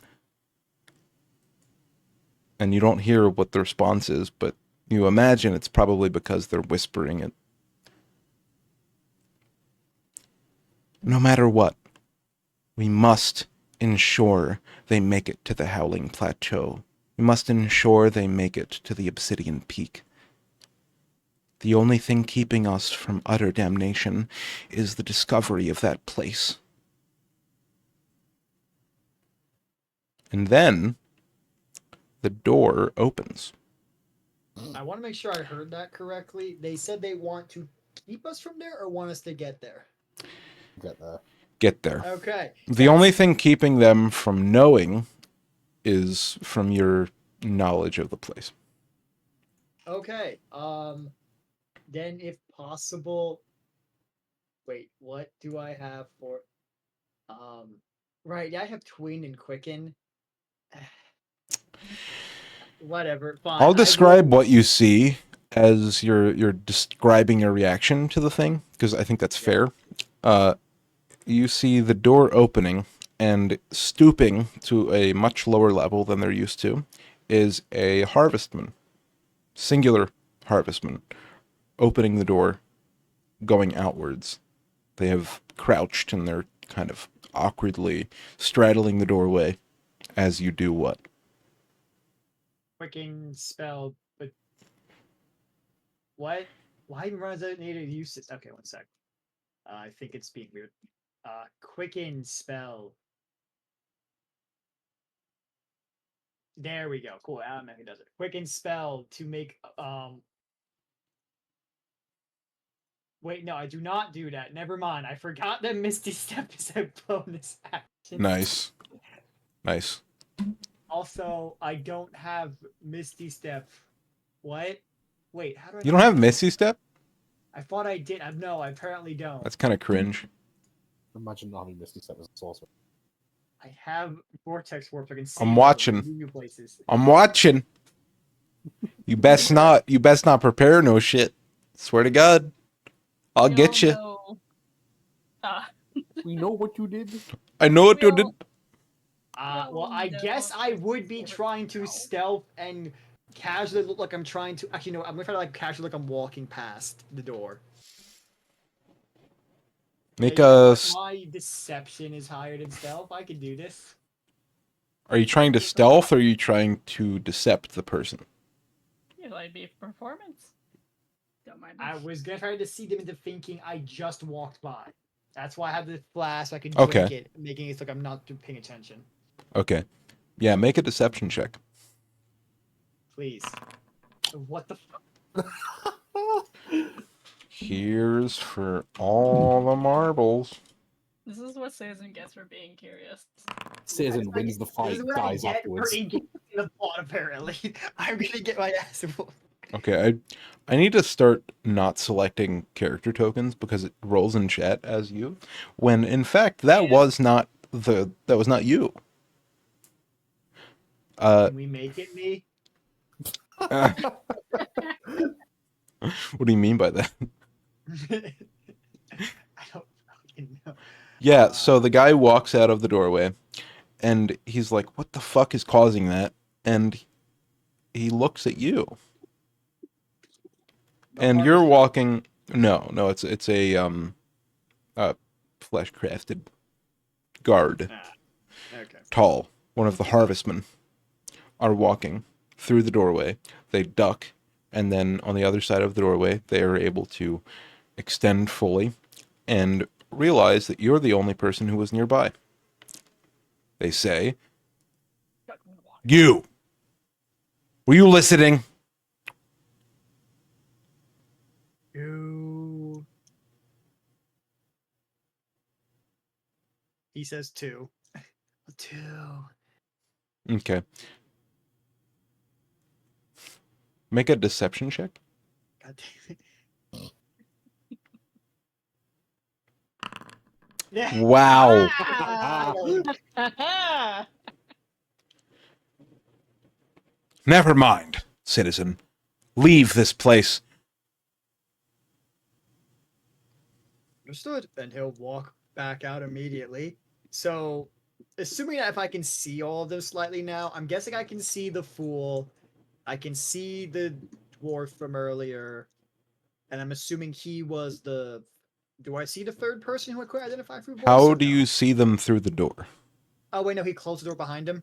Well, the door was closed initially, and then you attracted the notice because you failed your stealth check to the doorway. And so the door opened. Oh, okay, it's a different guard. All right. There was no I thought guard it was- outside of the door. No, I meant, yeah, this is a guard somewhere else. I thought there was someone in the room who came up, was questioning. No, no. Yeah, okay. He'll just go ahead and leave the building, and he's going to walk over to the... But do you answer?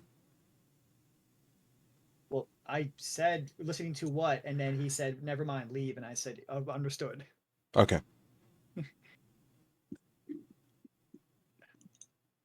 So where's Sazin headed after they successfully evade the guards? The consortium. Yeah, you can make it there, no problem.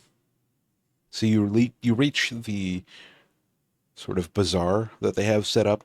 It's a alley leading to a array of shops. One's like a library, one's a shop, and then another is a like warehousing district. Jason's gonna be kind of happy he's not being noticed. To your knowledge. Well, I meant more people coming up and going, "Hey, it's that guy who won," or something. Yeah. Just wait. But yeah, he's gonna essentially go inside. He will go to actually the back area for the apartment and try to go to Vedran's place, assuming he is there. And You're the DM Yeah, so making rolls. so you make your approach to this room where Edrin usually resides. Go ahead. Make your charisma save. sure thing. It's a good roll. So normally, during like a business day, which is where you are, where would Edrin be? Depending on the time of day, he would probably be discussing matters with the rest. Probably with With the maybe people. Yeah, 1 second. Capable of what was his rank again? He'd probably be talking to captain at this point, unless something major is happening. I don't think he's a captain, right? No. Yeah, He's no, probably, I think I said Castellan is what his rank was. Excellent. So he'd be probably talking to, at minimum, of captain, at maximum. Yeah. Maybe the commissar, but that's Yeah. assuming he's discussing about events. But I don't know what has happened in a consortium. So immediately when you enter the consortium, there's a memory that fades in your head. It's Edrin escorting you into this zone. He says, anytime that you're looking for me, just go past any vendors. It's prohibitive to mention your rank among the lessers. Go through this door, go up the staircase, and go to your right, and that's where you should wait for me. I will come out of that room whenever possible. That is my waiting room, so to speak.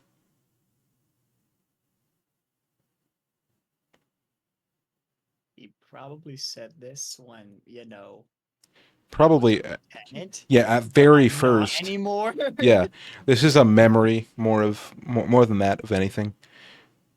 To explain out of character, I've lost ranks. I am the lower rungs. Yeah. So he will attempt to do the same exact thing and head over there for now, trying to just avoid people so he's getting any conversations. Putting his hood up finally. Yeah. Yeah, you're able to disguise yourself pretty well, and you eventually make it to Edrin's waiting room. You hear through your left, which is Edrin's office, a muffled shouting match. And then you hear coming down the staircase a muffled sort of audience that will soon be expecting Edrin. You're sitting in the waiting room.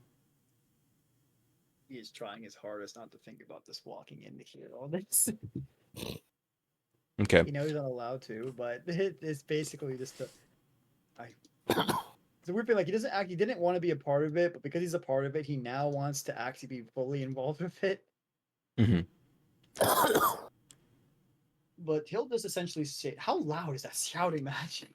It's like loud enough to notice, but not like alarmingly loud to where danger might be involved. After a while, you witness a person come out of the room. Can you make a history check? Yes. Ooh. Okay. Yeah. I apparently know people for some reason with these history checks. So the guy who comes out of here is a person that you've seen talking to Edrin before. They are a local castellan of the family. Like, the family.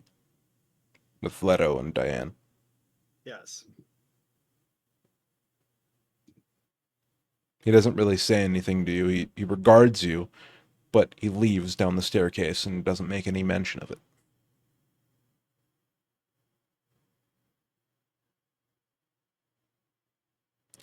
National spies.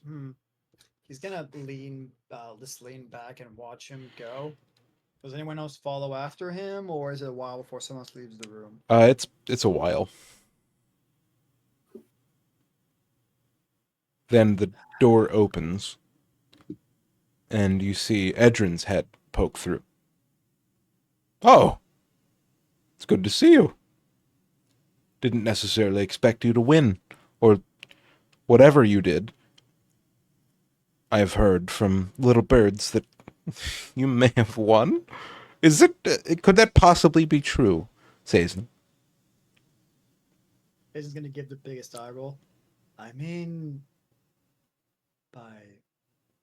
you know what? Yeah, fuck it. Let's not beat around the bush. I did win. You see, you don't even need to roll an insight check. This guy is pretty proud of you. Like, the way that he reacts. When I found you in the Ashen Wastes, I never expected this of you. I thought you would be a middle tier. But here you are. Congratulations. Well, it was never the stated goal, but it was at least nice to get there, though it does unfortunately bring me annoyance that I have to now wait for the rest of my group to finally come back. I only came here to say hello before doing other stuff. I figured you would want that. I figured you would want that at least. I must tell you the consortium has different odds than the family of winning this brawl that they have found themselves in. Please come in. And he gestures into his office. He motions to a, decanter of fluid, iridescent in nature, and sits at his desk. He steps in. He's the only one in right now, right? Yeah, you're the only one in the room, other than Edrin. Then he'll basically say, the other gentleman from earlier. Who was that, Castellan? Do you approach the drink that he had offered you? Oh no, he immediately would have probably taken it at this point. Okay. Yeah, going forward, you have 3 plus 2s to any roll that you wish. Yeah, okay. Declared before or after the roll? Before, probably. Okay. Yeah, so he goes, oh, he was just a castellan. He had questions of the sleeper's arrival and opportunity.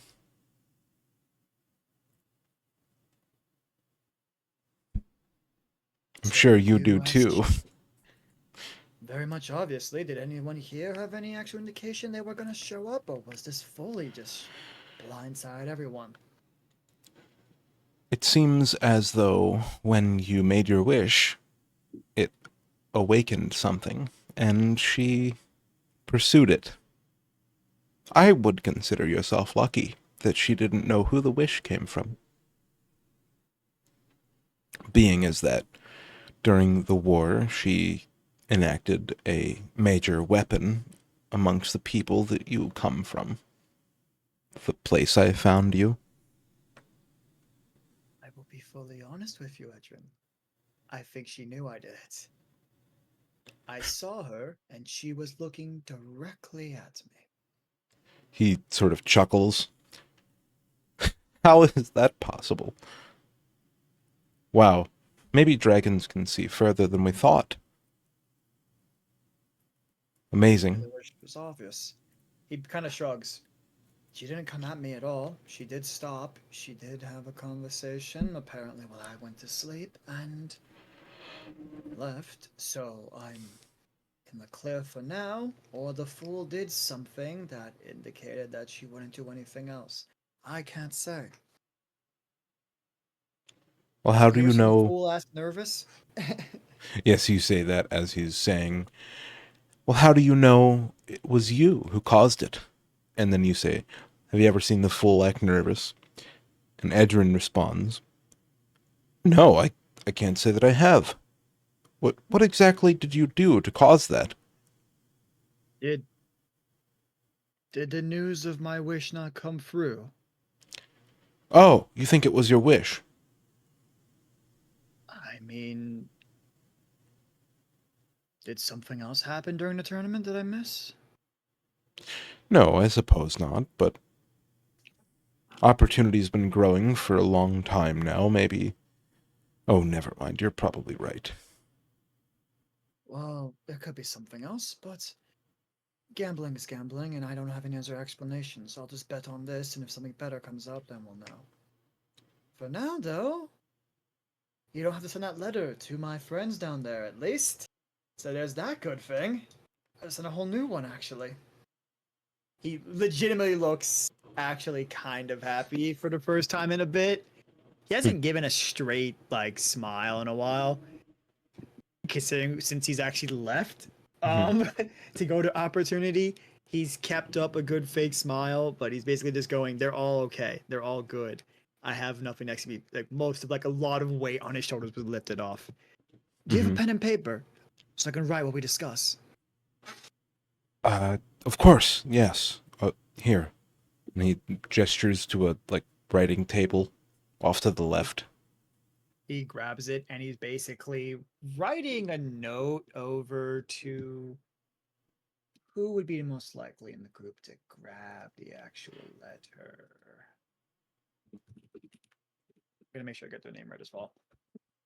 He's gonna keep writing a note. He'll write down the actual. He's gonna write all their names, but he's gonna write down the person he's gonna actually send it directly to. But he then basically continues talking, going, "So why did the family need to see you? Was it just only for the dragon? Why did the family's Castilian come? Was it only for the dragon?" Is what he meant to say. Okay. Because there was some shouting earlier. Make a persuasion check. Even though you know him, make it an advantage. Okay. Do I add the plus? You know what? This is important. I'll add the +2 here. Sure. The advantage. I don't trust it. Yeah, so you have 2 more. Yep. Damn. All right. I did not really need it, but how's a 27? So he says, as far as I know, the sleeper just visited the plateau. I'm not exactly sure why. The castellan told me that it was causing irreparable damage to his business. And then I told you, or I told him, rather, I know the person who won. And that seemed to silence him and his worries. But I'm concerned that business might falter if these dragon sightings continue. I wouldn't worry about it if I were you. She seemed intent on ruling her own, according to my little birds. Well, that's actually not that bad. Also, he's gonna send a letter to Quasi the Quezri the Tiefling. It makes the most sense. He's like the most responsible fucking person. How long would it take for a letter to get from Opportunity to Profligate? I'm Normally, a little. before the whole restoration. Is that one of the tieflings that you mentioned in your background? Yes. Okay. From Opportunity to where? Opportunity all the way to, I guess, Profligate City. So, like, yeah, 130 miles. Sort of. So you would have to get around this, but yeah. Right. It would probably take at least a week. That's fine, considering what we have to do. I have to wait for him to get alive, get invited to Leto's party, then do a whole thing, then travel. So it maybe takes over a week. All right. Oh, he's penning the paper. He's basically just gonna go. Is there worry about her or anyone else from the forest coming over to disrupt business then? Or do they just assume that they will stay over there for the entire time? The Considering about sleeper, sleeper and the yeah. forest. the sleeper has visited opportunity from time to time. It is only natural. I wouldn't worry anything about it. If I were you, I think that the North and the West are united in a way. I mean, last year when she came, there wasn't as much worry about profits going down. That's all I'm curious about. Make a persuasion check.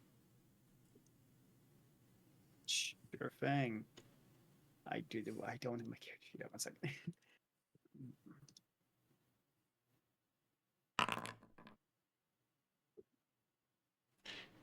Yeah, so that would be... Honestly, I don't see the harm in the visitation of a neighboring ruler. Honestly. Maybe she's just checking up. It's been a while since Damakin showed his face. Wouldn't these rulers usually tell the others they're visiting? The fool was incredibly nervous once she showed up, completely unexpected. Did you see Damakin while you were there? I did not. Well, actually, no. Well, You I did. did not. No. Why? I did. We did, yeah. Who was missing? I saw there was one person missing on the chair that we did not see. Damius has not been seen yet. That was it, Damius. Okay. I was confusing them. I technically did, yes. From a distance, as they were watching. You know, it's been quite a while since Damakin's last visit. I wonder if perhaps that dragon was an illusion.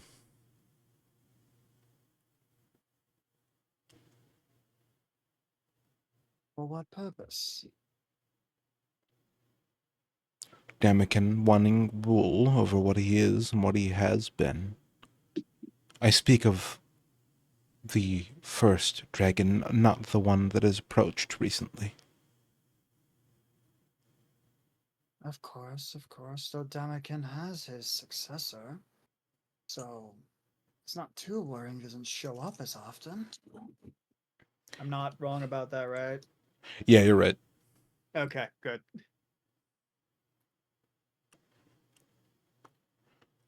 I don't know. The closest thing I could get to an answer from the consortium was the sleeper is bad news. So is the listener. Attacking from both sides, dangerous and plentiful are our enemies, Sazin. I honestly think the listener is going to be more concerned with the fact that they just randomly got a bunch of juice everywhere than compared to actually fighting a war. I did see that, and I heard your wish. Very interesting that you would choose that over riches or power. Good for you. He says that kind of smiles. Edrin, I think we both know the only reason I stole from you in the first place was for others. I didn't need anything for myself, and honestly, considering what's happened over there, if and when I'm fully done with my mission going north,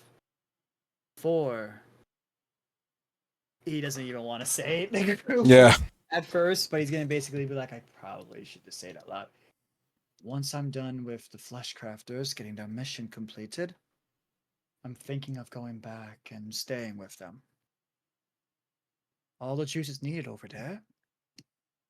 I have skills, but it was never really my passion to just be a thief. Though, he kind of like twinkles his hand for the minor illusion to go through. The magic is nice, but don't know if it's worth it to continuously figure out what caused it. Hell, I was gonna even ask for my memories back for that day as an idea. But considering the events of that day, I figured maybe let's not poke the bear when you're right in front of it. I think you know about as much as you would be privy to if you had a wish regarding it. Honestly, if I were in your position, I would go north, see what is necessary. It's the only place I can think of without any tangible facts. No one has been there in years, hundreds of years, perhaps. Oh, don't worry, I'm going. This is basically from the page and from the Flesh Crafters. I couldn't say no anyways. But once I come back, my necessity to the consortium seems much lower. Also, I feel like I'd be a bother. Everyone would probably know the assassin being somewhat known is never, a great thing. He gives a cheeky smile and quotation mark fingers. Yeah, he smiles and he says, well, if you're seen at all, it's usually a problem, but perhaps if you're strong enough and you have the necessary skills, doesn't matter if you're seen or if you're heard, you prove yourself regardless. I'm sure the next time I hear about you will be from the far north. He says in a low voice. So, one last thing I actually meant to ask. You know I talked to him about Leto last time slightly. Yeah. Anyways, if Leto's hosting a party at all? Leto, he hosts a party, usually every time after a event. It's typically on the Street of Sapphire, and it's right about here. And he points at like a street map he has opened on the table. The place that he points at, you're not quite aware, but other people would be. That is salt in the wound. So, considering I didn't hear about one yesterday before I slept, I'm assuming it's going to be later in the week? Oh, I'm sure if you went to Sinner's Rest right now, you would find him. They begin celebrations early. How long does it last? As far as I know, all week. Perfect. Could not have said that in a more menacing fucking way. Like to whisper and perfect directly into my ears. Like what? Don't worry. When I was a DM, I had to go. My voice changed so often to get these perfectly down. I felt it in my soul. For now, then, that's actually great. I really, really hope I don't have to worry about stuff walking around.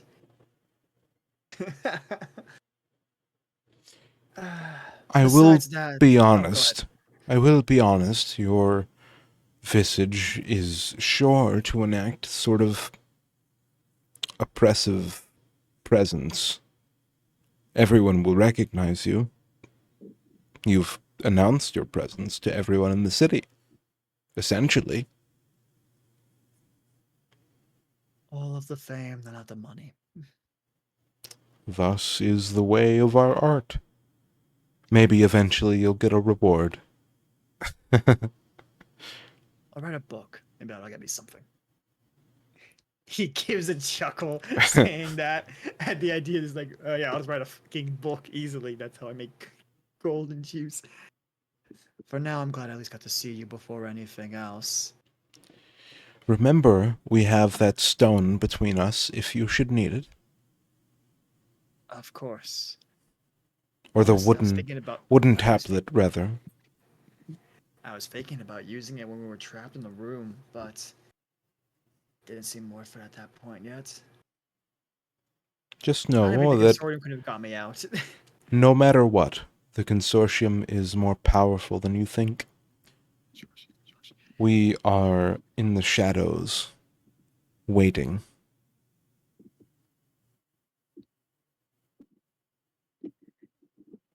Oh, I know that very well. The flashback to literal darkness.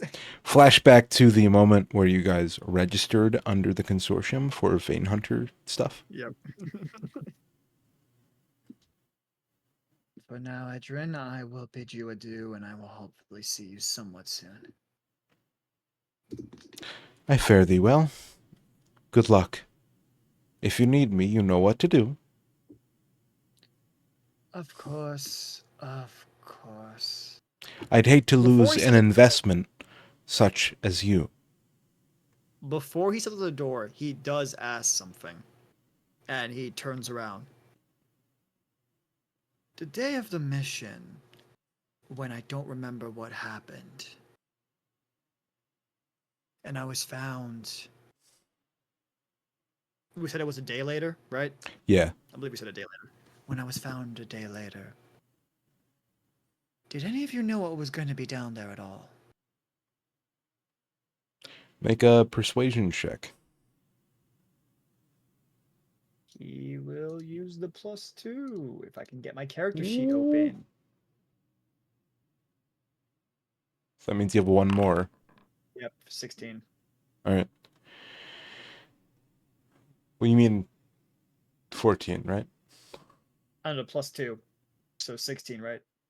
Oh wait, did you automatically add it? No, it's Okay. 16. Yeah. That plus He's- 2 is from his proficiency bonus. Yeah. Gotcha. So it's a I'm not 16 manually total. adding it on, yeah. So what was your question exactly? I'm sorry. The question was, did you know what was going to be down there when we went on the mission? Considering Right. the events that happened afterwards. Yes, you get ready to leave the room, a nicely appointed room with sort of wooden panel walls and a desk that is made of a tree. And he's sitting, waiting for you to leave, and you ask that question. The answer that you receive is, "What? No. Of course not. Why would I know that? I simply meant for your best negotiation. I didn't know exactly what I would find, but you know how it goes. Ends to a means to an end. Go ahead and make an insight check for me. Yeah. Man, I wish I kept my inspiration. I kind of want to use it here. I Fine. guess he'll. Yeah, that's a 9. He seems to be, like, laboriously truthful to you. Fully fair. Then he'll ask a secondary question. When I met the fool earlier, these eyes of mine, which are new, had a reaction to him. One I've never experienced before, and one that was unfortunately very noticeable to anyone close enough to me. Ever heard of anyone having such a reaction to the fool? Not just in eyes, but in other parts involving possible magic? Make a persuasion check at advantage, DC 12. I should have just used the +2. It was a 1 and a 4. You know? I should have used the +2. Yeah, you probably should have. I mean, logic. I was like, oh, okay, maybe I should just nod this, but I want to save it for when I ask about Yeah, so what is the fool exactly? he says to you, "For a very long time, the fool has been a subject of study. In fact, there's an entire book about it, right there." Points at the shelf. If for any reason he were to cause problems for you, just let me know. All that I can say is he is not a harmless man. And I could fucking tell. He takes the book.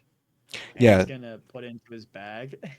Yeah, he allows you to take the book with you. Then I guess for his final question, which he'll probably add the +2, he'll go. What happened to my other members who worked with me that day for the mission? Oh, why'd you ask that? Oh no.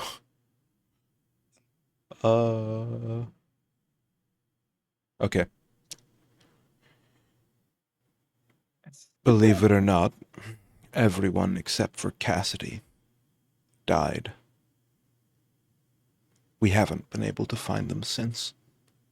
Cass is in the lower district. You can find them. They're at a pawn shop in the Undercity. They run it.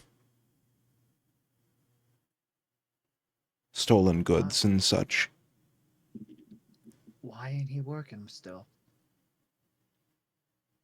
So did you say, why did you work him still? No, why ain't he working still? Oh. Essentially.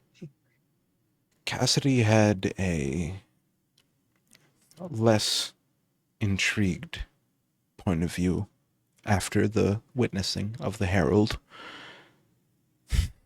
I've heard recent stirrings that they got stolen from some sort of kobold in the underhive of the city. Not quite sure. But they would be willing to answer any questions that you might have, I'm sure, especially if they recognize you, which they probably will. They remember most of what happened from the witnessing of the Second Herald. Is it known if I witnessed him or not? I'm assuming no, right? Because I have no idea what happened that day. You would know, personally, more than the people who have witnessed the outside events would know. They know that you went into a heist scenario where you stole something, kind of forgot what you stole, where you been, and how you got there, and then eventually on the other side you were discovered by the consortium in Opportunity.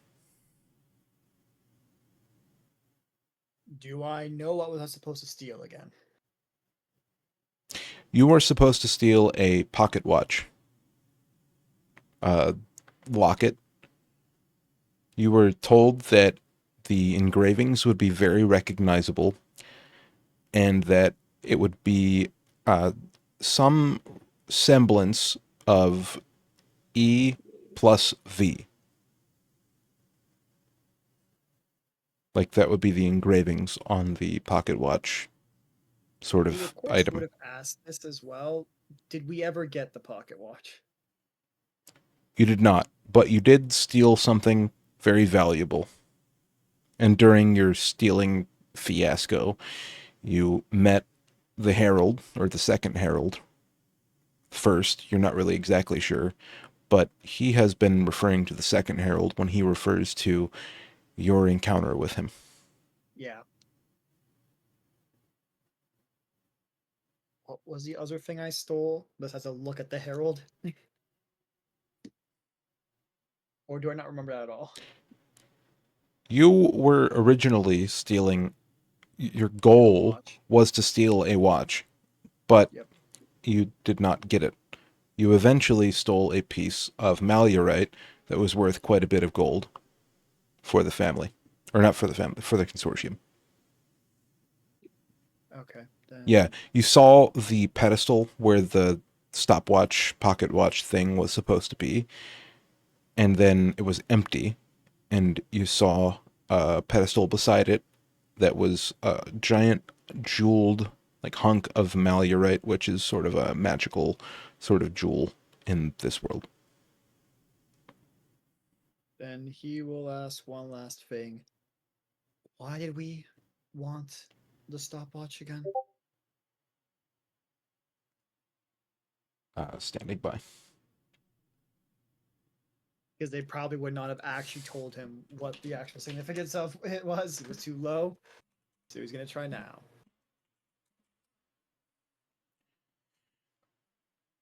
I'll allow you to make a persuasion and a history check because you may remember it, but it's going to be a very difficult one because you encountered the Herald during this mission. I just not going to tell me. Damn it. Okay. So this is okay. This is me trying to remember and then trying to convince him to tell me. Cool. Okay, I'll add the +2 to history, I guess. Ooh! I will manually add the +2 as well to make it easier. Nice. Uh, 15. Yeah, add it 15, and then persuasion. So what was your exact question? My exact question was, why were we stealing the watch again? The watch was an artifact of a time that you did not live through. It's important for reasons you can't quite fathom. But the most important thing is it's a bridge between the West and the East. A letter of sorts, reminding people of the world that they came from. But you failed. You got something very valuable. Well done. But you did not succeed in getting the actual target. From what I remember, the watch was already stolen, correct? Yeah. So you got to the place where the watch was supposed to be. It was gone, so you stole the next closest thing that looked expensive, according to your verbatim sentence. It happened in session 3 or 4. Yeah. And it was a tracked thing. You stole something that was expensive that looked close to what you had been told, and you failed it. So you did get a jewel that was super fucking expensive, but you didn't get the pocket watch, which was what they had hoped you would get. The engraving on it was E plus L. You ask that in character? Out of character. Yeah.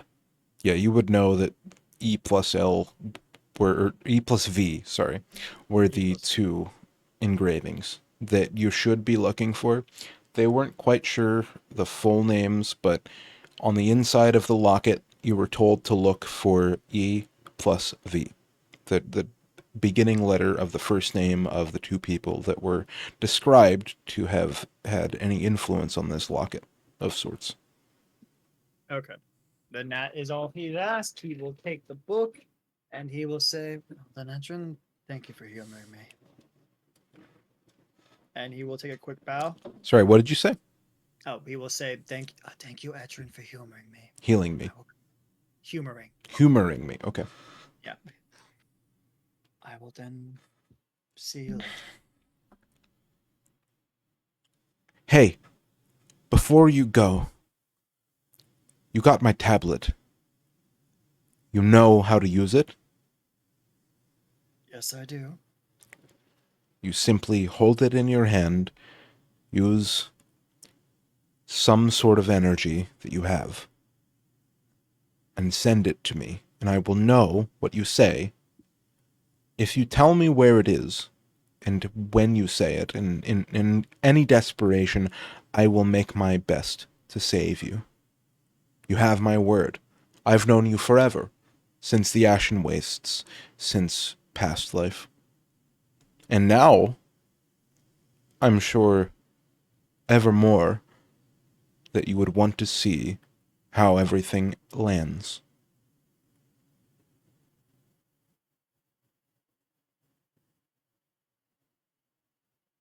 Of course.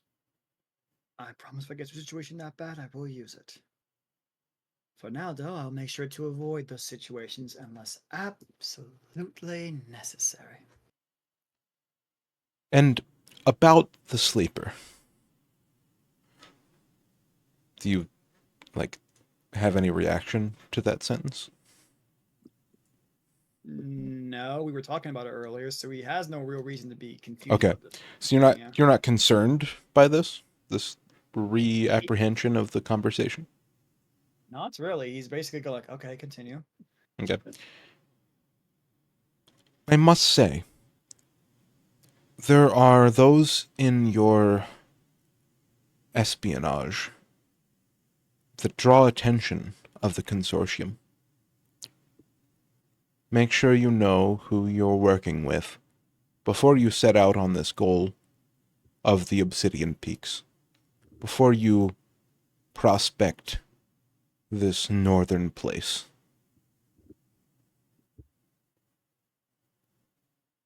I'm fucking trying. It's really hard to get the information. Hopefully, they'll be more forthcoming after being dead. So He's after not you going to say, imply Alira is dead. He's not going to imply Alira is alive because Mhm. I won. Everyone else should be dead. So that'd be a bad thing to imply that someone has lived through it. So, as you say, it's very difficult. It's very challenging to know who's on our side. He sort of balks at your statement and nods his head in the no direction and submerges himself in a notebook that he pulls from his second desk drawer on his right side. Do you just leave, or do you entertain his intrigue? Let him go ahead. How long would you say you wait? How long he starts to take? Well, okay, I'll say this. At first, he seems to just be reading something. He puts that thing away and then brings another thing up from the right side and starts reading that.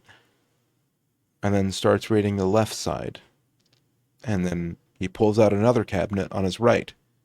And he pulls out another book. Then he gets up from his desk and walks over to a bookshelf on the opposite wall. And he starts perusing through.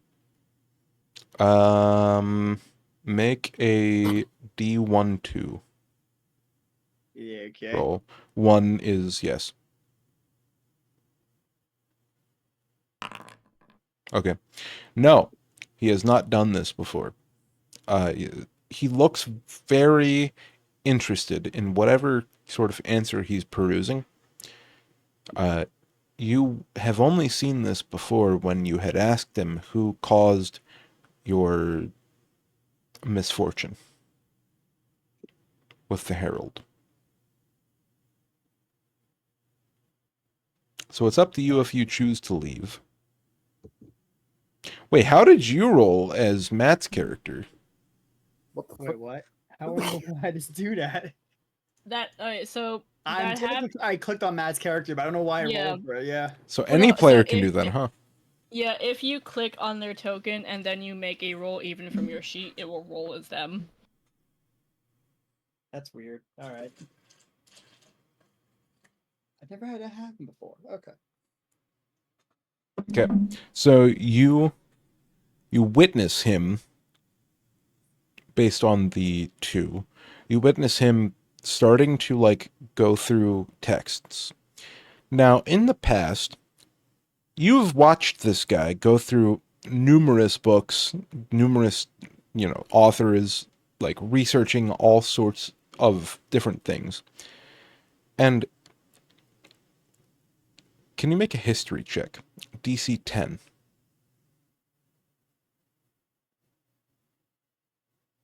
Sure thing. Without selecting Alira. I should be on Caesar right now, so I should be good. There you Wow, no, that's bad. Yeah. So you remember in a time not too far along, not terribly far after you started thinking about departing the consortium, he had been on a goose chase of sorts.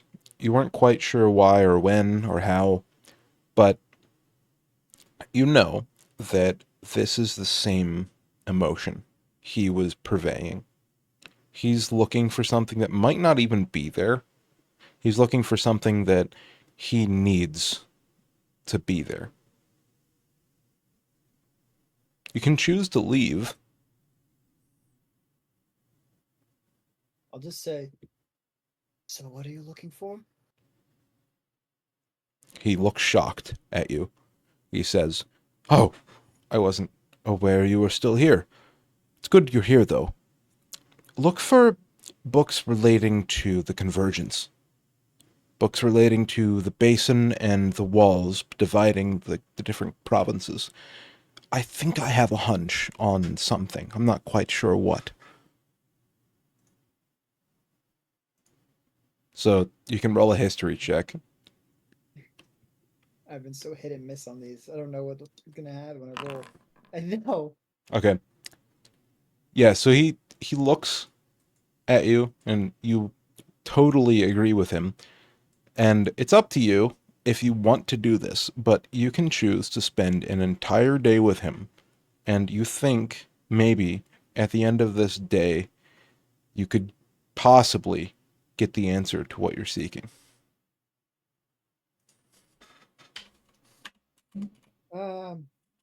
Honestly, he might as well. He already knows the location of where he needs to go. He has to talk to someone else, and it's not gonna take forever to scout out the place.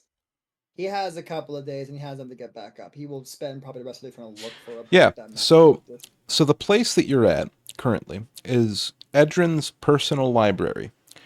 You know that Edrin, being a member of the consortium, has a higher tier of knowledge than most people in Opportunity.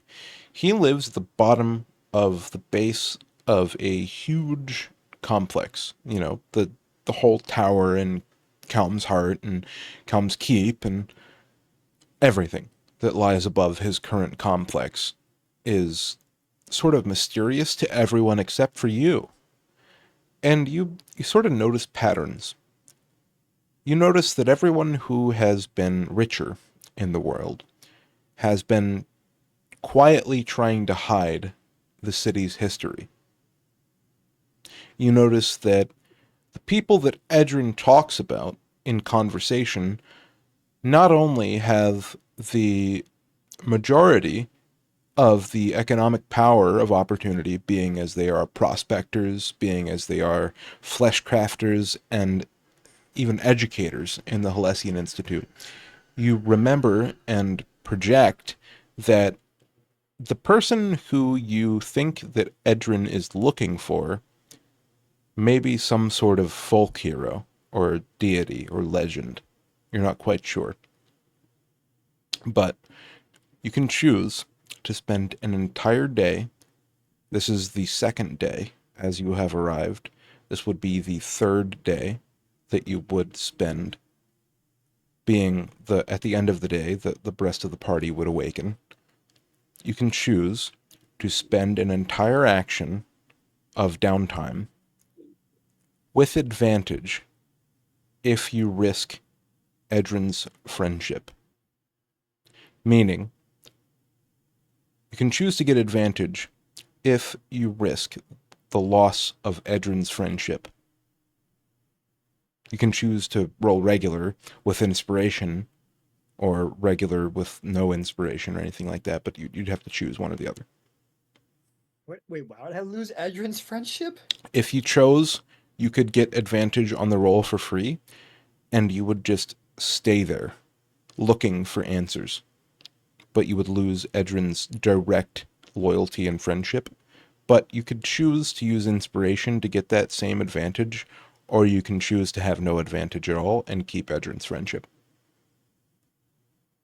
Yeah, no, I understood that part. I'm assuming why would I lose his friendship?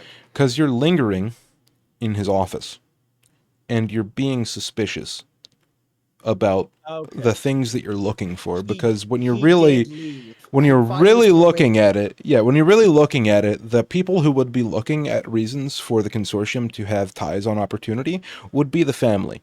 And he's kind of critical on people who he thinks are loyal to the family.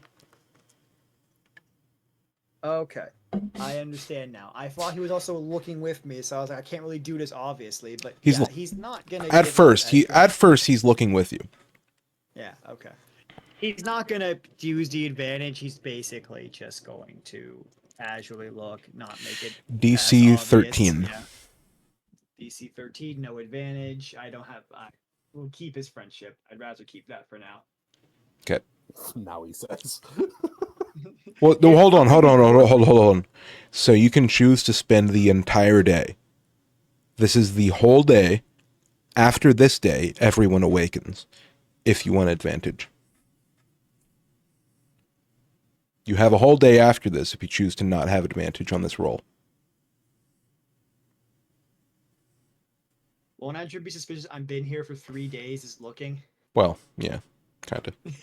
Yeah, I was gonna say at that point, if hopefully I just found his thing, but So, to be he- clear, are you choosing to stay an extra day to get advantage?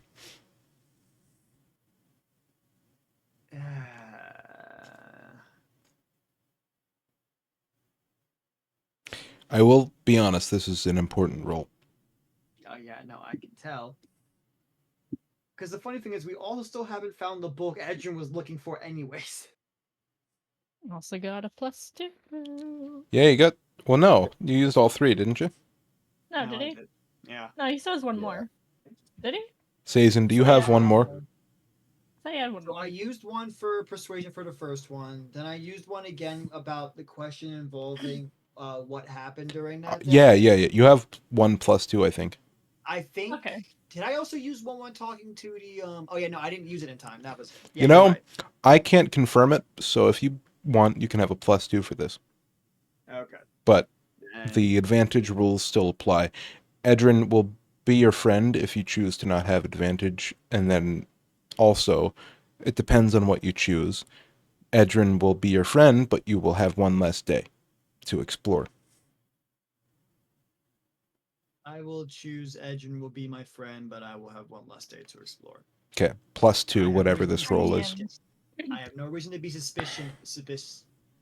Sus. Suspicious. No reason to be suspicious of Edrin yet. I love you. Suspicious, don't be. Don't say sus in my campaign or I'm going to kill you. Okay, just a flat history check, correct?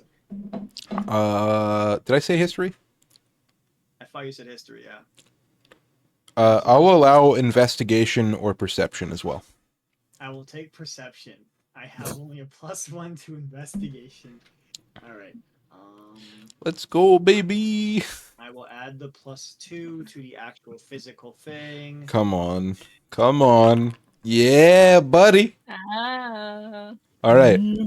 So, Sazin, as you are looking through books relating to the founding of Opportunity and the founding of the Consortium, you realize that all of the books in Sazin, or not in Sazin, in Edrin's library are dated in a specific way. They are dated 40 years plus after the Convergence. And not only that, that could be mistaken as a sort of normal sort of mistake, or, maybe it was just the Dark Ages and no one really recorded anything. But then you realize in the year 125, you log, and the person who wrote this logged, a person named Bugfucker has visited the capital of Opportunity. I'm sorry. This I'm person sorry. labels their home province and their home location as a destination called the Ranch in the Stygian Forest. This happened just before the major downfalls of every sort of ruler in the consequence. So, sort of, Damakin disappeared after the first, herald, so to speak.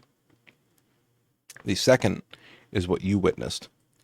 And then during the first and the second, Bugfucker has visited the capital, and no one else has visited during that time, and after that time, and before that time, that you can tell.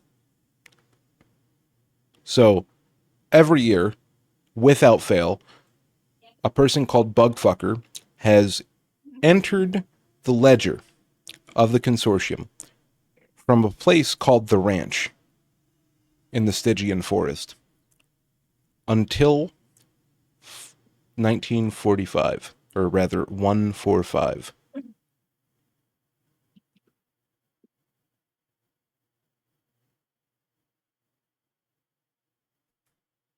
You can choose what to do with this.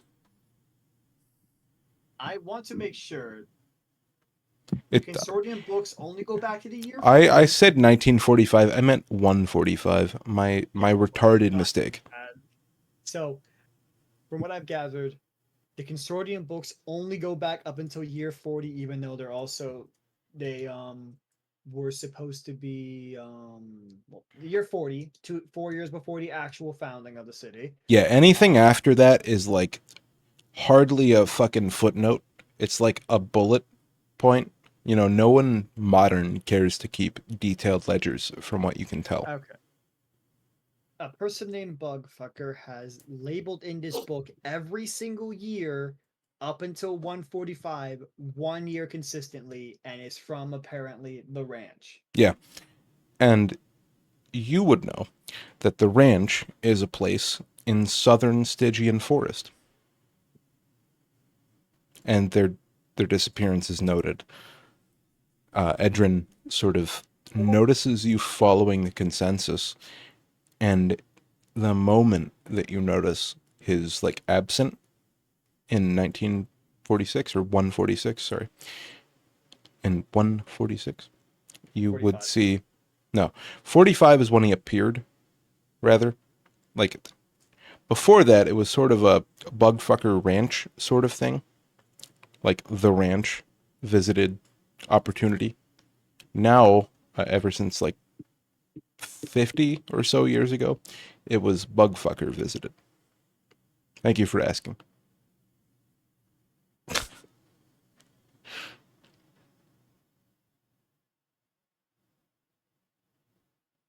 Okay, so the ranch was consistent up until 50 years, and then it changed to Bugfucker. Yes. Okay. Good question. Good question. Because I didn't really lay that out properly. Sorry. The ranch visited and made a record up until what is so 95 AC Or- was when Bugfucker showed up. Yeah, 95 AC, and then he stopped showing up, and then all of a sudden, 2 years later, started showing up. So 145 is the last, and then he started to get like 147. Big gap for no reason. And it Okay, seems evident that maybe this is perhaps an enemy of the state.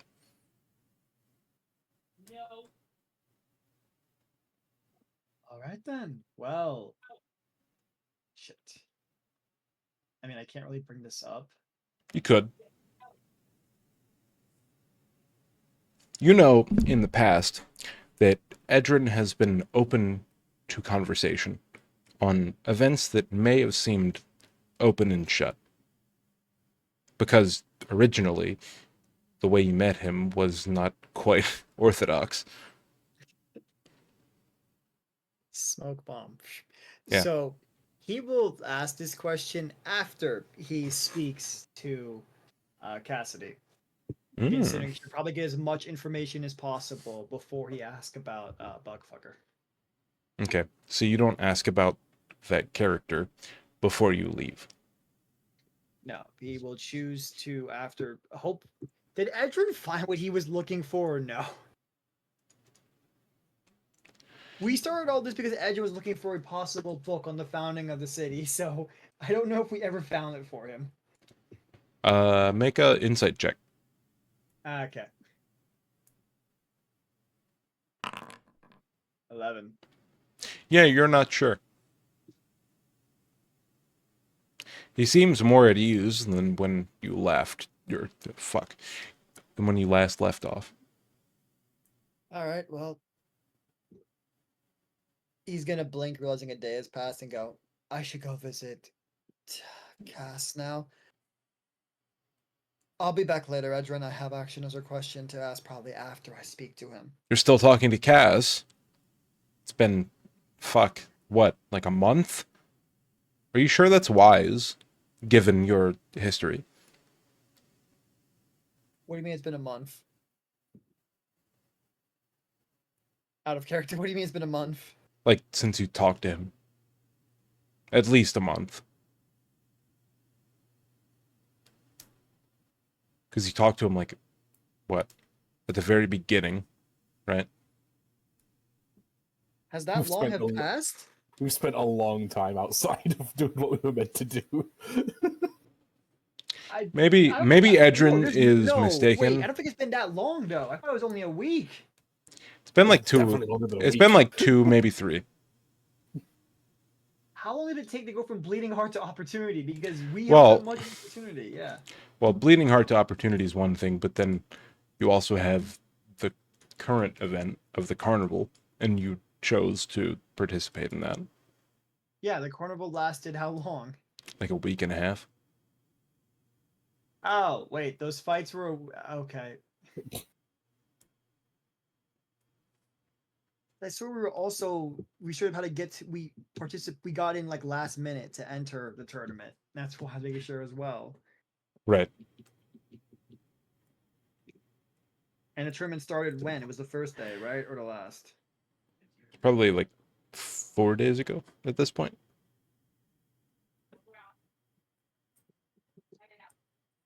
It's been 4 days and we never long rested in the middle of the tournament? Well, you long rested after the tournament, so Yeah. it's been like a week total since the very beginning of the tournament.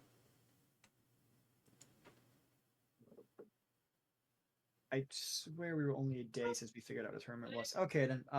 Fine. To be fair, Edge doesn't know I talked to Cassidy, so I'm gonna be confused. Like, what? What do you mean? I haven't seen him in years. I never told Edwin I spoke to Cassidy before. Okay.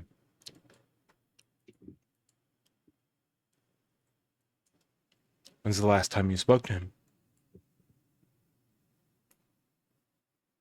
No, don't dodge the question. What do you mean a month ago? You know how it goes. People have contracts. Contracts have time limits.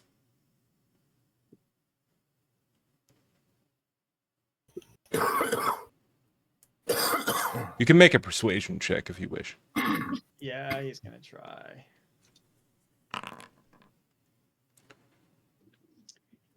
Yeah. A straight answer, please. To be honest, it's a little conflated. Ever since the sleeper arrived, time has been acting a little differently.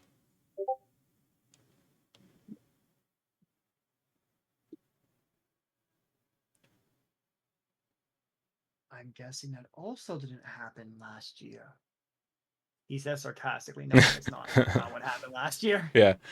No, of course not. All that I have to say is just make sure you're on the right side of history.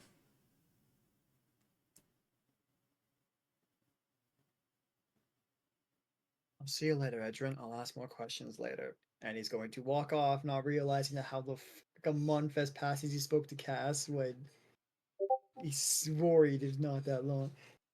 But what is the Ram Ranch? No. But I don't know if that's a legitimate question or not. No. Oh, The wait, answer Sam is no. I don't know. I didn't realize Sam is asking the legitimate question. I thought, okay. I was No, like, you're not okay, going to regret it. Look it up.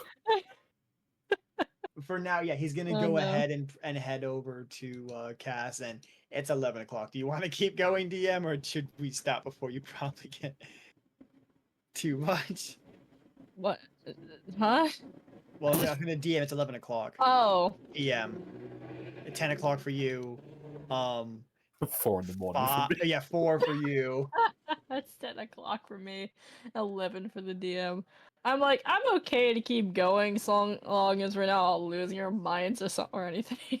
Well, considering one was 4 AM, the other one probably would need some sleep because loopy. I didn't know how DM felt while keep going. You think so? I actually just messaged Aaron about how awake he was. Yeah, Aaron, how are you Yeah, doing? It's literally it's touch and go. Either I'll like sleep one night and I'll have like 2 to 3 days of just being fucking awake. Yep. Or I'll sleep multiple days away. The problem is, I think after we both heard bug fucker, we both- Fucking wide awake after that one. It was a trigger word. It just hit activated. Or else you stayed awake. Sleeper agent. Oh, man. Oh, bug fucker! I better stay awake for this. Okay. So, Screep, hi. what's up? How you doing? What's up? Ah, I'm okay for right now. This may be the last thing we do. We'll see. Okay.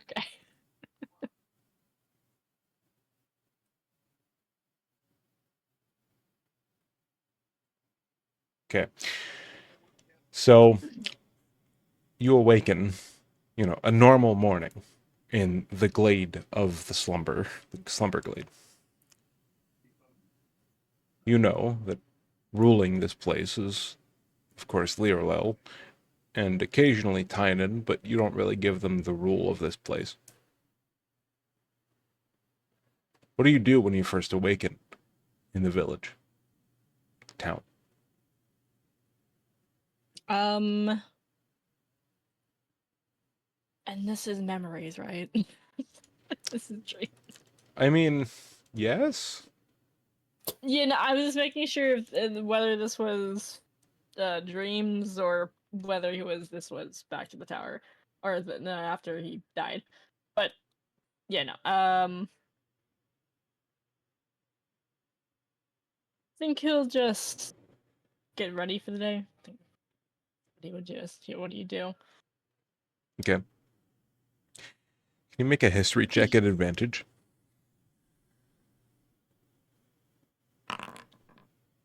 Okay.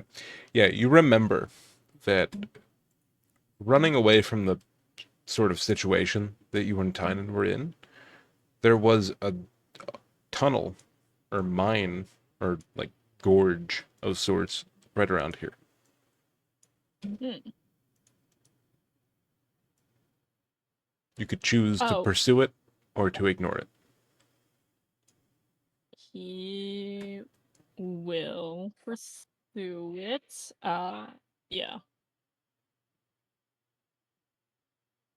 And get ready for the day and continue on his journey to what he was meant to do. Okay.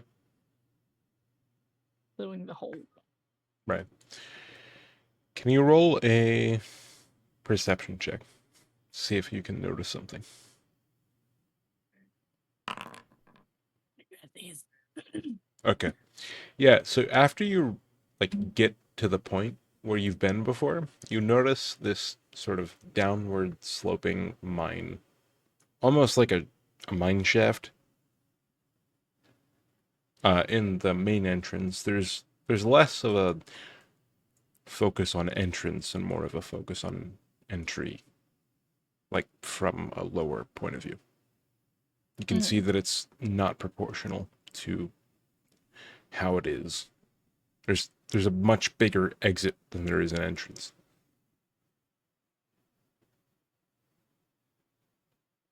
And does this look like it has only been revealed because the area's been eroded away? It looks like the weather, for less of a better term, has sort of battered the coast, leading to storms and such. And it naturally forms this way. Got it. Okay.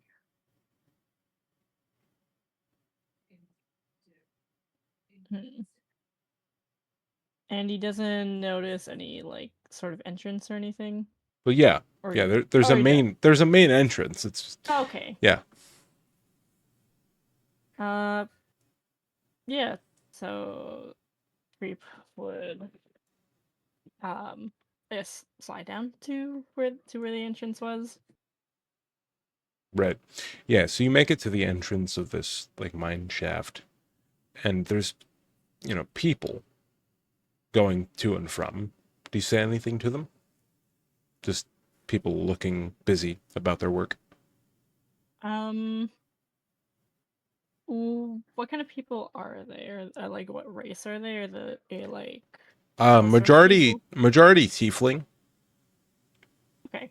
They seem to be mostly like a green color.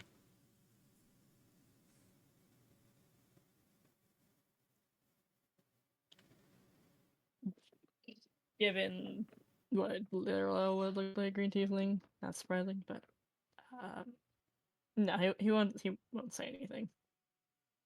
Okay. So you go down the tunnel. Mm-hmm. Right. Do you want to make a history check? Or Sure. survival check, rather. Whichever.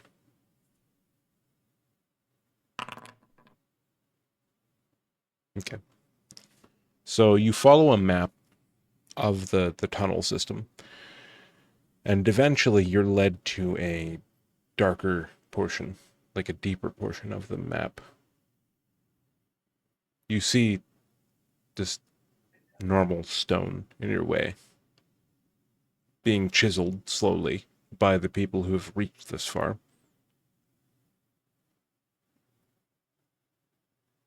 You notice that they seem more eager than the others.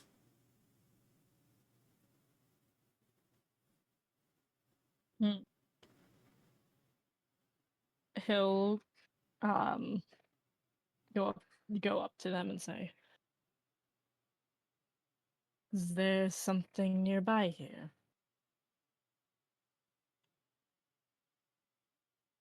Make a persuasion check, DC 12. Nice. So the person you're talking to says, "Oh, of course. There's gold, there's iron, there's everything. Just seems to be slightly deeper than the rest. I'm not quite sure, but it just seems compelling."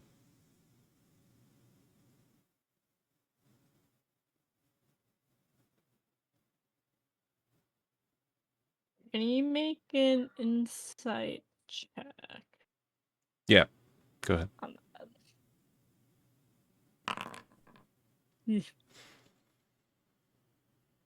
So the people that you've noticed to follow this doctrine, the people that are mining are lower in the mines, and I don't have to worry about anything.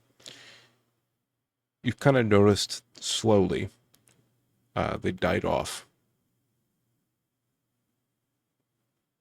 You can choose to go deeper into the mine or to retract and to wait. It's completely up to you.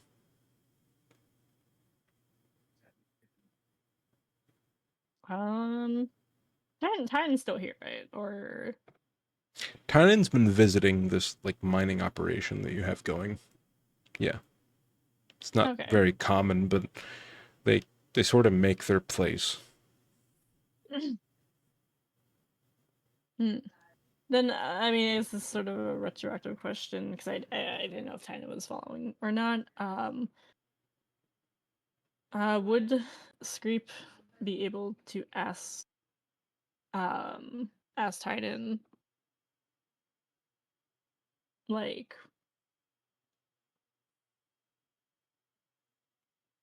if they were looking for anything specific here? Maybe not quite retroactively, but during. Sure. Okay. Well, So you ask that? Titan, yeah. So Titan is here right now then. Sure. Okay.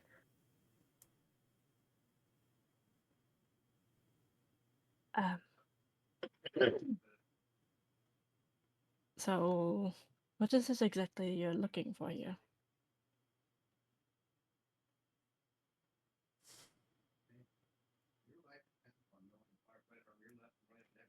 After a long pause, she says, "I'm only looking for a sort of end to a means.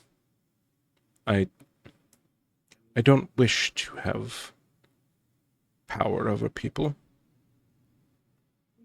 I have heard that there is powerful ways under Slumberglade.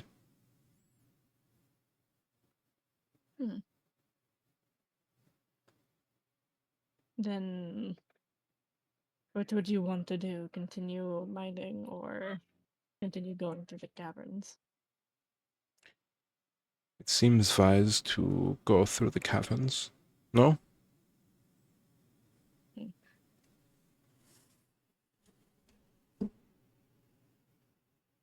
Yep, I suppose if that's the direction we're taking. Right. So eventually, you reach a cavern through the caves, through the small tunnels. You reach a wide open area. Screep might not recognize this, but during the discovery of this, there's hints at it being a vein fissure, possibly. They go through a tunnel of sorts before realizing that the floor in front of them stretches out hundreds of feet. They go forward into the tunnel before realizing that it's almost a lake of vein juice. It's almost a completely and totally separate fissure that has been springing into a pond or lake, and it seems to be freely accessible by the people above. Just completely free juice, just hanging out in a pond underground.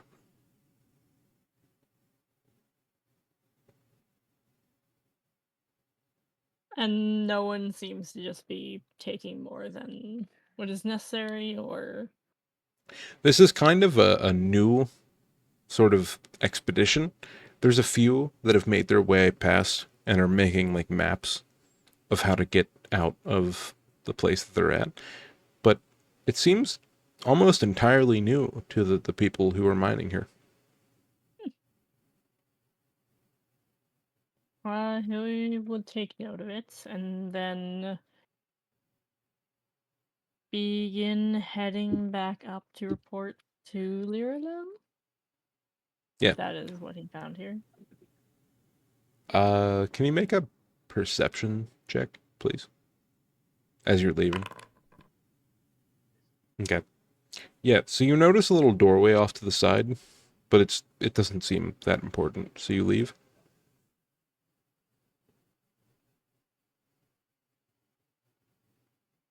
Yep. So he does see it, though. Yeah. He'll take note of it, but continue to leave. Okay. Yeah, so you make it back to the surface, and the montage sort of goes back to you reminding Liralel of what is in their lands and sort of transveying a message that has been found. And then I think everyone wakes up. And that's where the session ends.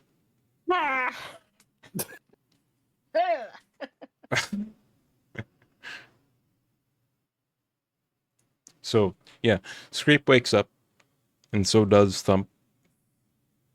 And there you go. That's the session. It is the script's only words is Atlas the huh? The fuck? Huh? You're trying to look at stuff. Ah! Huh? No, that's actually script's actual reaction Oh, to fair enough. everything, just like eh? Oh my. I think Scream remembers this after waking up, so it's like, huh? Okay. So, Sazin, your goals for the session? I don't necessarily think you worked towards any of them or completed any of them. Citizen put in that they'll be right back Oh, on the Foundry. oops. All right, Season last then. Alera didn't get a chance to protect Thump. Yeah. Didn't get a chance to dig up more info on the family, and yeah, I don't think they really got a chance to take their tavern back either. That will come. Eventually. Thump. Harvest a Yes. fissure, complete the Leto contract, learn more about his soul. I think you completed the third one. Hell yeah. Probably medium. If Remind I me can- how much that is. Hold on.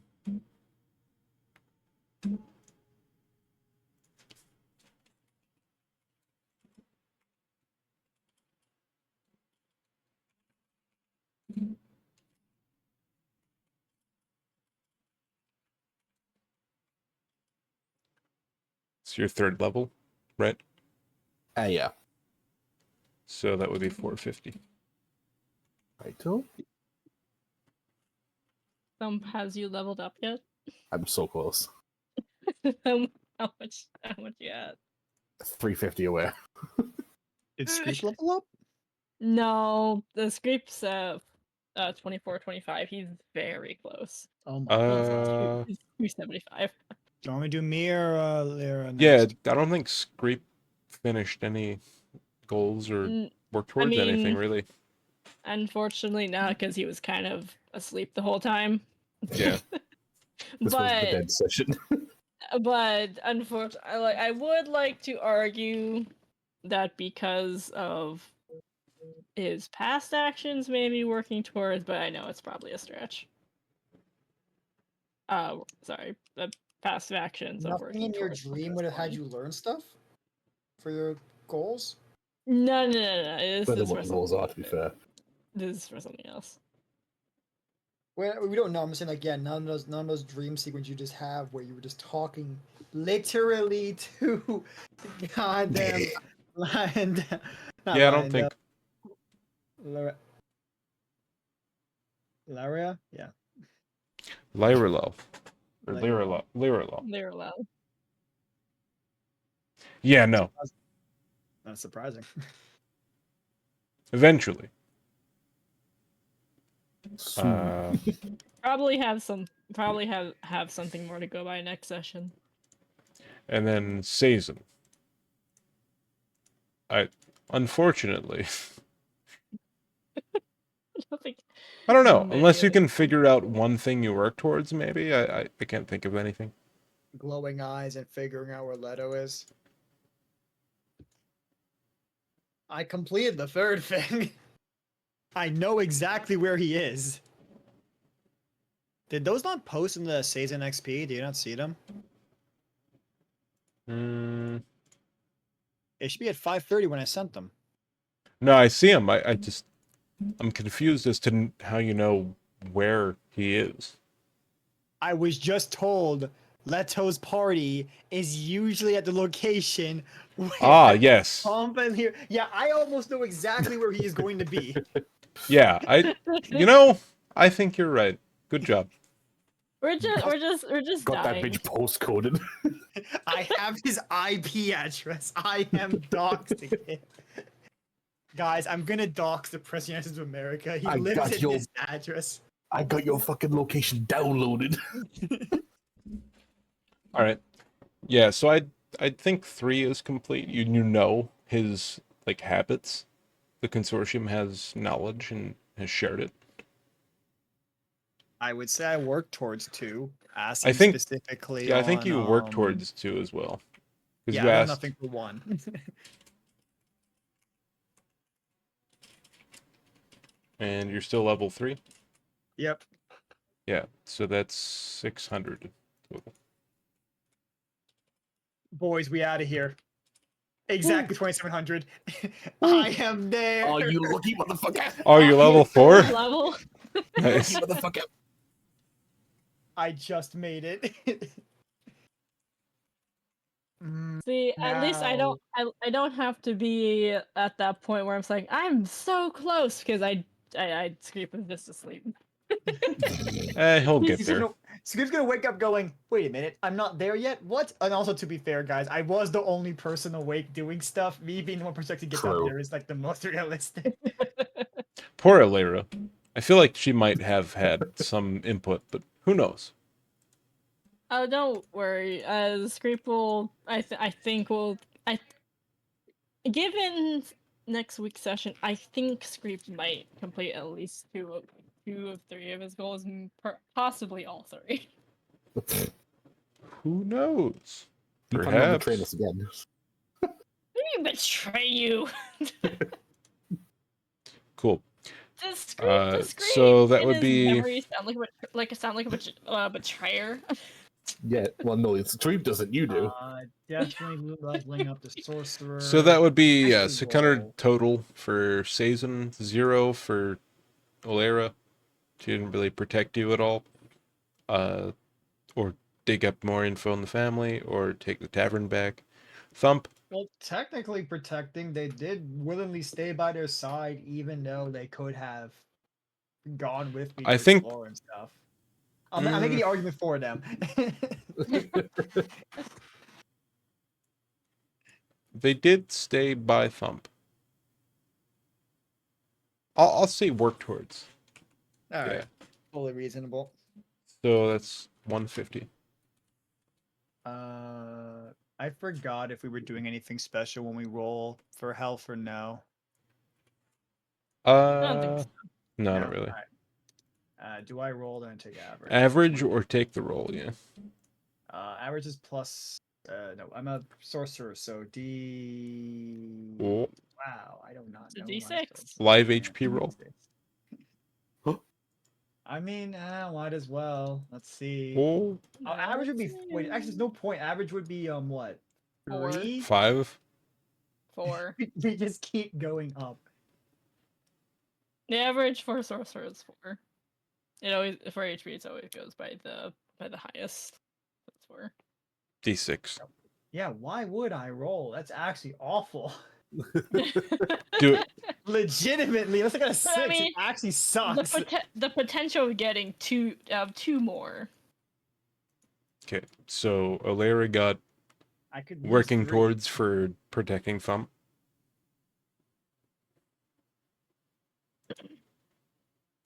And then Thump. I think you learned more about your soul.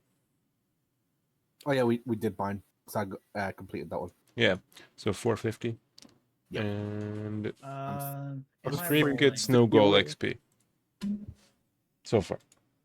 Unless Am I rolling? Am I rolling? Am I rolling? unless you have a funny idea. What for a Screep? Yeah.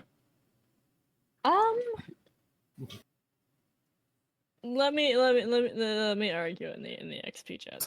I'm taking average. I'm not risking it.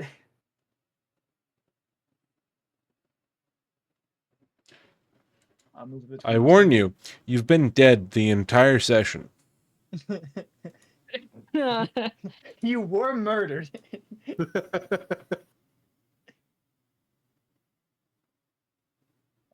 I get a new cantrip. Holy, I forgot I get cantrip. Sorry, I'm playing Artifice from a different game, so my head is going, wait a minute, I get cantrips win the world? What? Nice. Cantrips. Mending sucks. I never use it in my Artificer. I've used it once and I feel awful. I cast It was mending to on my repair soul. tables. Yeah, I'm sorry. Mending is like, unless the DM puts in a reason for mending to be used, it's like one of the most useless cantrips. No. Here's the thing though. With mending, I can repair my gun. My gun only lasts an hour though, and it takes 10 minutes to repair something with the mending. You have a So gun? The main issue in Artillerist, the Eldritch Cannon. Hell yeah. So the issue becomes, of course, if I have enough combats in under an hour, it's kind of worth it. But no Wait, one why ever do you really need to does repair that. your Eldritch Cannon? Well, no, also the Eldritch Cannon dies. I can't really mend it back to life, which sucks. But yeah, I just prepare my Eldritch Cannon. I can just cast a spell to get it back. But yeah, the mending has been worthless. I figured replacing it to get like, I don't know, frostbite. So I can just my gun is my wand. So I kind of Replace it with I change anything. bullets. I changed bullets to make my gunfire fireballs. From now on, I'm gonna fight somebody that has like fire immunity, and I'm gonna be worth. Also, issue with Sazin. Also an issue with Also halfway through Sazin. Sazin has more stuff to get around that. Luckily. What's a good cantrip? What's a good cantrip? What's a good My cantrip? favorite part of the whole session was when I was like, "Do you want to like risk Edrin's friendship?" And you're like, "No. What are you fucking No. stupid?" And you ended up failing anyway. And I was like, "Oh well, too bad." Well, no, I passed the check. I got the information on Yeah, the yeah, you passed that. Yeah. You did great. Good job, champ. Thank you. That was fun. Okay, Oh. there's my argument. my It's a argument? very flimsy Firebolt? one, but you know. I Firebolt, Mage Hand, Mind Sliver, Minor Illusion, and Shape Water. Do I take a damage cantrip or do I just go Prestidigitation?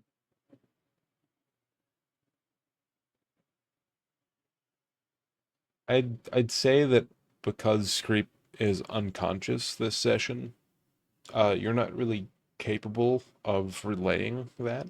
And even if you were, I don't necessarily know if that would make a difference in the credence that they lend the word that you have. Yeah, that's fair. But yeah, I mean, I appreciate that.